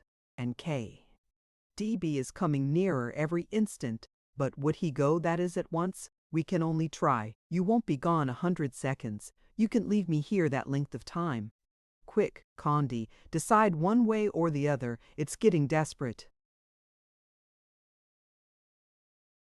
Condi reached for his hat. "Give me some money then," he said. "You won all of mine." A few moments later he was back again, and the two sat, pretending to eat their chili peppers, their hearts in their throats, hardly daring to raise their eyes from their plates. Condi was actually sick with excitement, and all but tipped the seltzer bottle to the floor when a messenger boy appeared in the outer room. The boy and the proprietor held a conference over the counter. Then Richard appeared between the portieres of Nottingham lace, the telegram in his hand and the boy at his heels. Evidently Richard knew the red-headed man, for he crossed over to him at once with the words, "I guess this is for you, Mr. Atkins." He handed him the dispatch and retired. The red-headed man signed the receipt. The boy departed. Blix and Condi heard the sound of torn paper as the red-headed man opened the telegram. 10 seconds passed, then 15, then 20. There was a silence. Condi dared to steal a glance at the red-headed man's reflection in the mirror. He was studying the dispatch, frowning horribly. He put it away in his pocket, took it out again with a fierce movement of impatience, and consulted it a second time. His supper Mexican remained untasted before him. Condi and Blix heard him breathing loud through his nose. That he was profoundly agitated, They could not doubt for a single moment. All at once a little panicked terror seemed to take possession of him. He rose, seized his hat, jammed it over his ears, slapped $50 upon the table, and strode from the restaurant. This is what the reed-headed man had read in the dispatch. This is what Blix had written. All is discovered, FLYATE. And never in all their subsequent rambles about the city did Blix or Condi set eyes upon the red-headed man again, nor did Luna's restaurant, where he seemed to have been a habitu, ever afterward know his presence. He disappeared. He was swallowed up. He had left the restaurant, true. Had he also left that neighborhood? Had he fled the city, the state, the country even? What skeleton in the red-headed man's closet had those 6 words called to life and the light of day? Had they frightened him forth to spend the rest of his days fleeing from an unnamed, unknown avenger, a veritable wandering Jew? What mystery had they touched upon there in the bald, bare back room of the Quarters restaurant? What dark door had they opened? What red-headed phantom had they evoked? Had they broken up a plot, thwarted a conspiracy, prevented a crime? They never knew. One thing only was certain, the red-headed man had had a past. Meanwhile, the minutes were passing and KDB still failed to appear. Captain Jack was visibly growing impatient, anxious. By now he had come to the fiery liqueur called mezcal. He was nearly through his supper. At every moment he consulted his watch and fixed the outside door with a scowl. It was already 20 minutes after 7. I know the red-headed man spoiled it after all, murmured Blix. KDB saw the 2 of them in here and was frightened. We could send Captain Jack a telegram from her, suggested Condi. I'm ready for anything now. What could you say? Oh, that she couldn't come. Make another appointment. He'd be offended with her. He'd never make another appointment. Sea captains are always so punctilious, you know. Richard brought them their coffee and Kirsch, and Condi showed Blix how to burn a lump of sugar and sweeten the coffee with syrup. But they were disappointed. Captain Jack was getting ready to leave. KDB had evidently broken the appointment. Then all at once she appeared. They knew it upon the instant by a brisk opening and shutting of the street door, and by a sudden alertness on the part of Captain Jack, which he immediately followed by a quite inexplicable move. The street door in the outside room had hardly closed before his hand shot to his coat lapel and tore out the 2 marguerites. The action was instinctive. Blix knew it for such immediately. The retired captain had not premeditated it. He had not seen the face of the newcomer. She had not time to come into the back room, or even to close the street door. But the instant that the captain had recognized a bunch of white marguerites in her belt, he had, without knowing why, been moved to conceal his identity. "He's afraid," whispered Blix. "Positively, I believe he's afraid. How absolutely stupid men are. But meanwhile, KDB, the looked for, the planned for and intrigued for, the object of so much diplomacy, such delicate maneuvering, the pivot upon which all plans were to turn, the storm center round which so many conflicting currents revolved, and for whose benefit the peace of mind of the red-headed man had been forever broken up, had entered the room. "Why, she's pretty," was Blix's first smothered exclamation, as if she had expected a harridan. KDB looked like a servant girl of the better sort, and was really very neatly dressed. She was small, little even. She had snappy black eyes, a resolute mouth, and a general air of being very quiet, very matter-of-fact and complacent. She would be disturbed at nothing, excited at nothing. Blix was sure of that. She was placid, but it was the placidity, not of the absence of emotion, but of emotion disdained. Not the placidity of the mollusk, but that of a mature and contemplative cat. Quietly she sat down at a corner table. Quietly she removed her veil and gloves, and quietly she took in the room and its 3 occupants. Condi and Blix glued their eyes upon their coffee cups like guilty conspirators. but a crash of falling crockery called their attention to the captain's table. Captain Jack was in a tremor. Hitherto he had acted the role of a sane and sensible gentleman of middle age, master of himself and of the situation. The entrance of K.D.B. had evidently reduced him to a semi-idiotic condition. He enlarged himself. He eased his neck in his collar with a rotary movement of head and shoulders. He frowned terribly at trifling objects in corners of the room. He cleared his throat till the glassware jingled. He pulled at his mustache. He perspired, fumed, fretted, and was suddenly seized with an insane desire to laugh. Once only he caught the eye of K.D.B., calmly sitting in her corner, picking daintily at her fish, whereupon he immediately overturned the vinegar and pepper casters upon the floor. Just so might have behaved an overgrown puppy in the presence of a sleepy, unperturbed Chessy cat, dozing by the fire. "He ought to be shaken," murmured Blix at the end of her patience. "Does he think she is going to make the first move?" Thundered the captain, clearing his throat for the 20th time, twirling his mustache, and burying his scarlet face in an enormous pocket handkerchief. 5 minutes passed, and he was still in his place. From time to time, K.D.B. fixed him with a quiet, deliberate look, and resumed her delicate picking. "Do you think she knows it's he now that he's taken off his marguerites?" whispered Condi. "Know it, of course she does. Do you think women are absolutely blind, or so imbecile as men are? And then, if she didn't think it was he, she'd go away. And she's so really pretty, too. He ought to thank his stars alive. Think what a fright she might have been. She doesn't look 31. Huh!" returned Condi. "As long as she sighed she was 31, you can bet everything you have that she is. That's as true as revealed religion." "Well, it's something to have seen the kind of people who write the personals," said Blix. "I had always imagined that they were kind of tough." "You see they are not," he answered. "I told you they were not. Maybe, however, we have been exceptionally fortunate. At any rate, these are respectable enough." "Not the least doubt about that." "But why don't he do something, that captain?" mourned Blix. "Why will he act like such a ninny?" "He's waiting for us to go," said Condi. "I'm sure of it. They'll never meet so long as we're here. Let's go and give 'em a chance. If you leave the two alone here, one or the other will have to speak. The suspense would become too terrible. It would be as though they were on a desert island." "But I wanted to see them meet," she protested. "You wouldn't hear what they said, but we'd never know if they did meet. And WHO spoke first?" "She'll speak first," declared Condi. "Never!"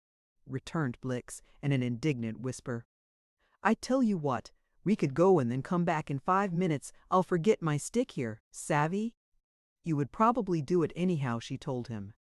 They decided this would be the better course.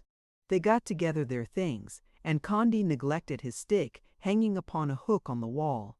At the counter in the outside room, Blix, to the stupefaction of Richard, the waiter, paid the bill, but as she was moving toward the door, Condi called her back. "Remember the waiter," he said severely, while Richard grinned and bobbed. 50 cents is the very least you could tip him." Richard actually protested, but Condi was firm and insisted upon a $50 tip. "Noble say oblige," he declared with vast solemnity. They walked as far as the cathedral, listened for a moment to the bell striking the hour of 8, then as they remembered that the restaurant closed at that time, hurried back and entered the outside room in feigned perturbation. Could I have possibly left my stick here?" exclaimed Condi to Richard, who was untying his apron behind the counter, but Richard had not noticed. "I think I must have left it back here where we were sitting." Condi stepped into the back room, Blix following. They got his stick and returned to the outside room. Yes, I did leave it," he said as he showed it to Richard. "I'm always leaving that stick wherever I go." "Come again," said Richard. as he bowed them out of the door. On the curb outside, Condi and Blix shook hands and congratulated each other on the success of all their labors. In the back room, seated at the same table, a bunch of wilting marguerites between them, they had seen their matrimonial objects conferring earnestly together, absorbed in the business of getting acquainted. Blix heaved a great sigh of relief and satisfaction, exclaiming, "At last, KDB and Captain Jack have met." Chapter 8. "But," she added as they started to walk, "we will never know which one spoke first." But Condi was already worrying. I don't know, he murmured anxiously. "Perhaps we've done an awful thing. Suppose they aren't happy together after they're married. I wish we hadn't now. We've been playing a game of checkers with human souls. We've an awful responsibility. Suppose he kills her sometime." "Fiddlesticks, Condi. And, besides, if we've done wrong with our matrimonial objects, we've offset it by doing well with our red-headed coincidence." "How do you know? You may have foiled a villain with that telegram, prevented a crime." Condi grinned at the recollection of the incident. "Fly at once," he repeated. "I guess he's flying yet. All is discovered? I'd give $1.50 if you had it." "Oh, well, if I had it to know just what it was we have discovered." Suddenly Blix caught his arm. "Condi, here they come." "Who? Who?" "Our objects, Captain Jack and KDB." Of course, they couldn't stay. The restaurant shuts up at 8. Blix and Condi had been walking slowly in the direction of Pacific Street, and KDB and her escort soon overtook them going in the same direction. As they passed, the captain was saying, "Jumped on my hatches and says we'll make it an international affair. That didn't." A passing wagon drowned the sound of his voice. "He was telling her of his adventures," cried Blix. "Splendid! Othello and Desdemona. They're getting on." "Let's follow them," exclaimed Condi. "Should we? Wouldn't it be indiscreet?" "No. We are the arbiters of their fate. We must take an interest." They allowed their objects to get ahead some half a block and then fell in behind. There was little danger of their being detected. The captain and KDB were absorbed in each other. She had even taken his arm. "They make a fine-looking couple, really," said Blix. "Where do you suppose they are going? To another restaurant?" But this was not the case. Blix and Condi followed them as far as Washington Square, where the Geodetic Survey stone stands, and the enormous flagstaff, and there in front of a commonplace little house, 2 doors above the Russian church with its minarets like inverted balloons. K-Re. DB and the captain halted. For a few moments they conversed in low tones at the gate, then said, "Good night, K." DB entering the house, the captain bowing with great deference, his hat in his hand. Then he turned about, glanced once or twice at the house, set his hat at an angle, and disappeared across the square, whistling a tune, his chin in the air. "Very good, excellent, highly respectable," approved Blix. And Condi himself fetched a sigh of relief. Yes, it might have been worse. "We'll never see them again. Our matrimonial objects," said Blix, "and they'll never know about us. But we have brought them together. We've started a romance. Yes, I think we've done a good day's work. And now, Condi, I think we had best be thinking of home ourselves. I'm just beginning to get most awfully sleepy. What a day we've had." A sea fog, or rather, the sea fog. San Francisco's old and inseparable companion had gathered by the time they reached the top of the Washington Street hill. Everything was wet with it. The asphalt was like varnished ebony. Indistinct masses and huge dim shadows stood for the houses on either side. From the eucalyptus trees and the palms, the water dripped like rain. Far off oceanward, the foghorn was lowing like a lost gigantic bull. The gray bulk of a policeman, the light from the street lamp reflected in his star, loomed up on the Parman corner as they descended from the car. Condi had intended to call his diver's story a submarine romance, but Blix had disapproved. "It's too 20,000 leagues under the sea," she had said. "You want something much more dignified. There is that about you, Condi. You like to be too showy. You don't know when to stop. But you have left off red and white scarfs, and I am very glad to see you wearing white shirt fronts instead of pink ones." "Yes, yes, I thought it would be quieter," he had answered, as though the idea had come from him. Blix allowed him to think so. But A Victory Over Death, as the story was finally called, was a success. Condi was too much of a born storyteller not to know when he had done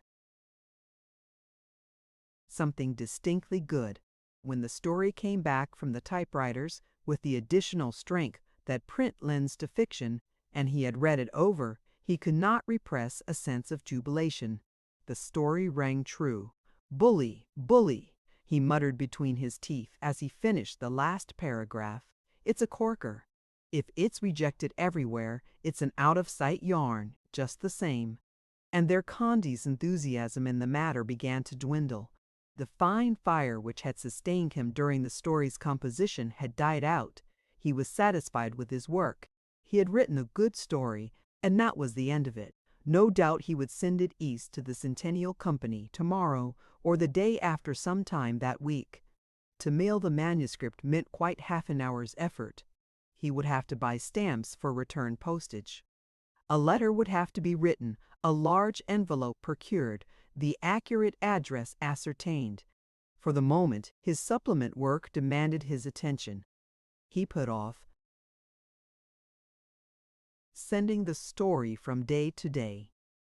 His interest in it had abated, and for that matter, he soon discovered he had other things to think of. It had been easy to promise Blix that he would no longer gamble at his club with the other men of his acquaintance. But it was death and the devil, as he told himself, to abide by that promise. More than once in the fortnight following upon his resolution, he had come up to the little flat on the Washington Street hill as to a place of refuge, and Blix, always pretending that it was all a huge joke and part of their good times, had brought out the cards and played with him. But she knew very well the fight he was making against the enemy, and how hard it was for him to keep from the round green tables and group of silent shirt-sleeved men in the card rooms of his club. She looked forward to the time when Condi would cease to play even with her. But she was too sensible and practical a girl to expect him to break a habit of years' standing in a couple of weeks. The thing would have to be accomplished little by little. At times she had misgivings as to the honesty of the course she had adopted. But nowadays, playing as he did with her only, Condi gambled but 2 or 3 evenings in the week, and then not for more than 2 hours at a time. Heretofore, hardly an evening that had not seen him at the round table in his club's card-room was he had not risen until long after midnight. Condi had told young Sargent that he had reformed in the matter of gambling and intended to swear off for a few months. Sargent, like the thoroughbred he was, never urged him to play after that, and never spoke of the previous night's game when Condi was about. The other men of his set were no less thoughtful, and, though they rallied him a little at first upon his defection, soon let the matter drop. Condi told himself that there were plenty of good people in the world after all. Everyone seemed conspiring to make it easy for him, and he swore at himself for a weak-kneed cad.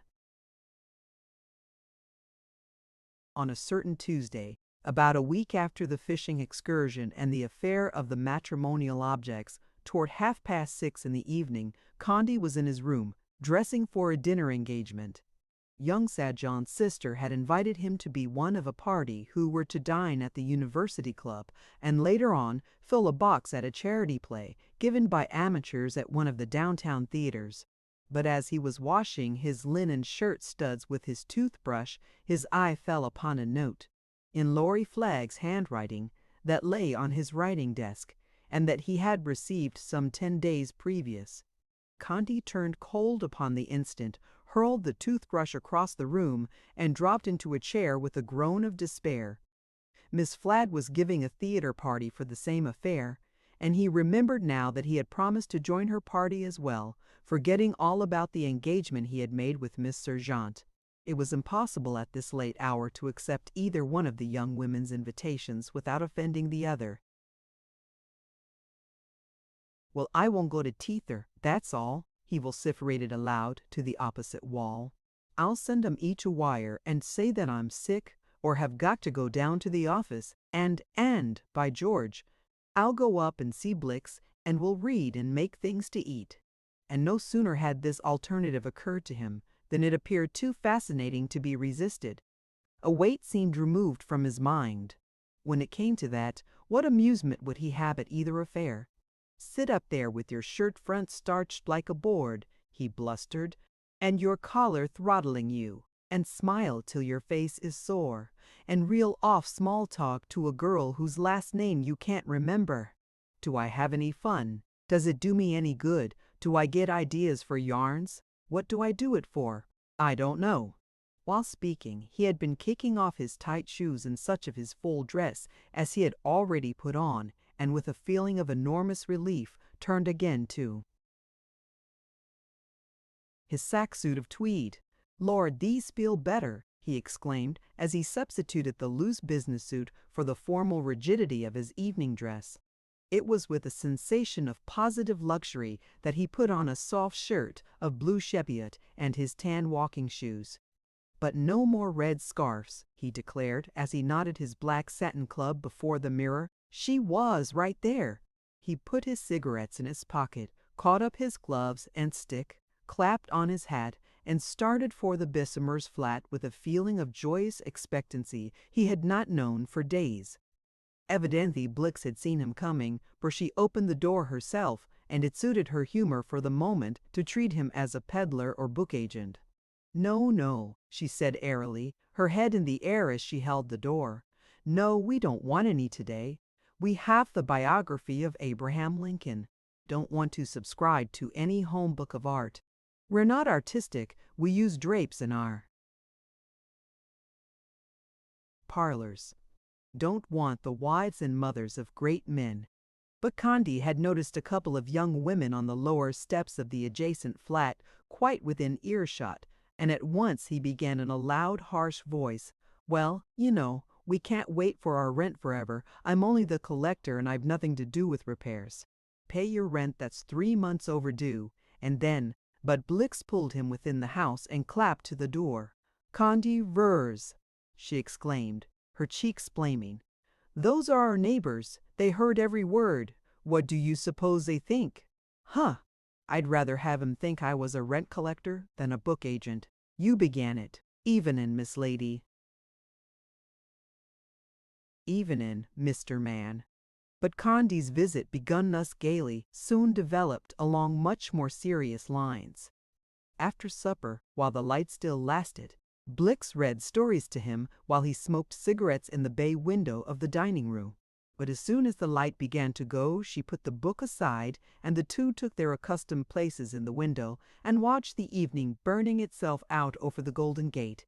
It was just warm enough to have one of the windows opened, and for a long time after the dusk they sat listening to the vague clamor of the city, lapsing by degrees till it settled into a measured, soothing murmur like the breathing of some vast monster asleep.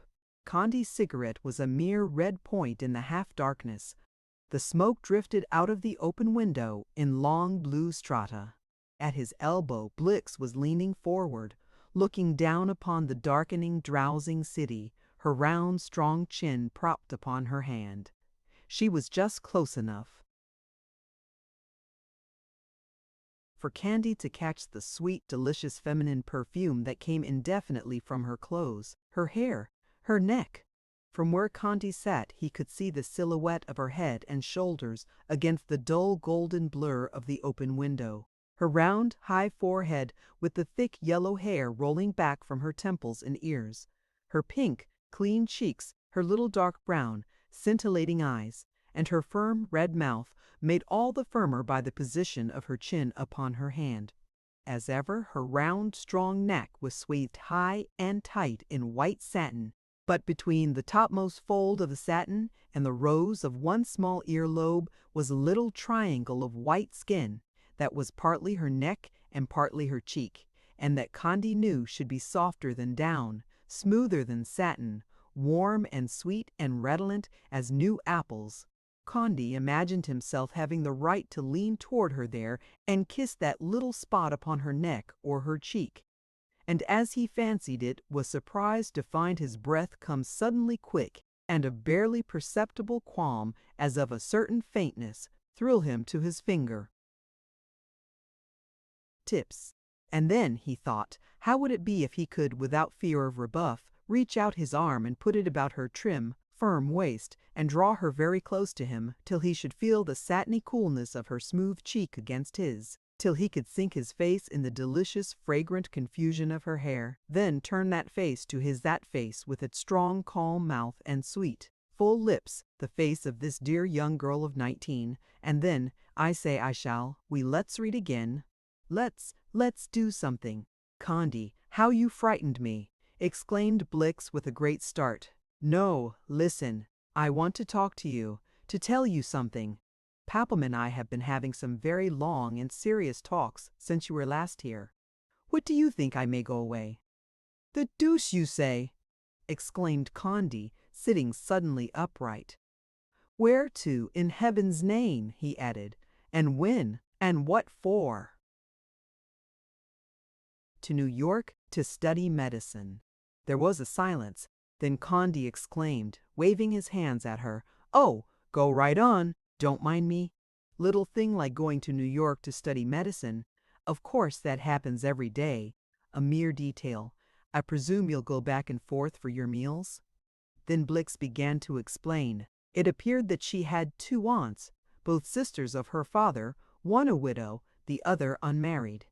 The widow, a certain Mrs. Kim, lived in New York and was wealthy and had views on women's sphere of usefulness. The other, Miss Bessemer, a little old maid of 50, Condi had on rare occasions seen at the flat, where everyone called her Aunt Dod. She lived in that vague region of the city known as the Mission, where she owned a little property. From what Blix told him that evening, Condi learned that Mrs. Kim had visited the coast a few winters previous and had taken a great fancy to Blix. Even then she had proposed to Mr. Bessemer to take Blix back to New York with her and educate her to some woman's profession, but at that time the old man would not listen to it. Now it seemed that the opportunity had again presented itself. She's a dear old lady, Blix said, not a bit strong-minded as you would think, and ever so much cleverer than most men. She manages all her property herself. For the last month she's been writing again to Papham for me to come on and stay with her 3 or 4 years. She hasn't a chick nor a child, and she don't entertain or go out any, so maybe she feels lonesome. Of course if I studied there, Papham wouldn't think of Aunt Kim. Don't you know paying for it all? I wouldn't go if it was that way. But I could stay with her, and she could make a home for me while I was there if I should study anything. Study medicine. But why? He exclaimed. What do you want to study to be a doctor for? It isn't as though you had to support yourself. I know I've not got to support myself. But why shouldn't I have a profession just like a man just like you, Condi? You stop and think. It seemed strange to me when I first thought of it, but I got thinking about it and talking it over with Papham, and I should love it. I'd do it, not because I would have to do it, but because it would interest me. Condi, you know that I'm not a bit strong-minded, and that I hate a masculine, unfeminine girl as much as you do. But a medical college, Blix. You don't know what you are talking about. Yes, I do.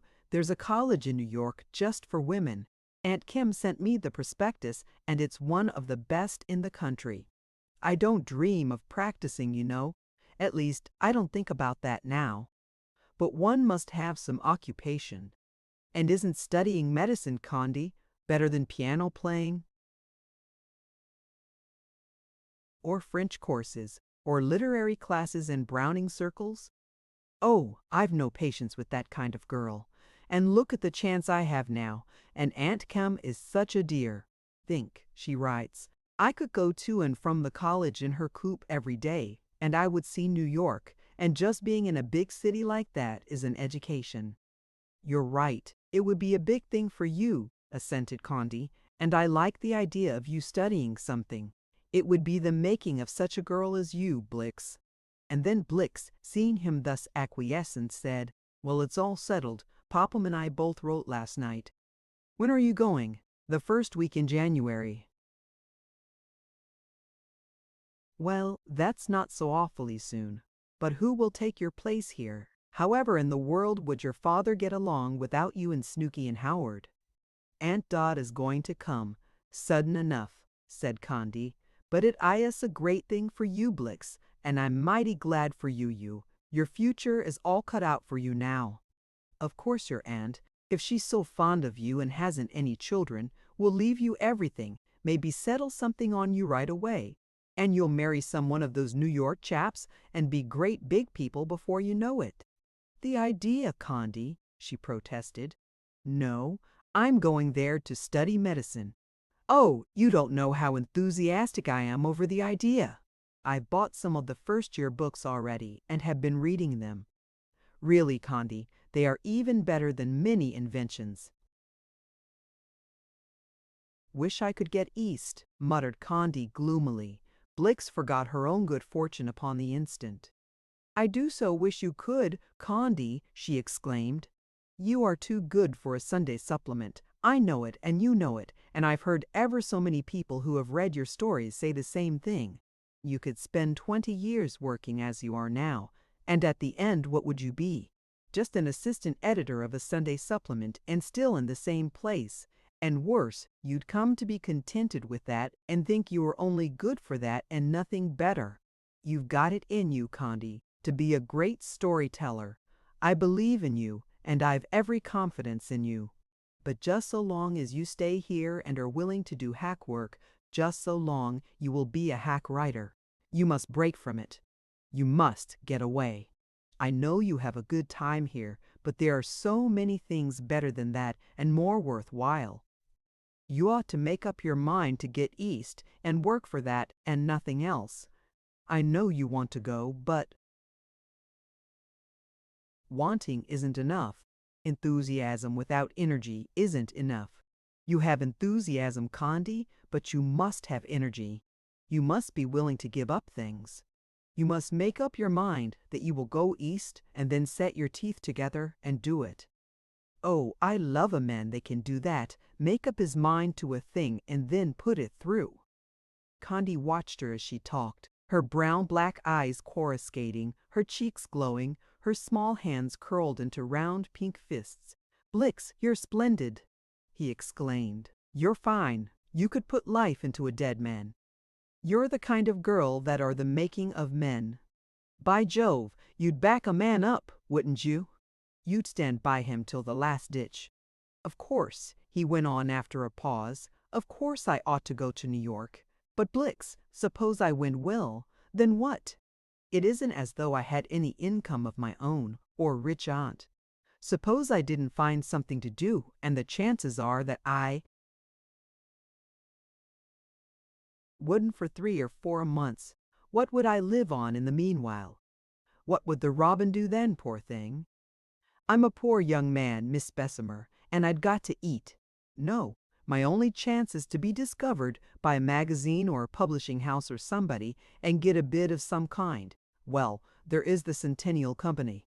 They have taken an interest in you, Condi. You must follow that right up and keep your name before them all the time. Have you sent them a victory over death yet? Condi sat down to his eggs and coffee the next morning in the hotel, harried with a certain sense of depression and disappointment for which he could assign no cause. Nothing seemed to interest him. The newspaper was dull. He could look forward to no pleasure in his day's work. And what was the matter with the sun that morning? As he walked down to the office, he noted no cloud in the sky, but the brightness was gone from the day. He sat down to his desk and attacked his work, but copy would not come. The sporting editor and his inane jokes harassed him beyond expression.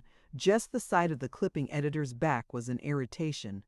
The office boy was a mere incentive to profanity. There was no spring in Condi that morning, no elasticity, none of his natural buoyancy. As the day wore on, his ennui increased. His luncheon at the club was tasteless. Tobacco had lost its charm. He ordered a cocktail in the wine room and put it aside with a wry face. The afternoon was one long tedium. At every hour he flung his pencil down, utterly unable to formulate the next sentence of his article, and, his hands in his pockets, gazed gloomily out of the window over the wilderness of roofs, grimy, dirty, ugly roofs that spread out below.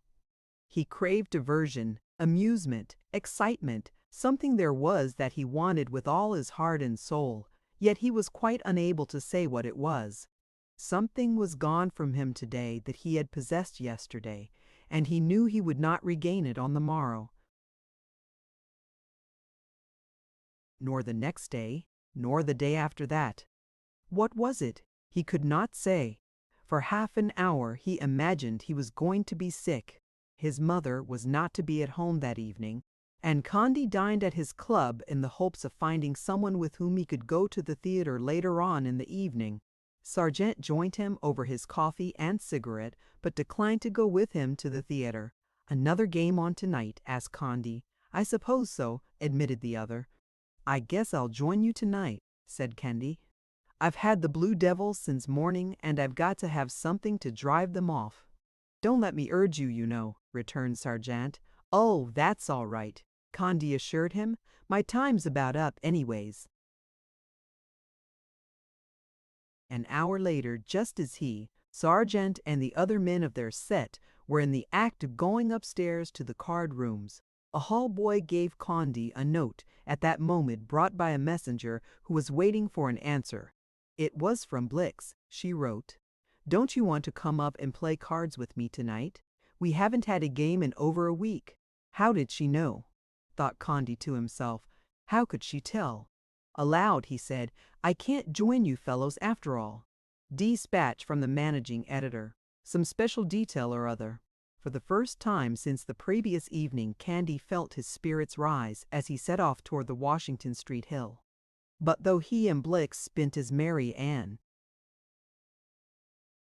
evening as they remembered in a long time, his nameless, formless irritation returned upon him almost as soon as he had bidden her good night. It stayed with him all through the week and told upon his work. As a result, 3 of his articles were thrown out by the editor. "We can't run such rot as that in the paper," the chief had said. "Can't you give us a story?" "Oh, I've got a kind of a yarn you can run if you like," answered Condi, his week's depression at its very lowest. "A Victory Over Death" was published in the following Sunday's supplement of the Times, with illustrations by one of the staff artists. It attracted not the least attention. Just before he went to bed the Sunday evening of its appearance, Condi read it over again for the last time. "It's a rotten failure," he muttered gloomily as he cast the paper from him. "Simple drivel. I wonder what Blix will think of it.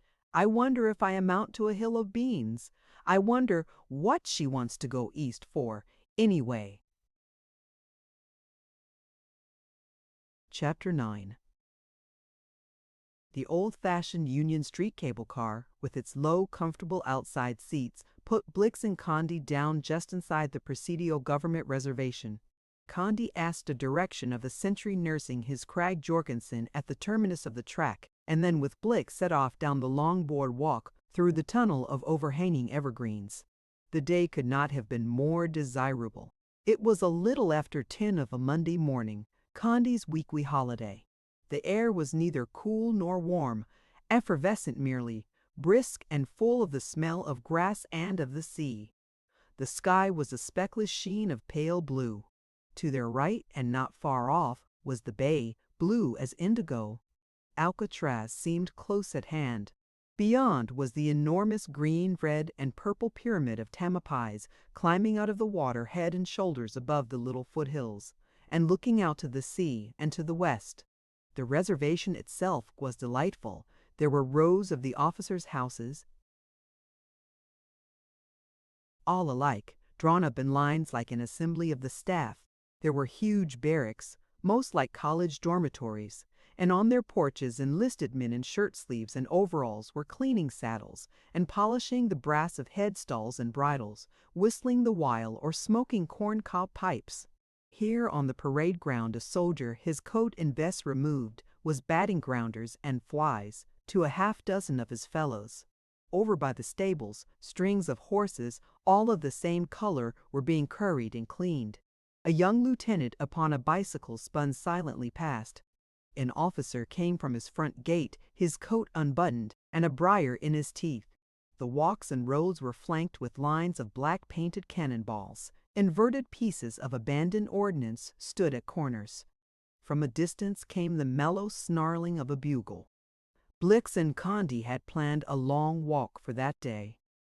They were to go out through the Presidio reservation, past the barracks and officers' quarters, and onto the old fort at the Golden Gate. Here they would turn and follow the shore, line for a way, then strike inland across the hills for a short half-mile and regain the city and the streetcar lines by way of the golf links. Condi had insisted upon wearing his bicycle outfit for the occasion and, moreover, carried a little satchel, which, he said, contained a pair of shoes. The Blix was as sweet as a rose that morning, all in tailor-made black, but for the inevitable bands of white, satin wrapped high and tight about her neck. The St. Bernard dog collar did duty as a belt. She had disdained a veil, and her yellow hair was already blowing about her smooth pink cheeks. She walked at his side, her step as firm and solid as his own, her round, strong arms swinging, her little brown eyes shining with good spirits and vigor and the pure, clean animal joy of being alive on that fine, cool western morning. She talked almost incessantly. She was positively garrulous. She talked about the fine day that it was, about the queer new forage caps of the soldiers, about the bare green hills of the reservation, about the little cemetery they passed just beyond the limits of the barracks, about a rabbit she saw, and about the quail they both heard whistling and calling in the hollows under the bushes. Condi walked at her side in silence, yet no less happy than she, smoking his pipe and casting occasional glances at a great ship, a four-master that was being towed out toward the Golden Gate. At every moment and at every turn they noted things that interested them, and to which they called each other's attention. "Look, Blix! Oh, Condi, look at that!" They were soon out of the miniature city of the post, and held on down through the low reach of tules and sand dunes that stretched between the barracks and the old red fort. "Look, Condi," said Blix. "What's that building down there on the shore of the bay, the one with the flagstaff? I think that must be the lifeboat station. I wonder if we could go down and visit it. I think it would be good fun." "Idea!" exclaimed Condi. The station was close at hand. To reach it they had but to leave the crazy boardwalk that led on toward the fort, and cross a few hundred yards of sand dune. Condi opened the gate that broke the line of evergreen hedge around the little two-story house and promptly unchained a veritable pandemonium of dogs. Inside, the place was not without a certain charm of its own. A brick wall, bordered with shells, led to the front of the station, which gave directly upon the bay. A little well-kept lawn opened to right and left, and 6 or 8 gaily painted old rowboats were set about, half filled with loam in which fuchsias, geraniums, and mignonettes were flowering. A cat or two dozed upon the window-sills in the sun. Upon a sort of porch overhead, 2 of the crew paced up and down in a manner that at once suggested the poop. Here and there was a gleam of highly polished red copper or brass trimmings. The bay was within 2 steps of the front door, while a little further down the beach was the house where the surf-boat was kept, and the long runway leading down from it to the water. Condi rapped loudly at the front door. It was opened by Captain Jack. Captain Jack, and no other, only now he wore a blue sweater and a leather-visored cap with the letters U.S. LBS around the band. Not an instant was given them for preparation. The thing had happened with the abruptness of a transformation scene at a theater. Condi's knock had evoked a situation. Speech was stricken from their mouths. For a moment they were bereft even of action, and stood there on the threshold, staring open-mouthed and open-eyed at the sudden reappearance of their matrimonial object. Condi was literally dumb. In the end it was Blix who tided them over the crisis. "We were just going by, just taking a walk," she explained, "and we thought we'd like to see the station. Is it all right? Can we look around?" "Why, of course," assented the captain with great cordiality. "Come right in. This is Visitors' Day." "You just happen to hit it, only it's mighty few visitors we ever have," he added. While Condi was registering for himself and Blix, they managed to exchange a lightning glance. It was evident the captain did not recognize them. The situation readjusted itself, even promised to be of extraordinary interest. And for that matter, it made little difference whether the captain remembered them or not. "No, we don't get many visitors," the captain went on as he led them out of the station and down the small gravel walk to the house where the surf boat was kept. "This is a quiet station. People don't fetch out this way very often, and we're not called out very often either. We're an inside post, you see, and usually we don't get a call unless the sea's so high that the Cliff House station can't launch their boat. So, you see, we don't go out much, but when we do, it means business with a great big B. Now, this here, you see," continued the captain, rolling back the sliding doors of the house, "is the surf boat. By the way, let's see, I ain't just caught your names yet." "Well, my name's Rivers," said Condi, "and this is Miss Bessemer. We're both from the city." "Happy to know you, sir. Happy to know you, miss," he returned, pulling off his cap. "My name's Hoskins, but you can just call me Captain Jack. I'm so used to it that I don't kind of answer to the other. Well, now, Miss Bessemer, this here's the surf boat. She's self-rightin', self-bailin', she can't capsize, and if I was to tell you how many thousands of dollars she cost, you wouldn't believe me." Condi and Blix spent a delightful half-hour in the boathouse while Captain Jack explained and illustrated and told them anecdotes of wrecks, escapes, and rescues till they held their breaths like 10-year-olds. It did not take Condi long to know that he had discovered what the storyteller so often tells of but so seldom finds, and what, for want of a better name, he elects to call a character. Captain Jack had been everywhere, had seen everything, and had done most of the things worth doing, including a great many things that he had far better have left undone. But on this latter point the captain seemed to be innocently and completely devoid of a moral sense of right and wrong. It was quite evident that he saw no matter for conscience in the smuggling of Chinamen across the Canadian border at $30 a head, a venture in which he had had the assistance of the prodigal son of an American divine of international renown. The trade to Peruvian insurgents of condemned rifles was to be regretted only because the ring manipulating it was broken up. The appropriation of a schooner in the harbor of Callao was a story in itself, while the robbery of $30,000 worth of sea otter skins from a Russian trading post in Alaska, accomplished chiefly through the agency of a barrel of rum manufactured from sugarcane, was a veritable achievement. He had been born, so he told them, in Winchester in England, and heaven save the mark, had been brought up with a view of taking orders. For some time he was a choir boy in the great Winchester Cathedral. Then, while yet a lad, had gone to sea. He had been boat steerer on a New Bedford whaler and struck his first whale when only 16. He had filibustered down to Chile, had acted as ice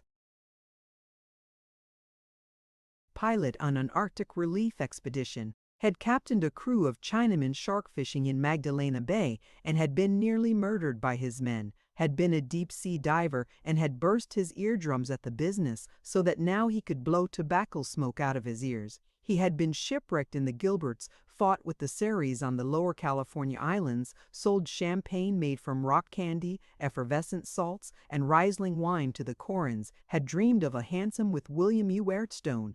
But the one thing of which he was proud, the one picture of his life he most delighted to recall was himself as manager of a Negro minstrel troupe in a hired drum major's uniform, marching down the streets of Sacramento at the head of the brass band in burnt cork and regimentals. The star of the troupe, he told them, was the lady with the iron jaw.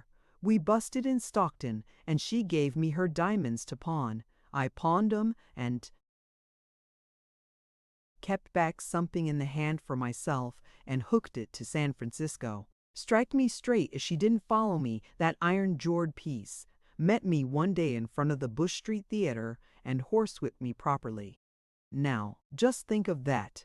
And he laughed as though it was the best kind of a joke. But, hazarded Blix, don't you find it rather dull out here lonesome? I should think you would want to have someone with you to keep you company, to do your cooking for you.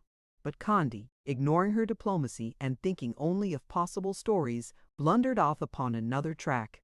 Yes, he said, you've led such a life of action, I should think this station would be pretty dull for you. How did you happen to choose it? Well, you see, answered the captain, leaning against the smooth white flank of the surf-boat, his hands in his pockets, I'm lying low just now. I got into a scrape down at Libertad in Mexico that made talk, and I'm waiting for that to die down some. You see, it was this way. Mindful of their experience with the mate of the whaleback, Condi and Blix were all attention in an instant. Blix sat down upon an upturned box, her elbows on her knees, leaning forward, her little eyes fixed and shining with interest and expectation. Condi, the storyteller all alive and vibrant in him, stood at her elbow smoking cigarette after cigarette, his fingers dancing with excitement and animation as the captain spoke. And then it was that Condi and Blix, in that isolated station, the bay lapping at the shore within earshot, in that atmosphere redolent of paint and oakum and of seaweed decaying upon the beach outside, first heard the story of In Defiance of Authority. Captain Jack began it with his experience as a restaurant keeper during the boom days in Seattle, Washington. He told them how he was the cashier of a dining saloon whose daily net profits exceeded $800, how its proprietor suddenly died, and how he, Captain Jack, continued the management of the restaurant pending a settlement of the proprietor's affairs and an appearance of heirs. How in the confusion and excitement of the boom no settlement was ever made, and how, no heirs appearing, he assumed charge of the establishment himself, paying bills, making contracts, and signing notes, until he came to fix with Then he told them of the strange club of the place, called the Exiles, made up chiefly of younger sons of English and British Canadian families, every member possessed of a past more or less disreputable, men who had left their country for their country's good, and for their families' peace-of-mind adventurers, wanderers, soldiers of fortune, gentlemen vagabonds, men of hyphenated names and even noble birth, whose appellations were avowedly aliases. He told them of his meeting with Billy Isham, one of the club's directors, and of the happy-go-lucky, reckless, unpractical character of the man, of their acquaintance, intimacy, and subsequent partnership, of how the filibustering project was started with Captain Jack's 40,000 and the never-to-be-forgotten interview in San Francisco with Senora Estrada, the agent of the insurgents, of the incident of her calling card, how she tore it in two and gave one half to Isham, of the voyage African, and of the Wasbafati. Bahar Gugitsnis. Strike me, continued Captain Jack, you should have seen Billy Isham on that Panama dough dish. A passenger ship she was, and Billy was the life of her from stem to stern post. There was a church pulpit aboard that they were taking down to Mazatlan for some chapel or other, and this here pulpit was lashed on deck aft. Well, Billy had been most kinds of a fool in his life, and among others a play actor, called himself Gaston Mondeville, and was clean daft on his knowledge of Shakespeare and his own power of interpreting the hidden meaning of the lines. I ain't never going to forget the day he gave us Portia's speech. We were just under the tropic, and the day was a scorcher. There was mostly menfolk aboard, and we lay around the deck in our pajamas, while Billy Gaston Mondeville, dressed in striped red and white pajamas, clumb up in that bally pulpit with the ship's Shakespeare in his hands. And let us have the quality of mercy isn't strained, it droppeth as the genteel dew from heaven. Laugh, I tell you I was sore with it, Lord, how we guyed him. And the more we guyed and the more we laughed, the more serious he got and the madder he grew. He said he was interpreting the hidden meaning of the lines, and so the captain ran through that wild, fiery tale of fighting and loving, buccaneering and conspiring, mandolins tinkling, knives clicking, oaths mingling with sonnets, and spilled wine with spilled blood. He told him of Isham's knife duel with the Mexican lieutenant, their left wrists lashed together, of the Battle of the 30 in the pitch dark of the custom house cellar, of Senora Estrada's love for Isham, and all the roll and plunge of action that make up the story of In Defiance of Authority. At the end, Blix's little eyes were snapping like sparks.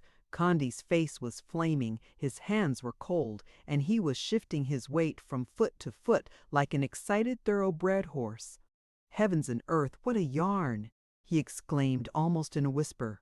Blix drew a long, tremulous breath and sat back upon the upturned box, looking around her as though she had but that moment been awakened.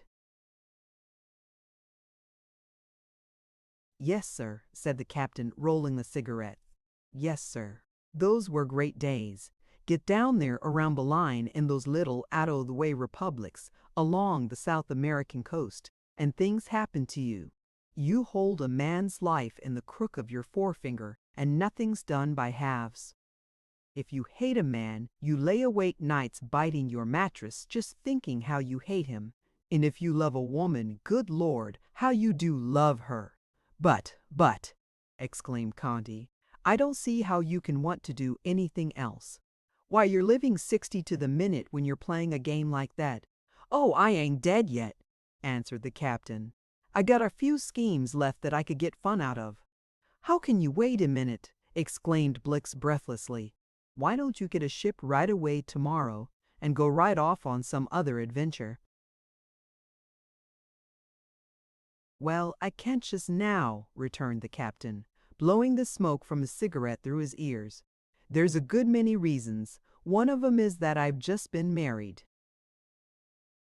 Chapter 10.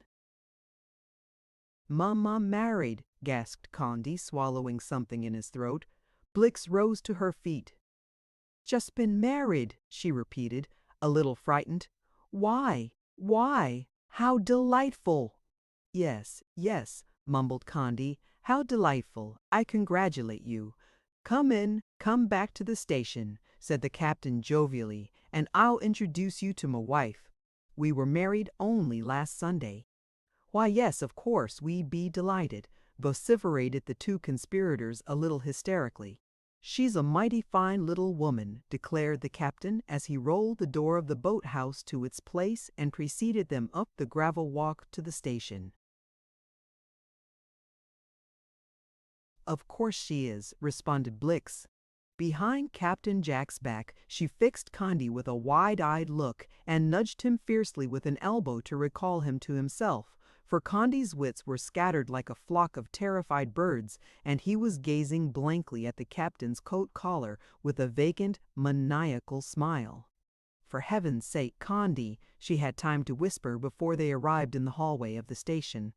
But fortunately they were allowed a minute or so to recover themselves and prepare for what was coming.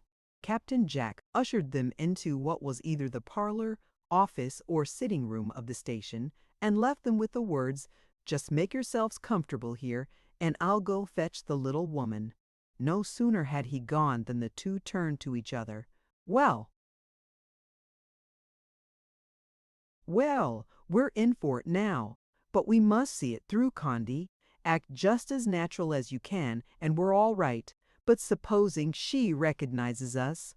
"Supposing she does what then? How are they to know that we wrote the letters?" "Shh, Blix, not so loud. They know by now that they didn't." "But it seems that it hasn't made any difference to them. They are married, and besides, they wouldn't speak about putting personals in the paper to us. They would never let anybody know that. Do you suppose they could possibly suspect? I'm sure they couldn't. Here they come. Keep perfectly calm and we're saved. Suppose it isn't KDB after all. But it was, of course, and she recognized them in an instant, she and the captain the latter. All grins came in from the direction of the kitchen, KDB wearing a neat blue calico gown and an apron that was really a marvel of cleanliness and starch. "Kitty!" exclaimed Captain Jack, seized again with an unexplainable mirth. "Here's some young folks come out to see the place and I want you to know 'em. Mr. Rivers, this is Mive. Kitty, and Lessie, miss. I don't rightly remember your name." "Bessemer!" exclaimed Condy and Blix in a breath. "Oh!" exclaimed Katy. "D.B., you were in the restaurant the night that the captain and that is, yes, I'm quite sure I'd seen you before." She turned from one to the other, beginning to blush furiously. "Yes, yes, in Luna's restaurant, wasn't it?" said Condy desperately. "It seems to me I do just barely remember."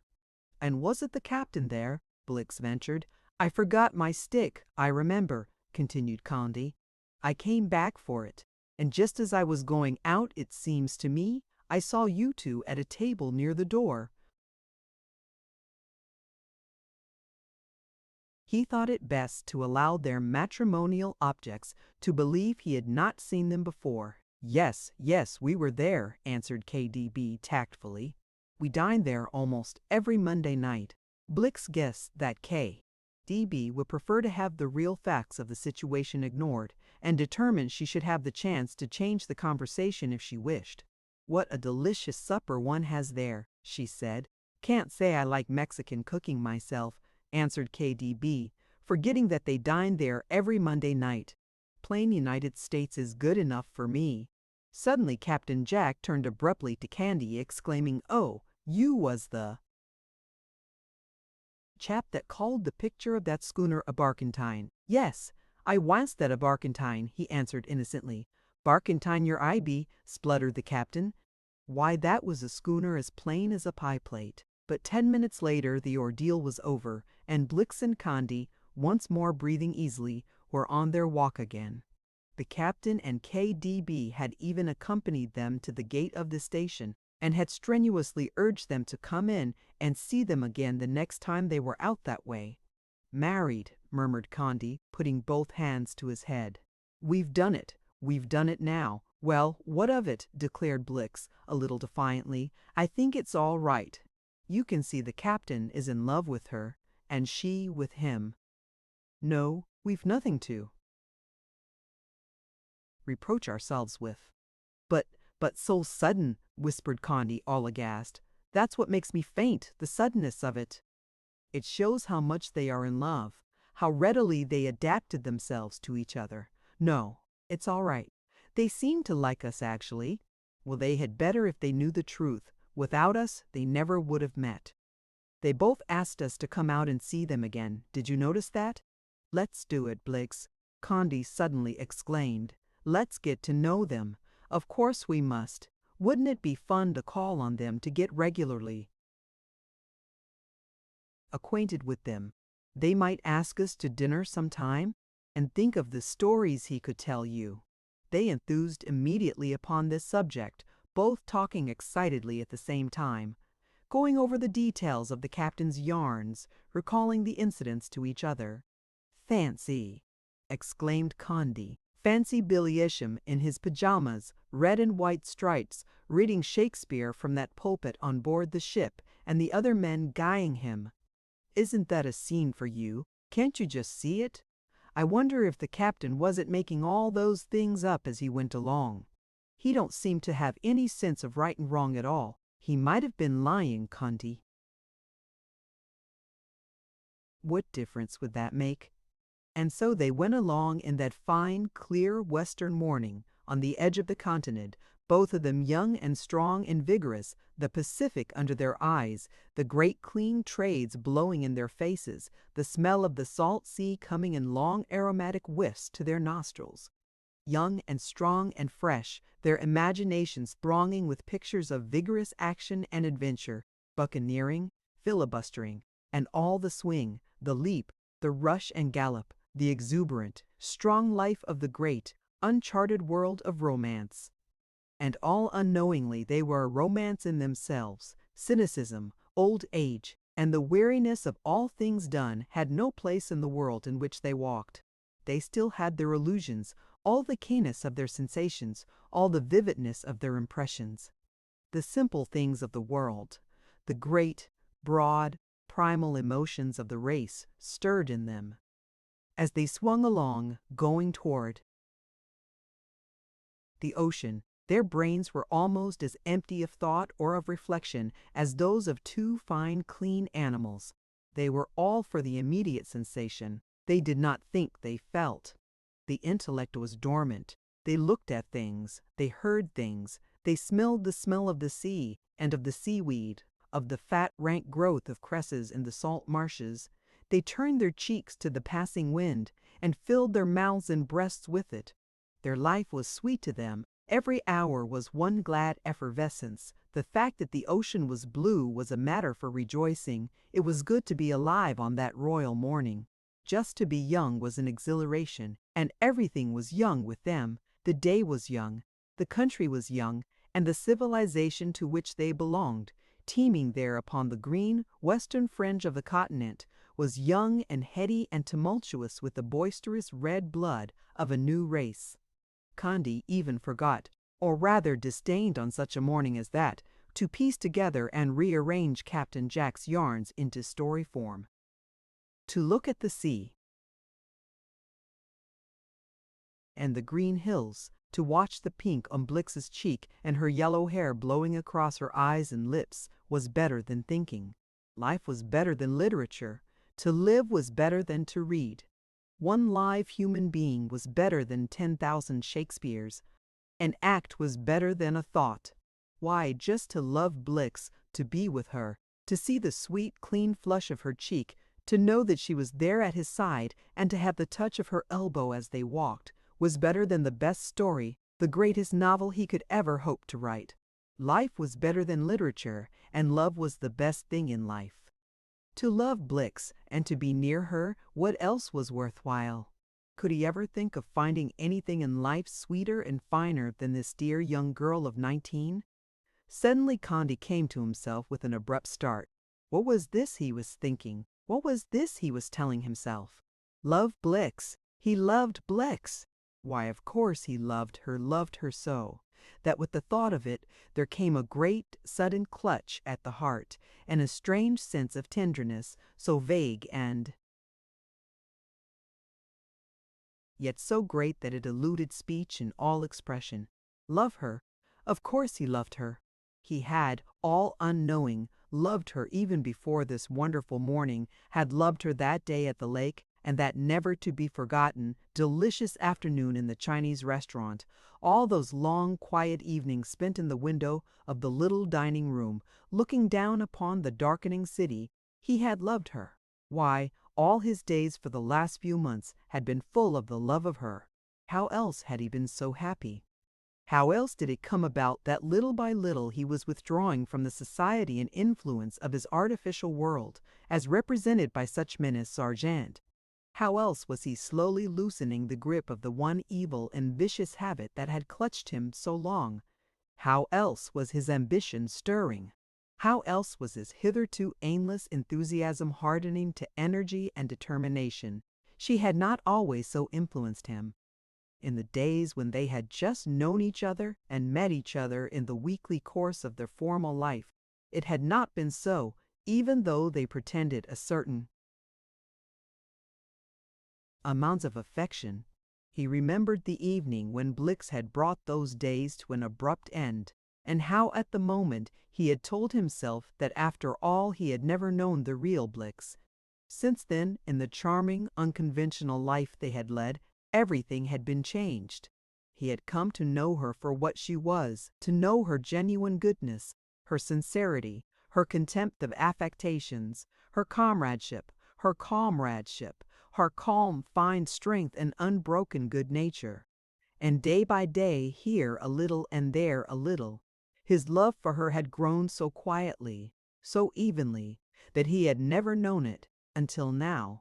Behold, it was suddenly come to flower, full and strong, a flower whose fragrance had suddenly filled all his life and all his world with its sweetness.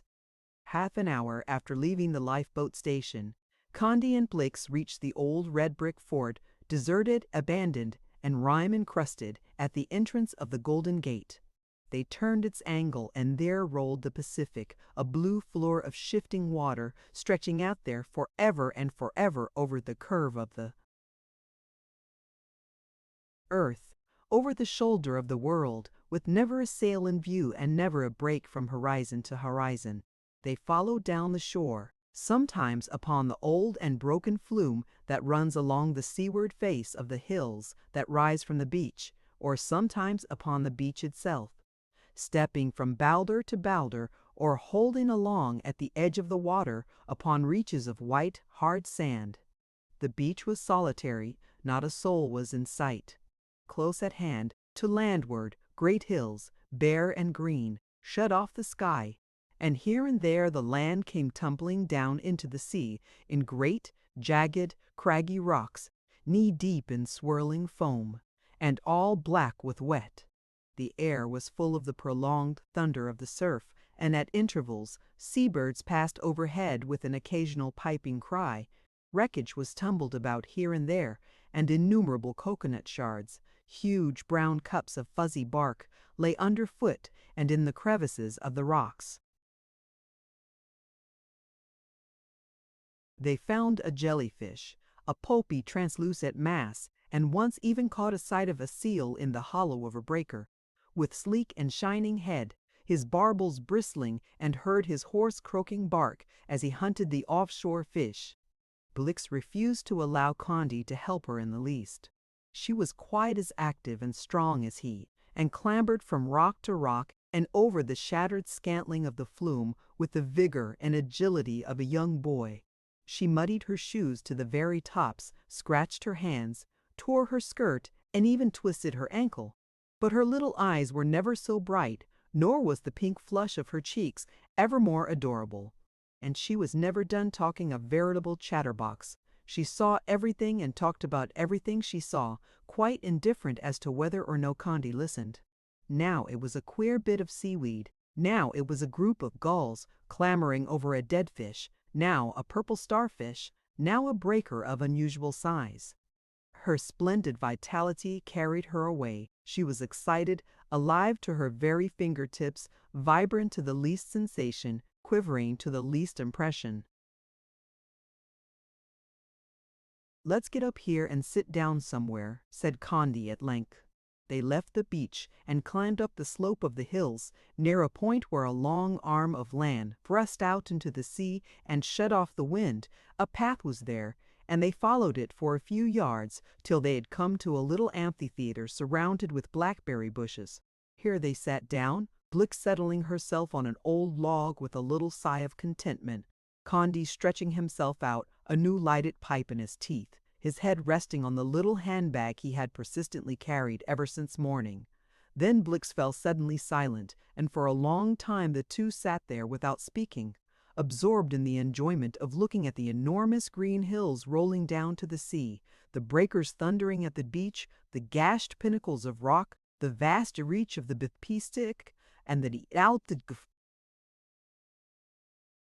"We might be 1,000 miles away from the city, for all the looks at it, mightn't we, Condi?" said Blix after a while. "And I'm bad hungry. It must be nearly noon." For answer, Condi sat up with profound gravity, and with a great air of nonchalance opened the handbag, and instead of shoes took out, first, a pint bottle of claret, then devilish ham sandwiches in oiled paper, a bottle of stuffed olives, a great bag of salted almonds, 2 little tumblers, a paper-covered novel, and a mouth organ. Blix fairly crowed with delight, clasping her hands upon her knees and rocking to and fro where she sat upon the log. "Oh, Condi, and you thought of a lunch. You said it was shoes, and you remembered I loved stuffed olives too, and a book to read. What is it the seven seas? No, I never was so happy. But the mouth organ, what's that for? It's a play on. What did you think it was, a can opener?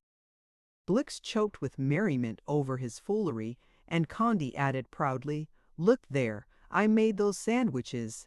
They looked as though he had great, fat chunks of bread, the crust still on, the devilish ham and thick strata between, and, positively, he had butter the bread. But it was all one with them. They ate as though at a banquet, and Blix even took off her hat and hung it upon one of the nearby bushes. Of course, Condi had forgotten the corkscrew. He tried to dig out the cork of the claret bottle with his knife until he had broken both blades and was about to give up in despair when Blix, at the end of her patience, took the bottle from him and pushed in the cork with her finger. Wine, music, literature, and feasting, observed Condi, were getting regularly luxurious, just like Sardina Palis. But Condi himself had suddenly entered into an atmosphere of happiness, the like of which he had never known or dreamed of before. He loved Blix, he had just discovered it. He loved her because she was so genuine, so radiantly fresh and strong. Loved her because she liked the things that he liked, because they two looked at the world from precisely the same point of view, hating shams and affectations, happy in the things that were simple and honest and natural. He loved her because she liked his books, appreciating the things therein that he appreciated, liking what he liked, disapproving of what he condemned. He loved her because she was 19, and because she was so young and unspoiled, and was happy just because the ocean was blue and the morning fine.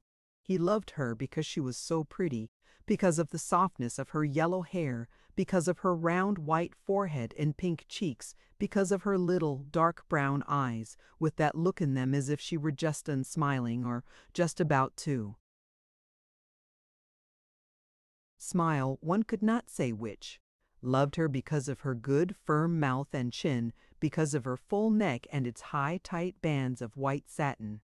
And he loved her because her arms were strong and round, and because she wore the great dog collar around her trim, firm corseted waist, and because there emanated from her with every movement a barely perceptible delicious feminine odor that was in part perfume, but mostly a subtle, vague aroma, charming beyond words, that came from her mouth, her hair, her neck, her arms, her whole sweet personality. And he loved her because she was herself, because she was Blix, because of that strange, sweet influence that was disengaged from her in those quiet moments when she seemed so close to him, when some unnamed, mysterious sixth sense in him stirred and woke and told him of her goodness, of her clean purity and womanliness, and that certain vague tenderness in him went out toward her, a tenderness not for her only, but for all the good things of the world, and he felt his nobler side rousing up, awakening of the desire to be his better self. Covertly he looked at her as she sat near him, her yellow hair rolling and blowing back from her forehead, her hands clasped over her knee, looking out over the ocean, thoughtful, her eyes wide. She had told him she did not love him. Condi remembered that perfectly well. She was sincere in the matter. She did not love him. That subject had been once and for all banished from their intercourse. And it was because of that very reason that their companionship of the last 3 or 4 months had been so charming. She looked upon him merely as a chum. She had not changed in the least from that time until now, whereas why, all his world was new for him that morning. Why he loved her so. She had become so dear to him that the very thought of her made his heart swell and leap. But he must keep all this to himself. If he spoke to her, told her of how he loved her, it would spoil and end their companionship upon the instant. They had both agreed upon that. They had tried the other, and it had worked out. As lovers they had wearied of each other. As chums they had been perfectly congenial, thoroughly and completely happy. Condi set his teeth. It was a hard situation. He must choose between bringing an end to this charming comradeship of theirs, or else fight back all show of love for her, heap it down and underhand, and that at a time when every nerve of him quivered like a smitten harp string.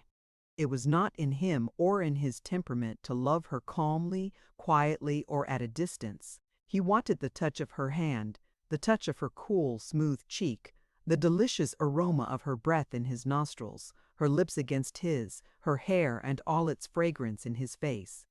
"Condi, what's the matter?" Blix was looking at him with an expression of no little concern. "What are you frowning so about, and clenching your fists? And you're pale too. What's gone wrong?" He shot a glance at her and bestirred himself sharply. "Isn't this a jolly little corner?" he said. "Blix, how long is it before you go?" "6 weeks from tomorrow." "And you're going to be gone 4 years, 4 years. Maybe you never will come back. Can't tell what will happen in 4 years. Where's the blooming mouth organ?" But the mouth organ was full of crumbs. Condi could not play on it. To all his efforts it responded only by gasps, mournfulest death rattles, and lamentable wails. Condi hurled it into the sea. "Well, where's the blooming book then?" he demanded. "You're sitting on it." "Blix, here, read something in it. Open it anywhere." "No, you read to me." "I will not. Haven't I done enough? Didn't I buy the book and get the lunch, and make the sandwiches, and pay the car fare? I think this expedition will cost me pretty near $3 before we're through with the day. No, the least you can do is to read to me. Here, we'll match for it." Condi drew a dime from his pocket and Blix a quarter from her purse. "You're matching me," she said. Condi tossed the coin and lost, and Blix said, as he picked up the book, "For a man that has such unvarying bad luck as you, gambling is just simple madness.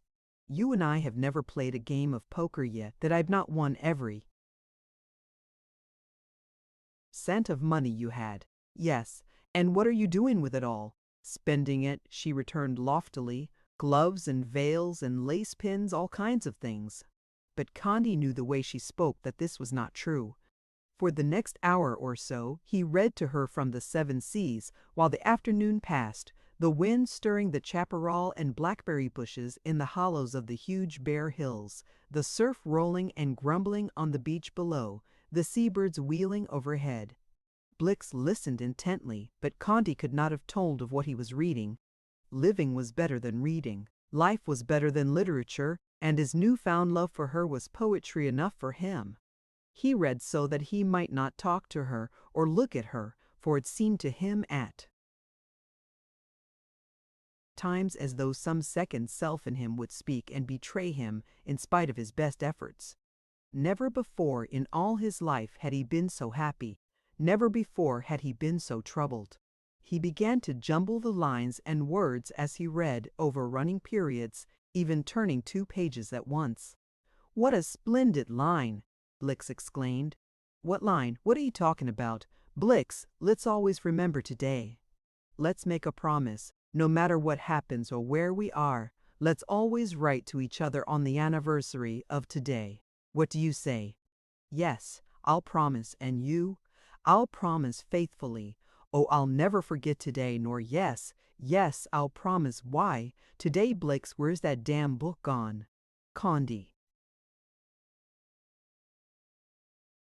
"Well, I can't find the book. You're sitting on it again." "Confound the book anyway. Let's walk some more.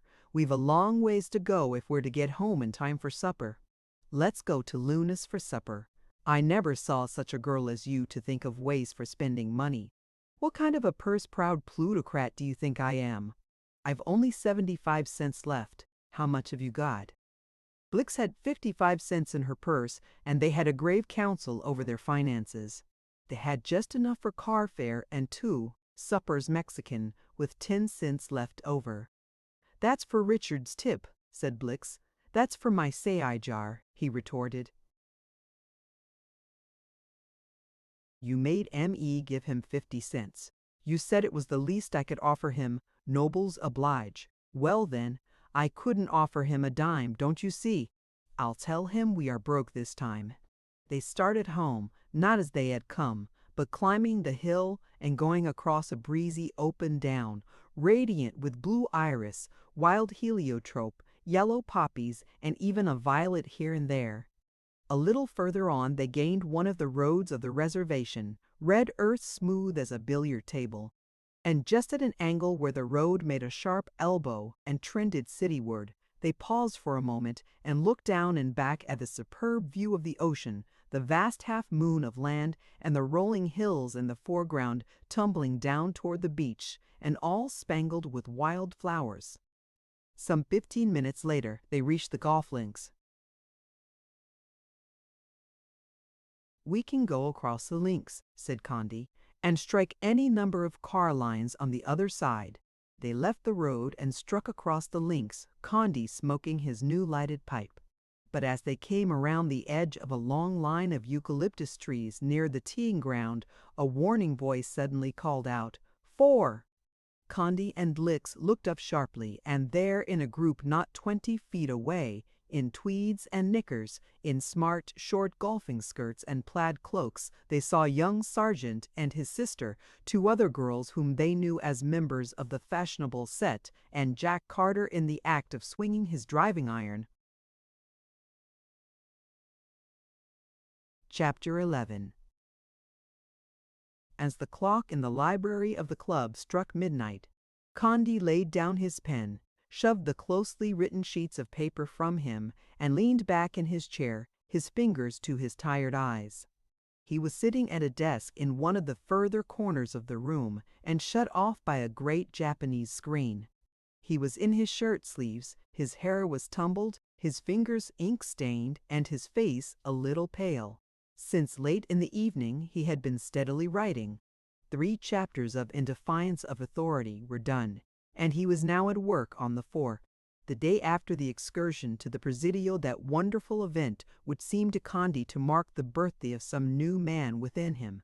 The idea had suddenly occurred to him that Captain Jack's story of the Club of the Exiles, the Bloom Restaurant, and the filibustering expedition was precisely the novel of adventure of which the Centennial Company had spoken.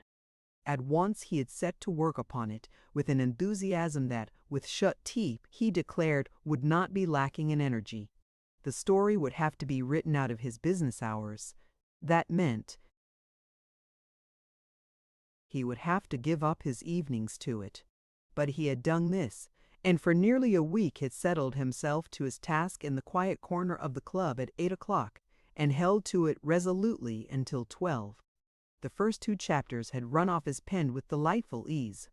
The third came harder. The events and incidents of the story became confused and contradictory. The character of Billy Isham obstinately refused to take the prominent place which Condi had designed for him, and with the beginning of the 4th chapter, Condi had finally come to know the enormous difficulties, the exasperating complications, the discouragements that begin anew with every paragraph, the obstacles that refuse to be surmounted, and all the pain, the labor, the downright mental travail and anguish that fall to the lot of the driver. To write a short story with the end in plain sight from the beginning was an easy matter compared to the upbuilding grain by grain, atom by atom, of the fabric of In Defiance of Authority. Condi soon found that there was but one way to go about the business. He must shut his eyes to the end of his novel, that far-off, divine event, and take his task chapter by chapter, even paragraph by paragraph, grinding out the tale, as it were, by main strength, driving his pen from line to line, hating the effort, happy only with the termination of each chapter, and working away, hour by hour, minute by minute, with the dogged, sullen, hammer and tongs obstinacy of the galley slave, scourged to his daily toil. At times the tale, apparently out of sheer perversity, would come to a full stop. To write another word seemed beyond the power of human ingenuity, and for an hour or more Condi would sit scowling at the half-written page, gnawing his nails, scouring his hair, dipping his pen into the inkwell, and squaring his hair, dipping his pen into the inkwell, and squaring himself to the sheet of paper, all to no purpose. There was no pleasure in it for him. A character once fixed in his mind, a scene once pictured in his imagination, and even before he had written a word, the character lost the charm of its novelty, the scene the freshness of its original conception. Then, with infinite painstaking and with a patience little short of miraculous, he must slowly build up, brick by brick, the plan his brain had outlined in a single instant. It was all work hard, disagreeable, laborious work, and no juggling with phrases, no false notions as to the delight of creation could make it appear otherwise. "And for what?" he muttered as he rose, rolled up his sheaf of manuscript, and put on his coat. "What do I do it for? I don't know." It was beyond question that, had he begun his novel 3 months before this time, Condé would have long since abandoned the hateful task. But Blix had changed all that. A sudden male force had begun to develop in Condé. A master emotion had shaken him, and he had commenced to see and to feel the serious, more abiding, and perhaps the sterner side of life. Blix had steadied him. There was no denying that. He was not quite the same boyish, harebrained fellow who had made a buffoon of himself in the Chinese restaurant 3 months before. The cars had stopped running by the time Condé reached the street. He walked home and flung himself to bed, his mind tired, his nerves unstrung, and all the blood of his body apparently concentrated in his brain. Working at night after writing all day long was telling upon him, and he knew it. What with his work and his companionship with Blix, Condé soon began to drop out of his wonted place in his set.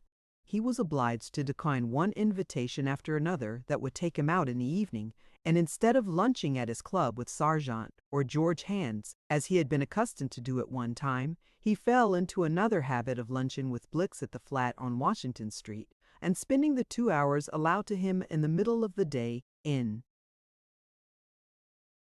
her company.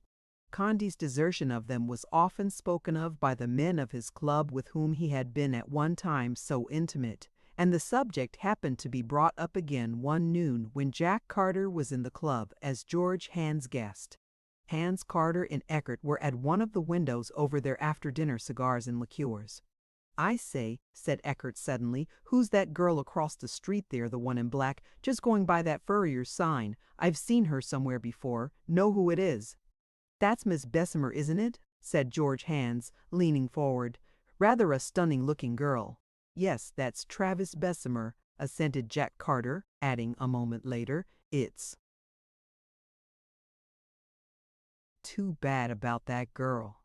"What's the matter?" asked Eckert. Carter lifted a shoulder. "Isn't anything the matter as far as I know. Only somehow the best people have dropped her. She USE'd to be received everywhere. Come to think, I haven't seen her out much this season," said Eckert. "But I heard she had bolted from society with the big S and was going east, going to study medicine, I believe." "I've always noticed," said Carter with a smile, "that so soon as a girl is declassy, she develops a purpose in life and gets earnest and all that sort of thing." "Oh, well, come," growled George Hands. "Travis Bessemer is not declassy."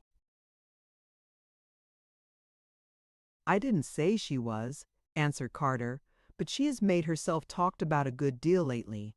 Going around with Rivers, as she does, isn't the most discreet thing in the world. Of course, it's all right, but it all makes talk, and I came across them by a grove of trees out on Malinks the other day." "Yes," observed Sargent, leaning on the back of Carter's armchair. "Yes, and I noticed, too, that she cut you dead. You fellows should have been there," he went on, in perfect good humor, turning to the others.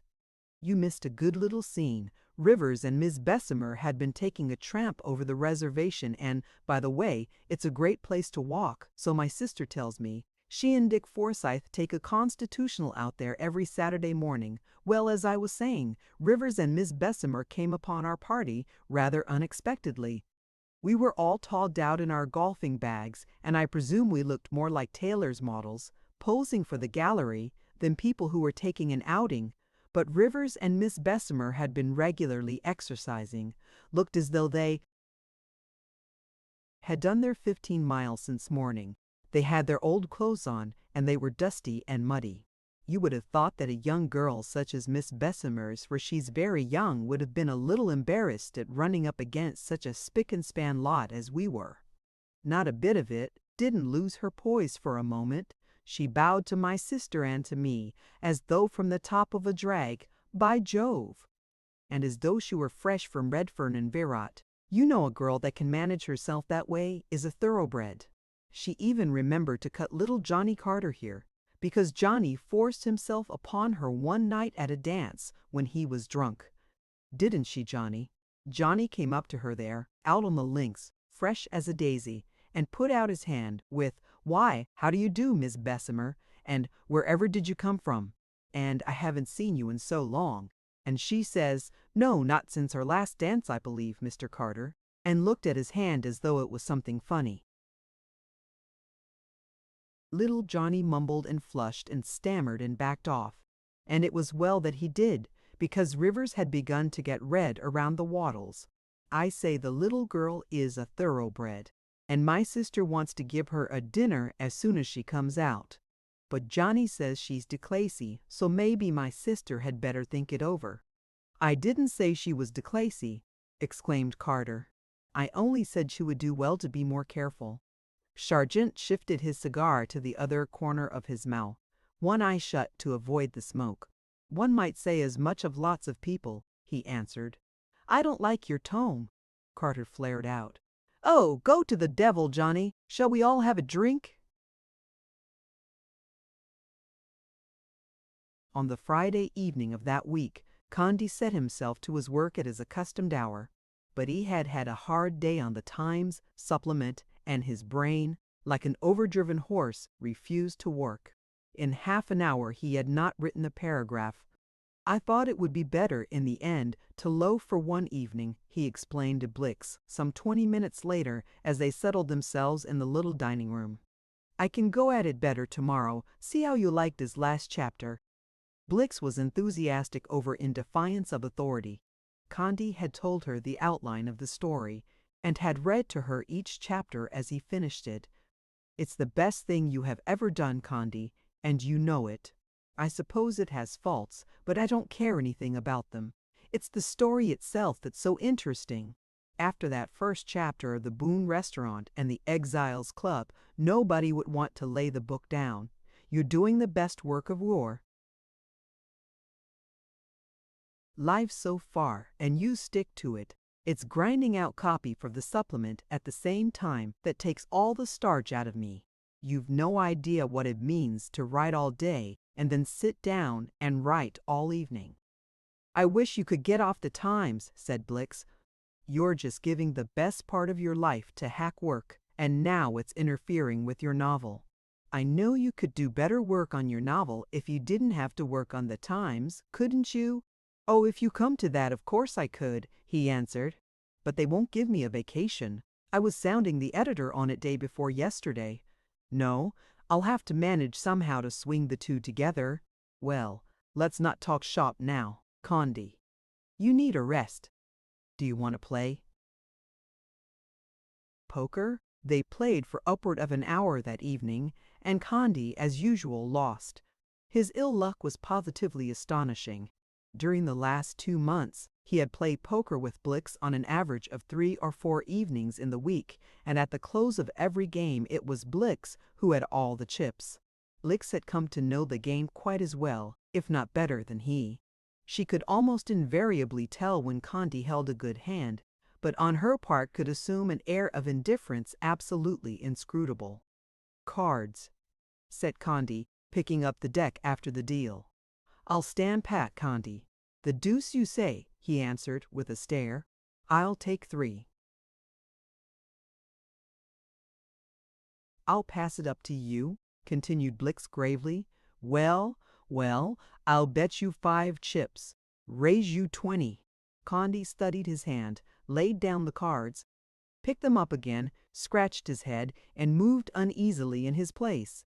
Then he threw down 2 high pairs.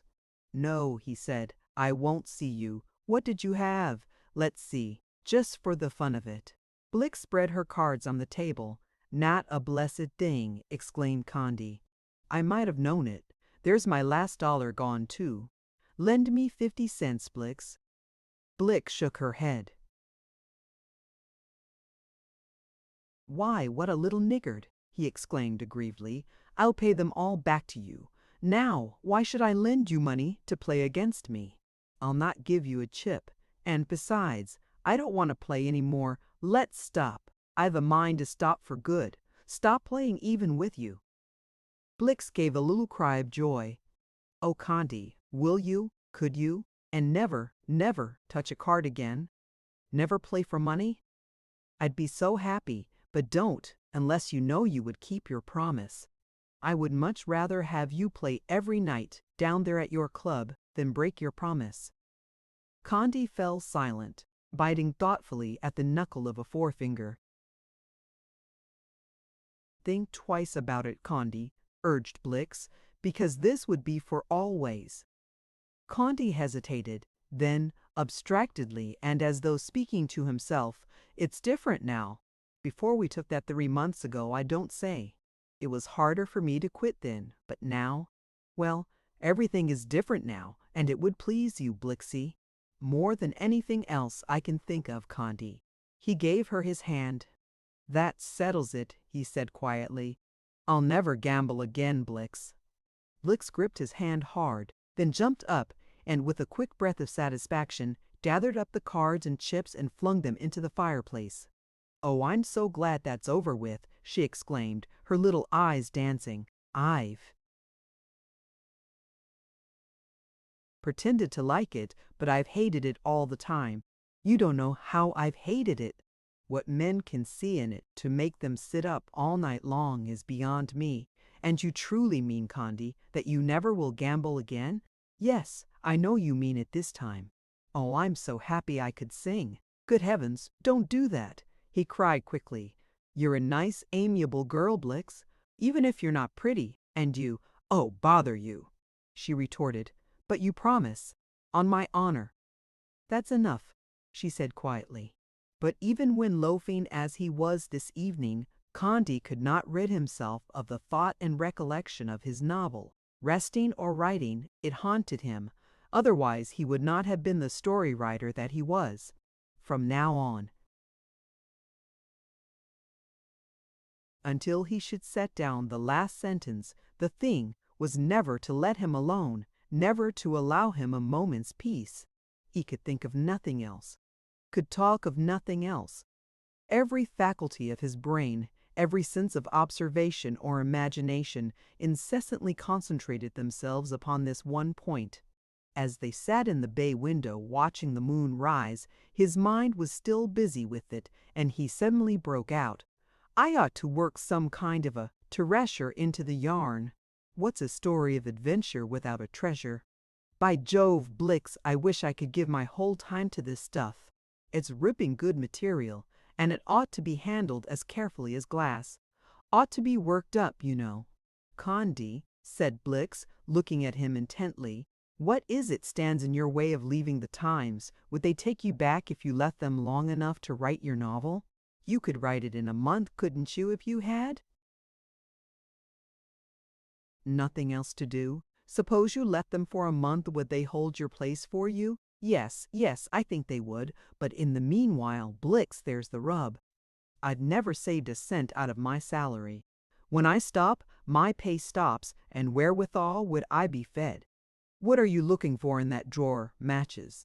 Here, I've got a match. Blix faced about at the sideboard, shutting the drawer by leaning against it. In both hands she held one of the Delft sugar bowls. She came up to the table and emptied its contents upon the blue denim table cover, 2 or 3 gold pieces, some 15 silver dollars, and a handful of small change. Disregarding all Condi's inquiries, she counted it, making little piles of the gold and silver and nickel pieces.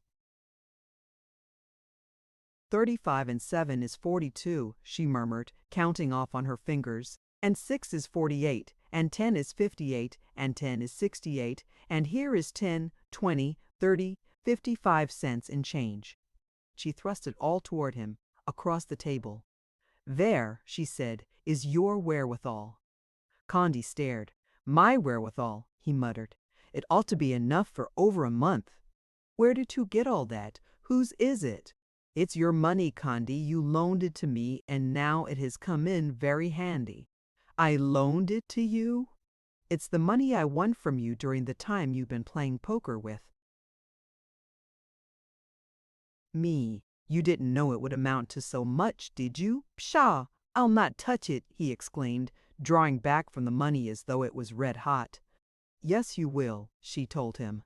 "I've been saving it up for you, Condi, every penny of it, from the first day we played down there at the lake, and I always told myself that the moment you made up your mind to quit playing, I would give it back to you."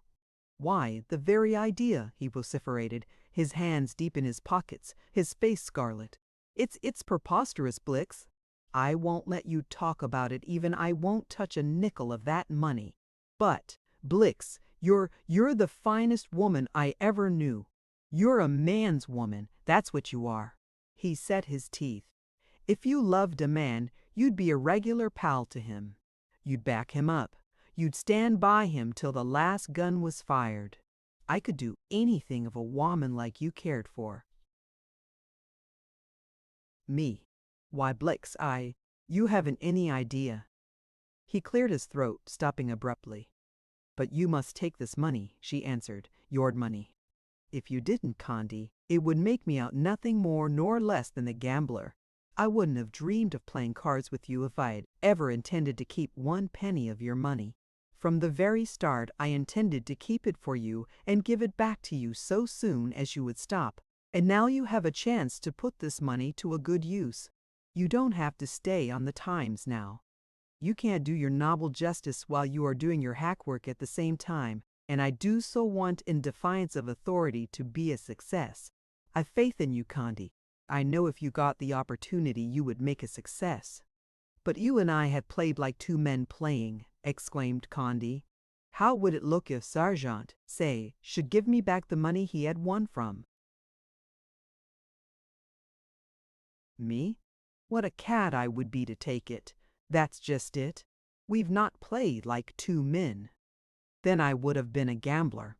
I've played with you because I thought it would make a way for you to break off with the habit.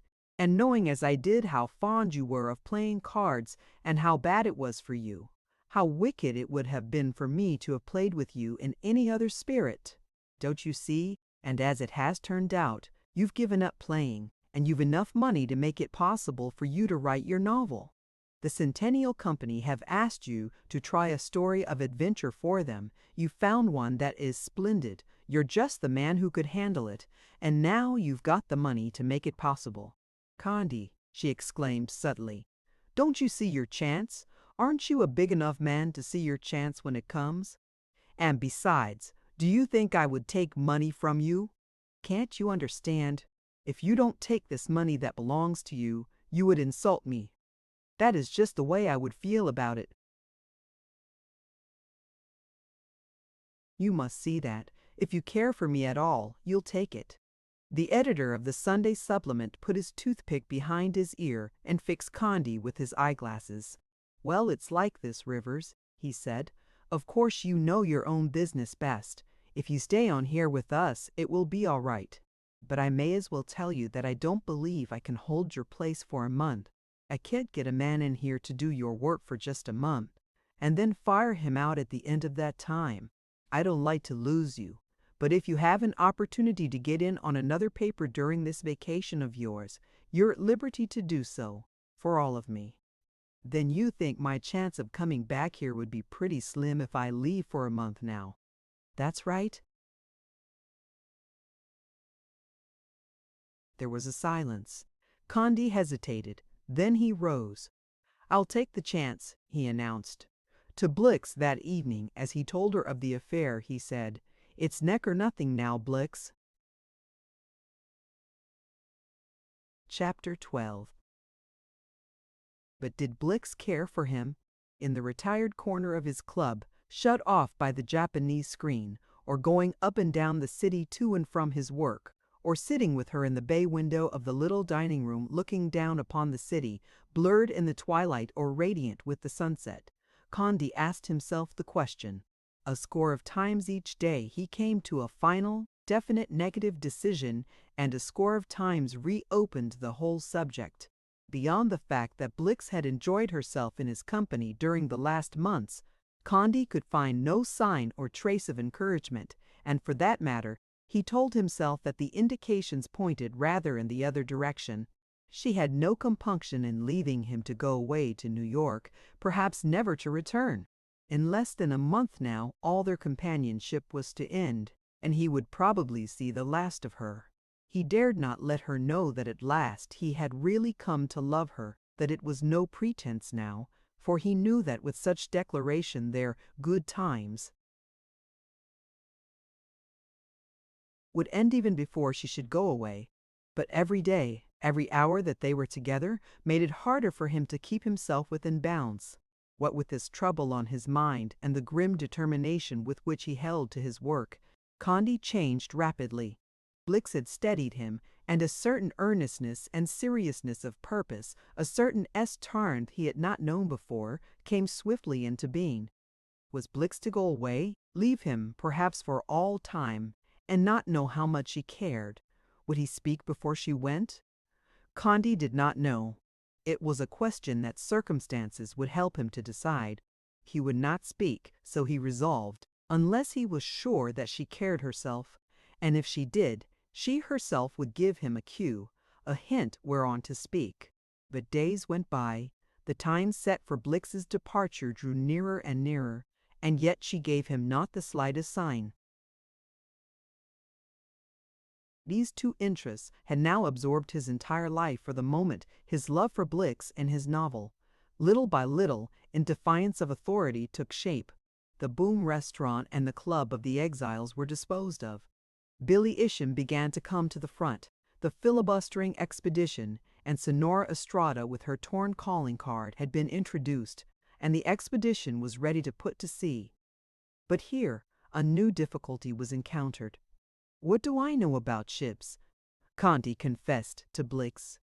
"If Billy Isham is going to command a filibustering schooner, I've got to know something about a schooner or pier too, anyhow. I've got to know nautical lingo, the real thing, you know. I don't believe a real sailor ever in his life said, 'Belay there,' or 'Avast.' We'll have to go out and see Captain Jack, get some more technical detail." This move was productive of the most delightful results. Captain Jack was all on fire with interest the moment that Condi and Blix told him of the idea. "And you're going to put Billy Isham in a book. Well, strike me straight, that's a snorkin' good idea. I've always said that all Billy needed was a ticket seller and advance agent, and he was a whole show in himself." "We're going to send it east," said Blix, "as soon as it's finished and have it published." "Well, it ought to make prime readin', miss, and that's a good fetchin' title in defiance of authority." Regularly Wednesday and Sunday afternoons, Blix and Condi came out to the lifeboat station. Captain Jack received them in sweater and visored cap and ushered them into the front room. "Well, how's the yarn getting on?" Captain Jack would ask. Then Condi would read the last chapter while the captain paced the floor, frowning heavily, smoking cigars, listening to every word. Condi told the story in the first person, as if Billy Isham's partner were narrating scenes and events in which he himself had moved. Condi called this protagonist Burke Cassawan, and was rather proud of the name. But the captain would none of it. Cassawan, the protagonist, was simply "our mug." "Now," Condi would say, notebook in hand, "now, Cap, we've got down to Mazatlan. Now I want to sort of organize the expedition in this next chapter." I see, Captain Jack would exclaim, interested at once. "Wait a bit till I take off my shoes. I can think better with my shoes off." And having removed his shoes, he would begin to pace the room in his stocking feet, puffing fiercely on his cigar as he warmed to the tail, blowing the smoke out through either ear, gesturing savagely, his face flushed and his eyes kindling. "Well now, Lessie, First thing our mug does when he gets to Lawn is to communicate his arrival to Sonora Estrada telegraphs, and, by the way, have him use a cipher. What kind of cipher? Count 3 letters on from the right letter C. If you were spelling boat, for instance, you would begin with an E, the third letter, after B, then R for the O, being the third letter from O. So you'd spell boat, ERDW, and Sonora Estrada knows when she gets that dispatch that she must count 3 letters back from each letter to get the right ones. Take now such a cipher word as Ulio. That means rifle. Count 3 letters back from each letter of Ulio, and it'll spell rifle. You can make up a lot of dispatches like that, just to have the thing look natural. Savvy? Out of sight, muttered Condi, making a note. Then our mug and Billy Isham start getting a crew, and our mug, he buys a sextant there in Mazatlan, the sextant, that got out of order and spoiled everything. Or, no, don't have it a sextant, have it a quadrant, an old-fashioned ebony quadrant. Have Billy Isham buy it because it was cheap. How did it get out of order, Captain Jack? Inquired Blix. That would be a good technical detail, wouldn't it, Condi? Well, it's like this. Our mug and Billy get a schooner that's so bally small that they have to do their cooking in the cabin, quadrants on a rack over the stove, and the heat warps the joints. So when our mug takes his observation, he gets 50 miles off his course and raises the land where the government forces are watching for him. And here's another point, Cap, said Condi. We ought to work some kind of a treasure into this yarn. Can't you think up something new and original in the way of a treasure? I don't want the old game of a buried chest of money. Let's have him get track of something that's worth a fortune. Something novel. Yes, I see the idea, answered the captain, striding over the floor with great thuds of his stockinged feet. Now, Lessie, let me think, he began, rubbing all his hair the wrong way. We want something new and queer, something that ain't ever been written up before. I tell you what. Here it is. Have our mug get wind of a little river schooner that sunk 50 years before his time in one of the big South American rivers. During a flood I heard of this myself. Schooner went down and was buried 20 feet under mud and sand, and since that time you know how the big rivers act. The whole blessed course of the river has changed at that point, and the schooner is on dry land, or rather 20 feet under it, and as sound as the day she was chartered. Well, have it that when she sank she had aboard of her a cargo of 500 cases of whiskey, prime stuff, 7,000 quart bottles, sealed up tight as drums. Now, our mug nor Billy Isham either, they ain't born yesterday. No, sir, they're right next to themselves. They figure this way. This here whiskey's been kept 50 years without being moved. Now, what do you suppose 7,000 quart bottles of 50-year-old whiskey would be worth? Why, $20 a quart wouldn't be too fancy. So there you are, there's your treasure. Our mug and Billy Isham have only got to dig through 20 feet of sand to pick up $100,000, if they can find the Uschoner. Blix clapped her hands with a little cry of delight, and Condi smote a knee, exclaiming, "By Jove, that's as good as Loudon Dodd's opium ship." Why, Cap, you're a treasure in yourself for a fellow looking for stories. Then, after the notes were taken and the story talked over, Captain Jack, especially if the day happened to be Sunday, would insist upon their staying to dinner, boiled beef and cabbage, smoking coffee and pickles that K.D.B. served in a little brick-paved kitchen in the back of the station. The crew messed in their quarters overhead. K.D.B. herself was not uninteresting. Her respectability encased her like armor plate, and she never laughed without putting 3 fingers to her lips. She told them that she had at one time been a costume reader. A costume reader? Yes, reading extracts from celebrated authors in the appropriate costume of the character. It used to pay very well, and it was very refined. I used to do In a Balcony by Mr. Browning and Laska the same evening, and it always made a hit. I'd do in a balcony first, and I'd put on a Louis Squinzet the 15th gown and wig to match over a female cowboy outfit. When I'd finished in a balcony, I'd do an exit and shunt the gown and wig to match and come on as Lasca with thunder noises off. It was one of the strongest effects in my repertoire, and it always got me a curtain call, and Captain Jack would wag his head and murmur, "Extraordinary, extraordinary."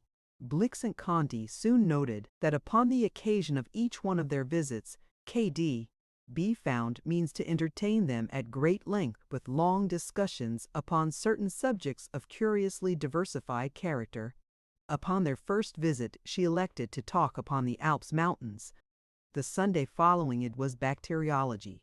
On the next Wednesday it was crystals, while for 2 hours during their next visit to the station, Conti and Blix were obliged to listen to K.D.'s interminable discourse on the origin, history, and development of the kingdom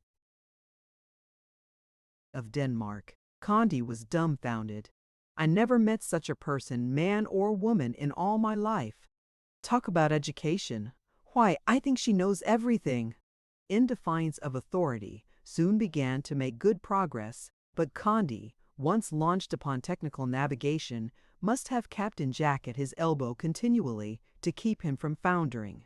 In some sea novel he remembered to have come across the expression garboard streak, and from the context guessed it was to be applied to a detail of a vessel's construction. In an unguarded moment he had written that his schooner's name was painted in showy gilt letters upon her garboard streak. "What's the garboard streak, Conti?" Blix had asked when he had read the chapter to her. "That's where they paint her name," he declared promptly. "I don't know exactly, but I like the sound of it." But the next day, when he was reading this same chapter to Captain Jack, the latter suddenly interrupted with an exclamation as of acute physical anguish. "What's that?" "Read that last over again," he demanded. When they had come within a few boats' lengths, read Conti, they were able to read the schooner's name, painted in showy gilt letters upon her garboard streak. "My God!" gasped the captain, clasping his head. Then, with a shout, "Garboard streak! Garboard streak! Don't you know that the garboard streak is the last plank next the keel?" "You mean counter, not garboard streak. That regularly gravelled me, that did." They stayed to dinner with the couple that afternoon, and for half an hour afterward K.D.B. told them of the wonders of the caves of Elephantis. One would have believed that she had actually been at the place, but when she changed the subject to the science of fortification, Blix could no longer restrain herself. "But it is really wonderful that you should know all these things. Where did you find time to study so much?" "One must have an education," returned K.D. primly. But Conti had caught sight of a half-filled bookshelf against the opposite wall and had been suddenly smitten with an inspiration. On a leaf of his notebook he wrote, "Try her on the G's and H's," and found means to show it furtively to Blix. But Blix was puzzled, and at the earliest opportunity Conti himself said to the retired costume reader, "Speaking of fortifications, Mrs. Hoskins, Gibraltar now, that's a wonderful rock, isn't it?" "Rock?" she queried. "I thought it was an island." "Oh, no, it's a fortress. They have a castle there." "A castle?" "Something like, well, like the old Schloss at Heidelberg. Did you ever hear about or read about Heidelberg University?" But K.D.B. was all abroad now. Gibraltar and Heidelberg were unknown subjects to her, as were also inoculation, Japan, and Kosciuszko.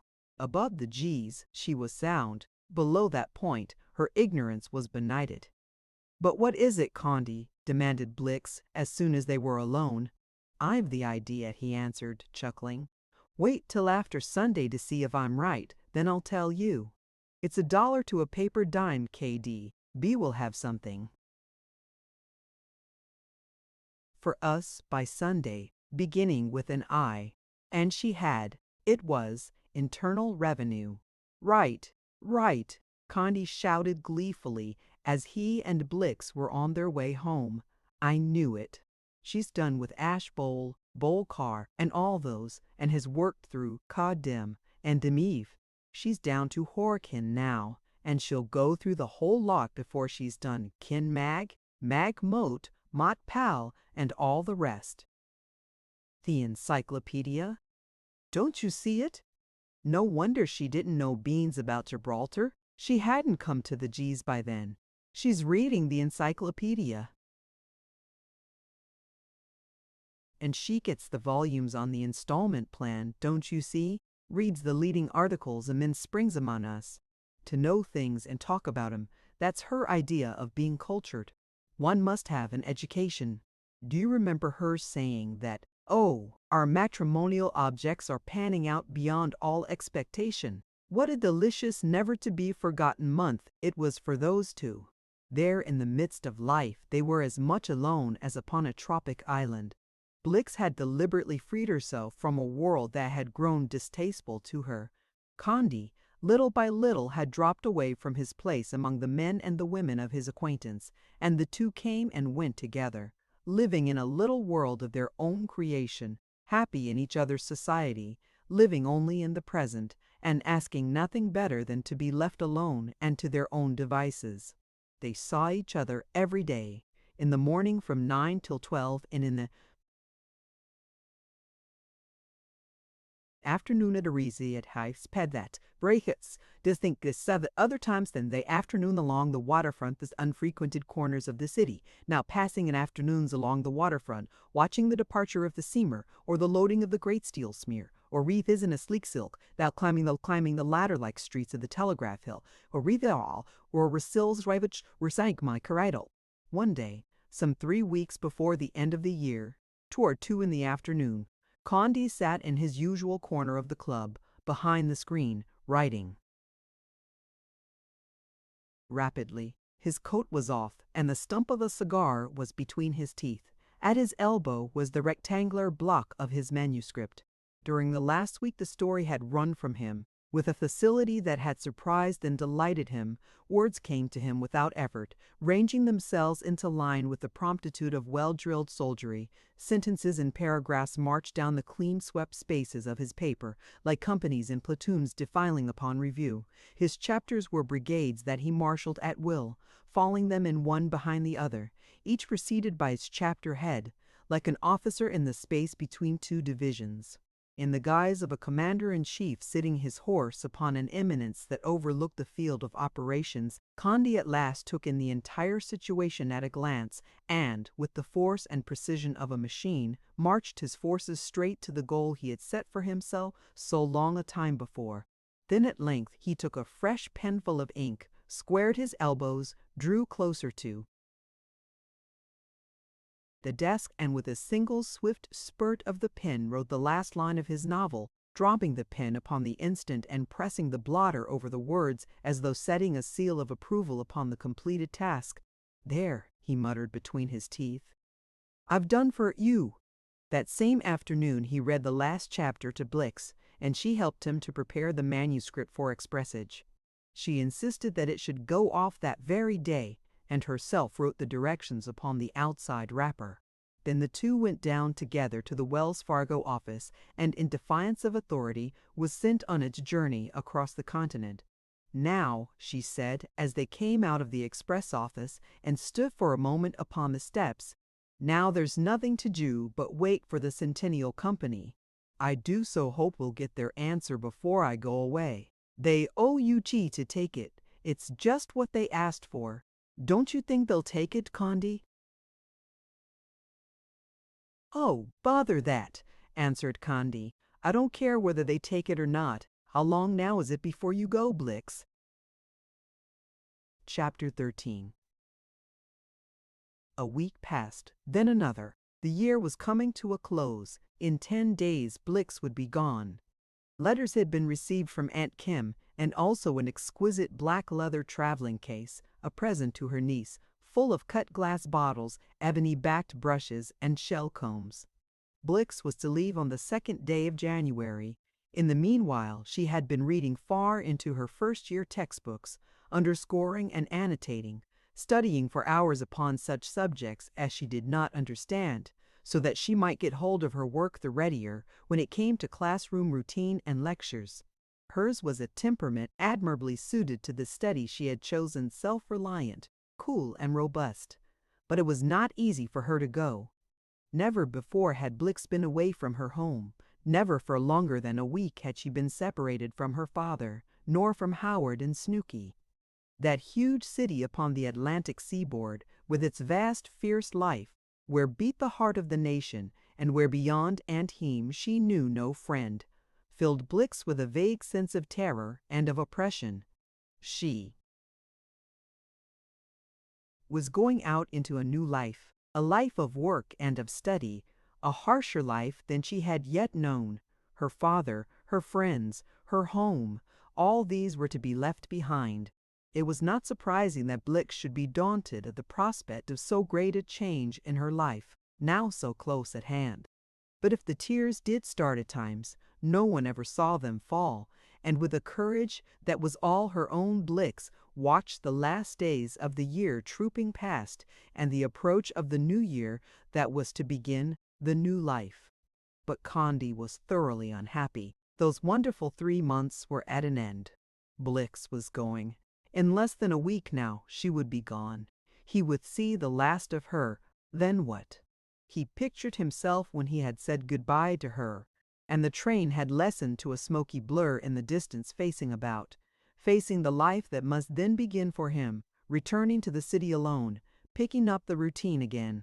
There would be nothing to look forward to then. He would not see Blix in the afternoon, would not sit with her in the evening in the little dining room of the flat overlooking the city and the bay, would not wake in the morning with the consciousness that before the sun would set he would see her again, be with her, and hear the sound of her voice.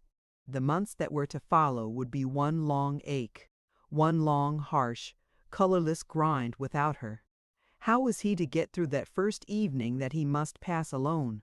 And she did not care for him. Condi at last knew this to be so. Even the poor solace of knowing that she too was unhappy was denied him. She had never loved him and never would. He was a chum to her, nothing more. Condi was too clear-headed to deceive himself upon this point. The time was come for her to go away, and she had given him no sign, no cue. The last days passed. Blix's trunk was packed, her half-section engaged, her ticket bought.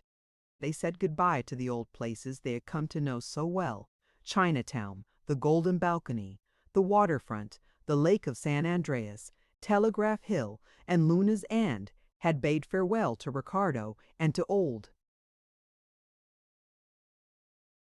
Richardson. They had left KDB and Captain Jack until the last day. Blix was to go on the 2nd of January. On New Year's Day she and Condi were to take their last walk, were to go out to the lifeboat station and then on around the shore to the little amphitheater of blackberry bushes where they had promised always to write one another on the anniversary of their first visit, and then for the last time climb the hill and go across the breezy downs to the city. Then came the last day of the old year, the last day but one that they would be together. They spent it in a long ramble along the waterfront, following the line of the shipping even as far as Meigs's wharf. They had come back to the flat for supper, and afterward, as soon as the family had left them alone, had settled themselves in the bay window to watch the new year in. The little dining room was dark, but for the indistinct blur of light that came in through the window, a light that was a mingling of the afterglow, the new risen moon, and the faint haze that the city threw off into the sky from its street lamps and electrics. From where they sat, they could look down, almost as from a tower, into the city's streets. Here a corner came into view. Further on, a great puff of green foliage, palms and pines, side by side overlooked a wall. Here a street was visible for almost its entire length, like a stream of asphalt flowing down the pitch of the hill, dammed on either side by rows upon rows of houses, while further on the vague confusion of roofs and facades opened out around a patch of green lawn the garden of some larger residence. As they looked and watched, the afterglow caught window after window, till all that quarter of the city seemed to stare up at them from 1,000 ruddy eyes. The windows seemed infinite in number, the streets endless in their complications. Yet everything was deserted. At this hour the streets were empty, and would remain so until daylight. Not a soul was stirring. No face looked from any of those myriads of glowing windows. No footfall disturbed the silence of those asphalt streets. There, almost within call behind those windows, shut off from those empty streets, 1,000 human lives were teeming, each the center of its own circle of thoughts and words and actions. And yet the solitude was profound, the desolation complete, the stillness unbroken by a single echo. The night, the last night of the old year, was fine. The white, clear light from a moon they could not see grew wide and clear over the city as the last gleam of the sunset faded. It was just warm enough for the window to be open, and for nearly 3 hours, Condi and Blix sat looking down upon the city in these last moments of the passing year, feeling upon their faces an occasional touch of the breeze that carried with it the smell of trees and flowers from the gardens below them, and the faint, fine taint of the ocean from far out beyond the heads. But the scene was not in reality silent. At times when they listened intently, especially when they closed their eyes, there came to them a subdued, steady bourdon, profound, unceasing, a vast, numb murmur, like no other sound in all the gamut of nature, the sound of a city at night, the hum of a great conglomerate life wrought out there from moment to moment, under the stars and under the moon, while the last hours of the old year dropped quietly away. A star fell. Sitting in the window, the two noticed it at once, and Condi stirred for the first time in 15 minutes. "That was a very long one," he said in a low voice. "Blix, you must write to me. We must write each other often." "Oh yes," she answered. "We must not forget each other. We have had too good a time for that." 4 years is a long time," he went on. "Lots can happen in 4 years. Wonder what I'll be doing at the end of 4 years? We've had a pleasant time while it lasted, Blix. Haven't we?" she said, her chin on her hand, the moonlight shining in her little dark brown eyes. Well, he was going to lose her. He had found out that he loved her only in time to feel the wrench of parting from her all the more keenly. What was he to do with himself after she was gone? What could he turn to in order to fill up the great emptiness that her going would leave in his daily life? And was she never to know how dear she was to him? Why not speak to her? Why not tell her that he loved her? But Condi knew that Blix did not love him, and the knowledge of that must keep him silent. He must hug his secret to him, like the Spartan boy with his stolen fox, no matter how grievously it hurt him to do so. He and Blix had lived through 2 months of rarest, most untroubled happiness, with hardly more self-consciousness than 2 young and healthy boys. To bring that troublous, disquieting element of love between them, unrequited love of all things, would be a folly. She would tell him, must in all honesty tell him, that she did not love him, and all their delicious camaraderie would end in a scene. Condi, above everything, wished to look back on those 2 months, after she had gone, without being able to remember therein one single note that jarred. If the memory of her was all that he was to have, he resolved that at least that memory should be perfect. And the love of her had made a man of him. He could not forget that, had given to him just the strength that made it possible for him to keep that resolute, grim silence now. In those 2 months he had grown 5 years. He was more masculine, more virile. The very set of his mouth was different. Between the eyebrows, the cleft had deepened. His voice itself vibrated to a heavier note. No, so long as he should live, he, man-grown as he was, could never forget this girl of 19 who had come into his life so quietly, so unexpectedly, who had influenced it so irresistibly and so unmistakably for its betterment, and who had passed out of it with the passing of the year. For a few moments, Condi had been absent-mindedly snapping the lid of his cigarette case while he thought. Now he selected a cigarette, returned the case to his pocket, and fumbled for a match. But the little gun-metal case he carried was empty. Blix rose and groped for a moment upon the mantel-shelf, then returned and handed him a match and stood over him while he scraped it under the arm of the chair wherein he sat. Even when his cigarette was lighted, she still stood there, looking at him, the fingers of her hands clasped in front of her, her hair one side of her cheek, her chin and sweet round neck outlined by the faint blur of light that came from the open window. Then quietly she said, "Well, Condi? Well, Blix?" "Just well," she repeated. "Is that all? Is that all you have to say to me?" He gave a great start. "Blix," he exclaimed, "is that all? And you're going to let me go away from you for so long and say nothing more than that to me? You think you have been so careful, think you have kept your secret so close? Condi, don't you suppose I know? Do you suppose women are so blind? No, you don't need to tell me. I know I've known it. Oh, for weeks. You know what?" he exclaimed breathless, "that you have been pretending that you did not love me. I know that you do love me. I know you have been trying to keep it from me for fear it would spoil our good times, and because we had made up our minds to be chums, and have. No more foolishness.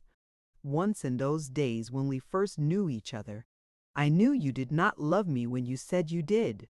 But now, since that afternoon in the Chinese restaurant, remember, I've known that you did love me, although you pretended you didn't. It was the pretense I wanted to be rid of. I wanted to be rid of it when you said you loved me and didn't, and I want to be rid of it now when you pretend not to love me, and I know you do." And Blix leaned back her head as she spoke that, no, looking at him from under her lids, a smile upon her lips. "It's the pretense that I won't have," she added. "We must be sincere with each other, you and I. Blix, do you love me?" Condi had risen to his feet. His breath was coming quick, his cigarette was flung away, and his hands opened and shut swiftly. "Oh, Blixie, little girl, do you love me?"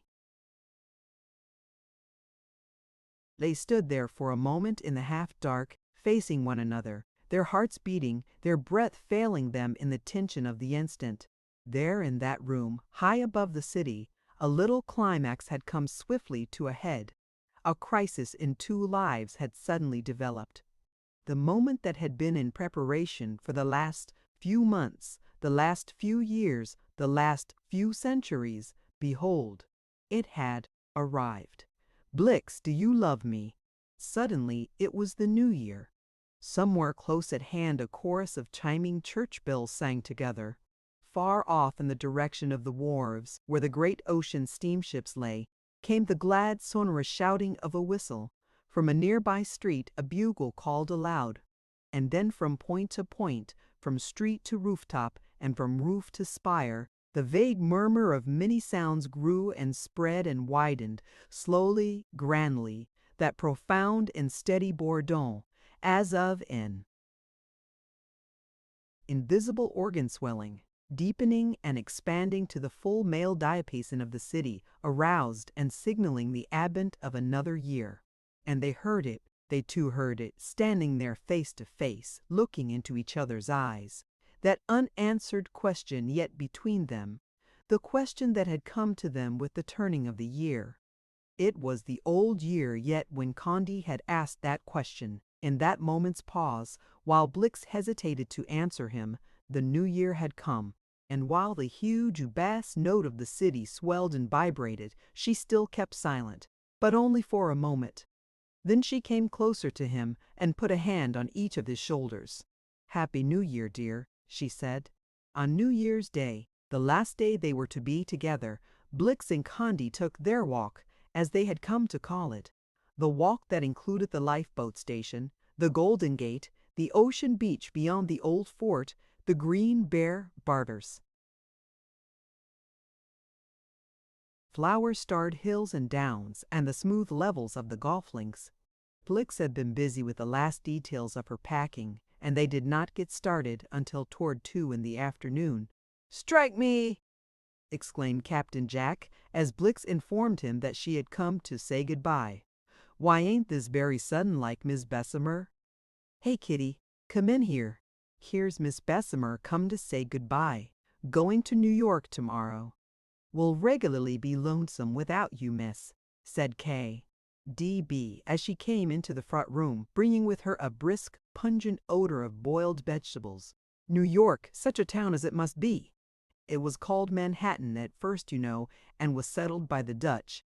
Evidently, K.D.B. had reached the ends. With such deftness as she possessed, Blix tried to turn the conversation upon the first meeting of the retired sea captain and the one-time costume reader, but all to no purpose. The matrimonial objects were perhaps a little ashamed of their personals by now, and neither Blix nor Condi were ever to hear their version of the meeting in the back dining room of Luna's Mexican restaurant.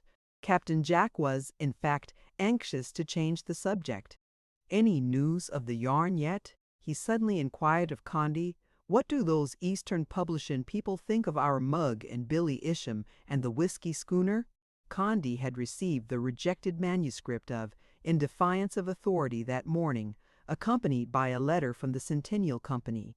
"Well," he said in answer, "they're not, as you might say, falling over themselves trying to see who'll be the first to print it. It's been returned." "The devil you say," responded the captain. "Well, that's kind of disappointing note to you, ain't it?" But Blix hastened to add, "We're not at all discouraged. We're going to send it off again right away." Then she said goodbye to them. "I don't know as you'll see me here when you come back, miss," said the captain, at the gate, his arm around K.D.B. "I've got to scheming again. Do you know," he added in a low, confidential tone, "that all the mines in California send their cleanups and gold bricks down to the Selby smelting works once every week? They send them to San Francisco first, and they are taken up to Selby's Wednesday afternoons on a little stern-wheel steamer called the Monticello. All them bricks are in a box dumped in, like so much coal, and that box sets just under the wheelhouse for'ard. How much money do you suppose them bricks represent?" "Well, I'll tell you. Last week they represented $700,000. Well now, I got a chart of the bay near Vallejo. The channel's all right, but there are mud flats that run out from shore 3 miles. Enough water for a white hull, but not enough for the patrol boat, for instance. 2 or 3 slick boys. Of a foggy night, of course. I'm not in that kind of game. But strike, it would be a deal now, wouldn't it?" "Don't you believe him, miss?" put in K.D.B. "He's just talking to show off." "I think your scheme of holding up a Cunard liner," said Condi with great earnestness, "is more feasible. You could lay across her course and fly a distress signal. She'd have to heave to." "Yes, I've been thinking of that. But look here, what's to prevent the liner taking right after your schooner after you've got the stuff aboard, just following you right around and finding out where you land?" "She'd be under contract to carry government mails," contradicted Condi. "She couldn't do that. You'd leave her mails aboard for just that reason. You wouldn't rob her of her mails. Just so long as she was carrying government mails, she couldn't stop." The captain clapped his palm down upon the gate-post. "Strike me straight. I never thought of that." Chapter 14. Blix and Condi went on along the narrow road upon the edge of the salt marshes and tules that lay between the station and the Golden Gate, on to the Golden Gate itself, and around the old grime-encrusted fort to the ocean shore, with its reaches of hard white sand, where the boulders lay tumbled and the surf grumbled incessantly.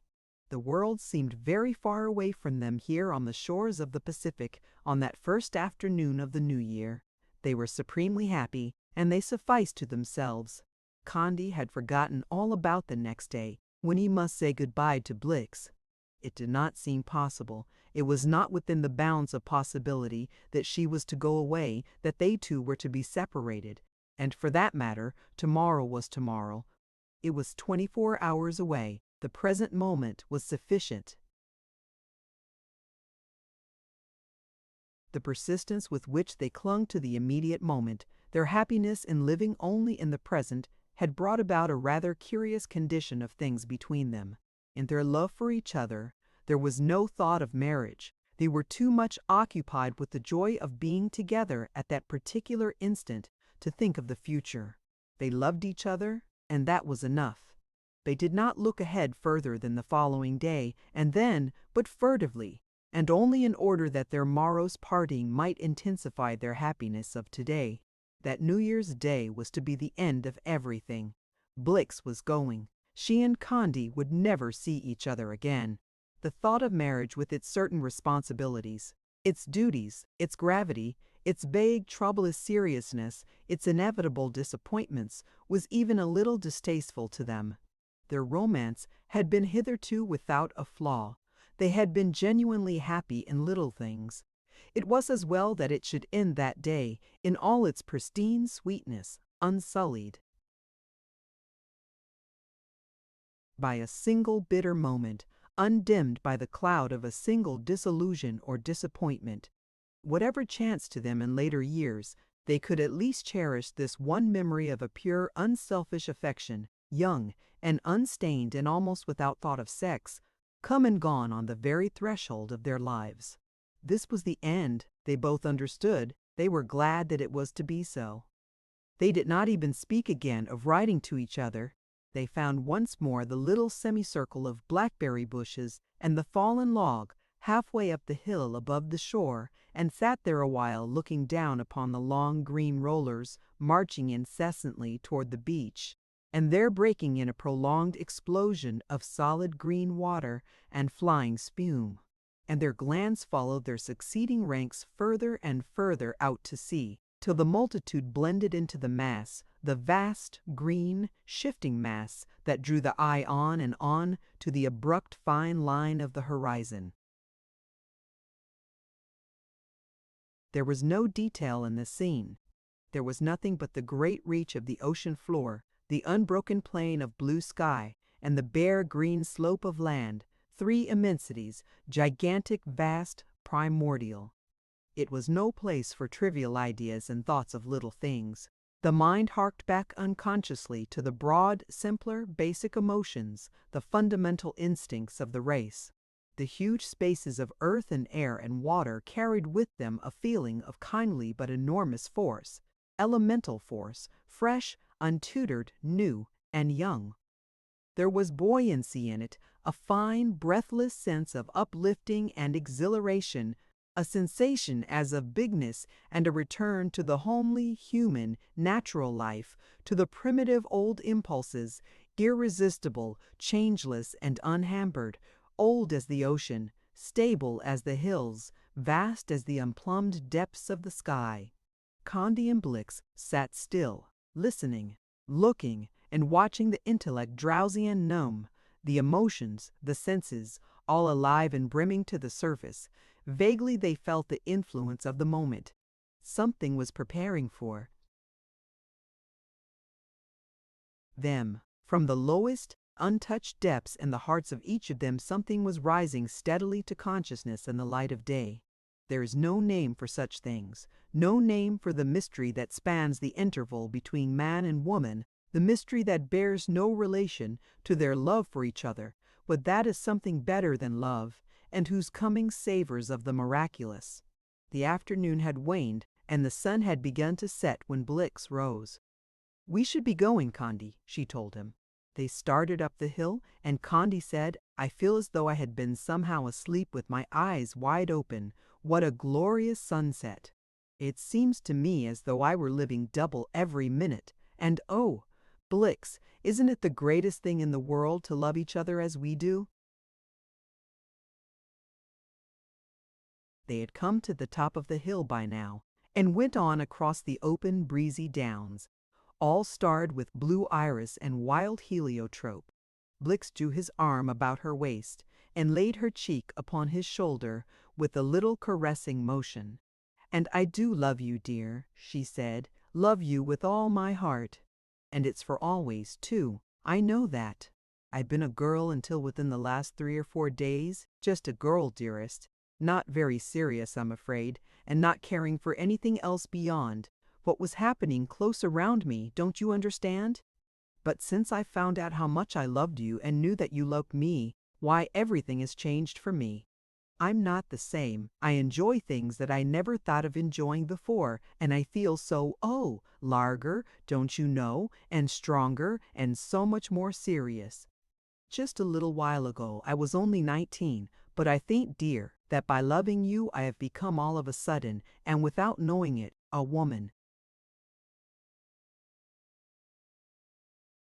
A little trembling ran through her with the words. She stopped and put both arms around his neck, her head tipped back, her eyes half closed, her sweet yellow hair rolling from her forehead. Her whole dear being radiated with that sweet, clean perfume that seemed to come alike from her clothes, her neck, her arms, her hair, and mouth, the delicious, almost divine, feminine aroma that was part of herself. "You do love me, Condi, don't you, just as I love you?" Such words as he could think of seemed pitifully inadequate. For answer he could only hold her the closer. She understood. Her eyes closed slowly, and her face drew nearer to his. Just above a whisper, she said, "I love you, dear. I love you, Blix." And they kissed each other then upon the mouth. Meanwhile the sun had been setting. Such a sunset! The whole world, the three great spaces of sea and land and sky, were incarnadined with the glory of it. The ocean floor was a blinding red radiance, the hills were amethyst, the sky one gigantic opal, and they too seemed poised in the midst of all the chaotic glory of a primitive world. It was New Year's Day. The earth was new, the year was new, and their love was new and strong. Everything was before them. There was no longer any past, no longer any present. Regrets and memories had no place in their new world. It was hope, hope, hope that sang to them and called to them and smote into life the new king blood of them. Then suddenly came the miracle, like the flashing out of a new star, whose radiance they felt but could not see, like a burst of music whose harmony they felt but could not hear. And as they stood there alone in all that simple glory of sky and earth and sea, they knew all in an instant that they were for each other, forever and forever, for better or for worse, till death should them part.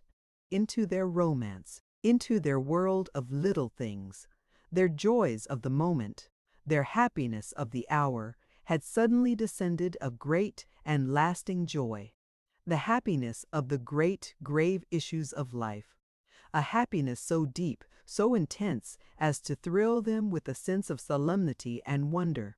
Instead of being the end, that New Year's Day was but the beginning of their real romance. All the fine, virile, masculine energy of him was aroused and rampant. All her sweet, strong womanliness had been suddenly deepened and broadened. In fine, he had become a man and she woman. Youth, life, and the love of man and woman, the strength of the hills, the depth of the ocean, and the beauty of the sky at sunset. That was what the new year had brought to them. "It's goodbye, dear, isn't it?" said Blix. But Condi would not have it so.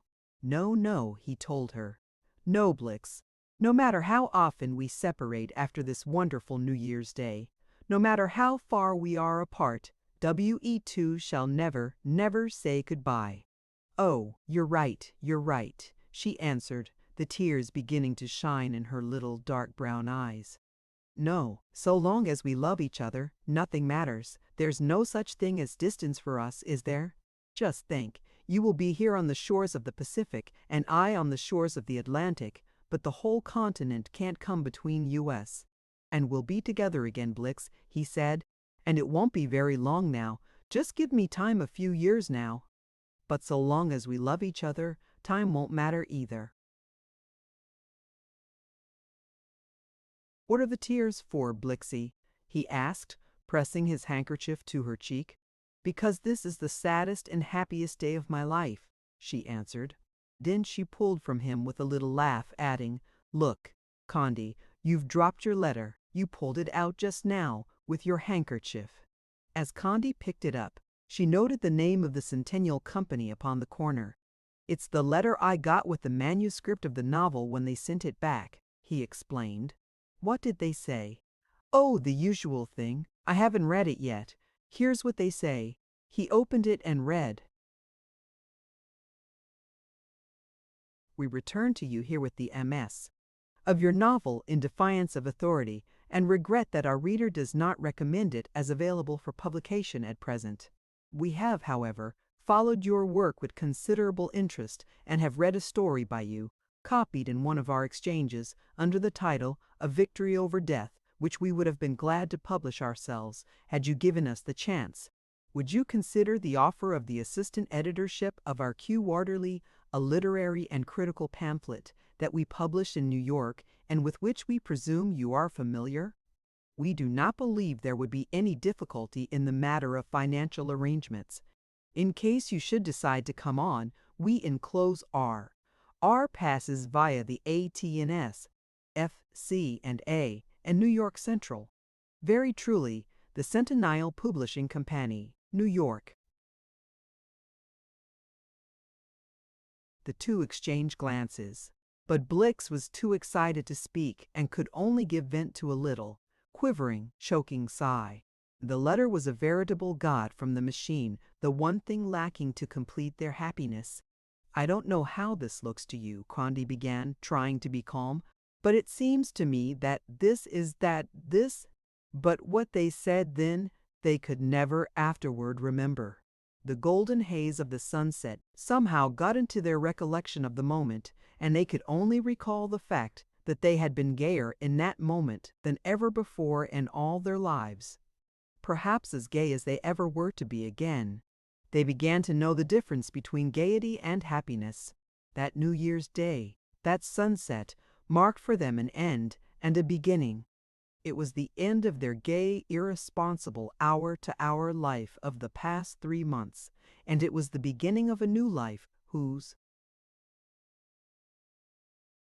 possibilities of sorrow and of trouble, of pleasure and of happiness, were greater than aught they had yet experienced. They knew this. They felt it instinctively, as with a common impulse they turned and looked back upon the glowing earth and sea and sky, the breaking surf, the beach, the distant, rime-encrusted, ancient fort, all that scene that to their eyes stood for the dear, free, careless companionship of those last few months. Their newfound happiness was not without its sadness already. All was over now. Their solitary walks, the long, still evenings in the little dining room overlooking the sleeping city, their excursions to Luna's, their afternoons spent in the golden Chinese balcony, their mornings on the lake, calm and still and hot. Forever and forever they had said goodbye to that life. Already the sunset was losing its glory. Then, with one last look, they turned about and set their faces from it to the new life, to the east, where lay the nation. Out beyond the purple bulwarks of the Sierras, far off, the great, grim world went clashing through its grooves. The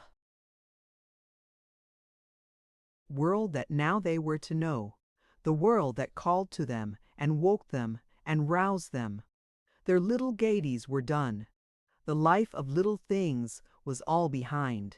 Now for the future. The sterner note had struck. Work was to be done. That too the new year had brought to them, work for each of them, work and the world of men. For a moment they shrank from it, loth to take the first step beyond the confines of the garden wherein they had lived so joyously and learned to love each other. And as they stood there, facing the gray and darkening eastern sky, their backs forever turned to the sunset, Blix drew closer to him, putting her hand in his, looking a little timidly into his eyes. But his arm was around her, and the strong young force that looked into her eyes from his gave her courage. "A happy new year, dear," she said. "A very, very happy new year, Blix," he answered. The end. The end. Thank you for listening to this story. I hope you enjoyed the journey, the characters, and the world they carried with them.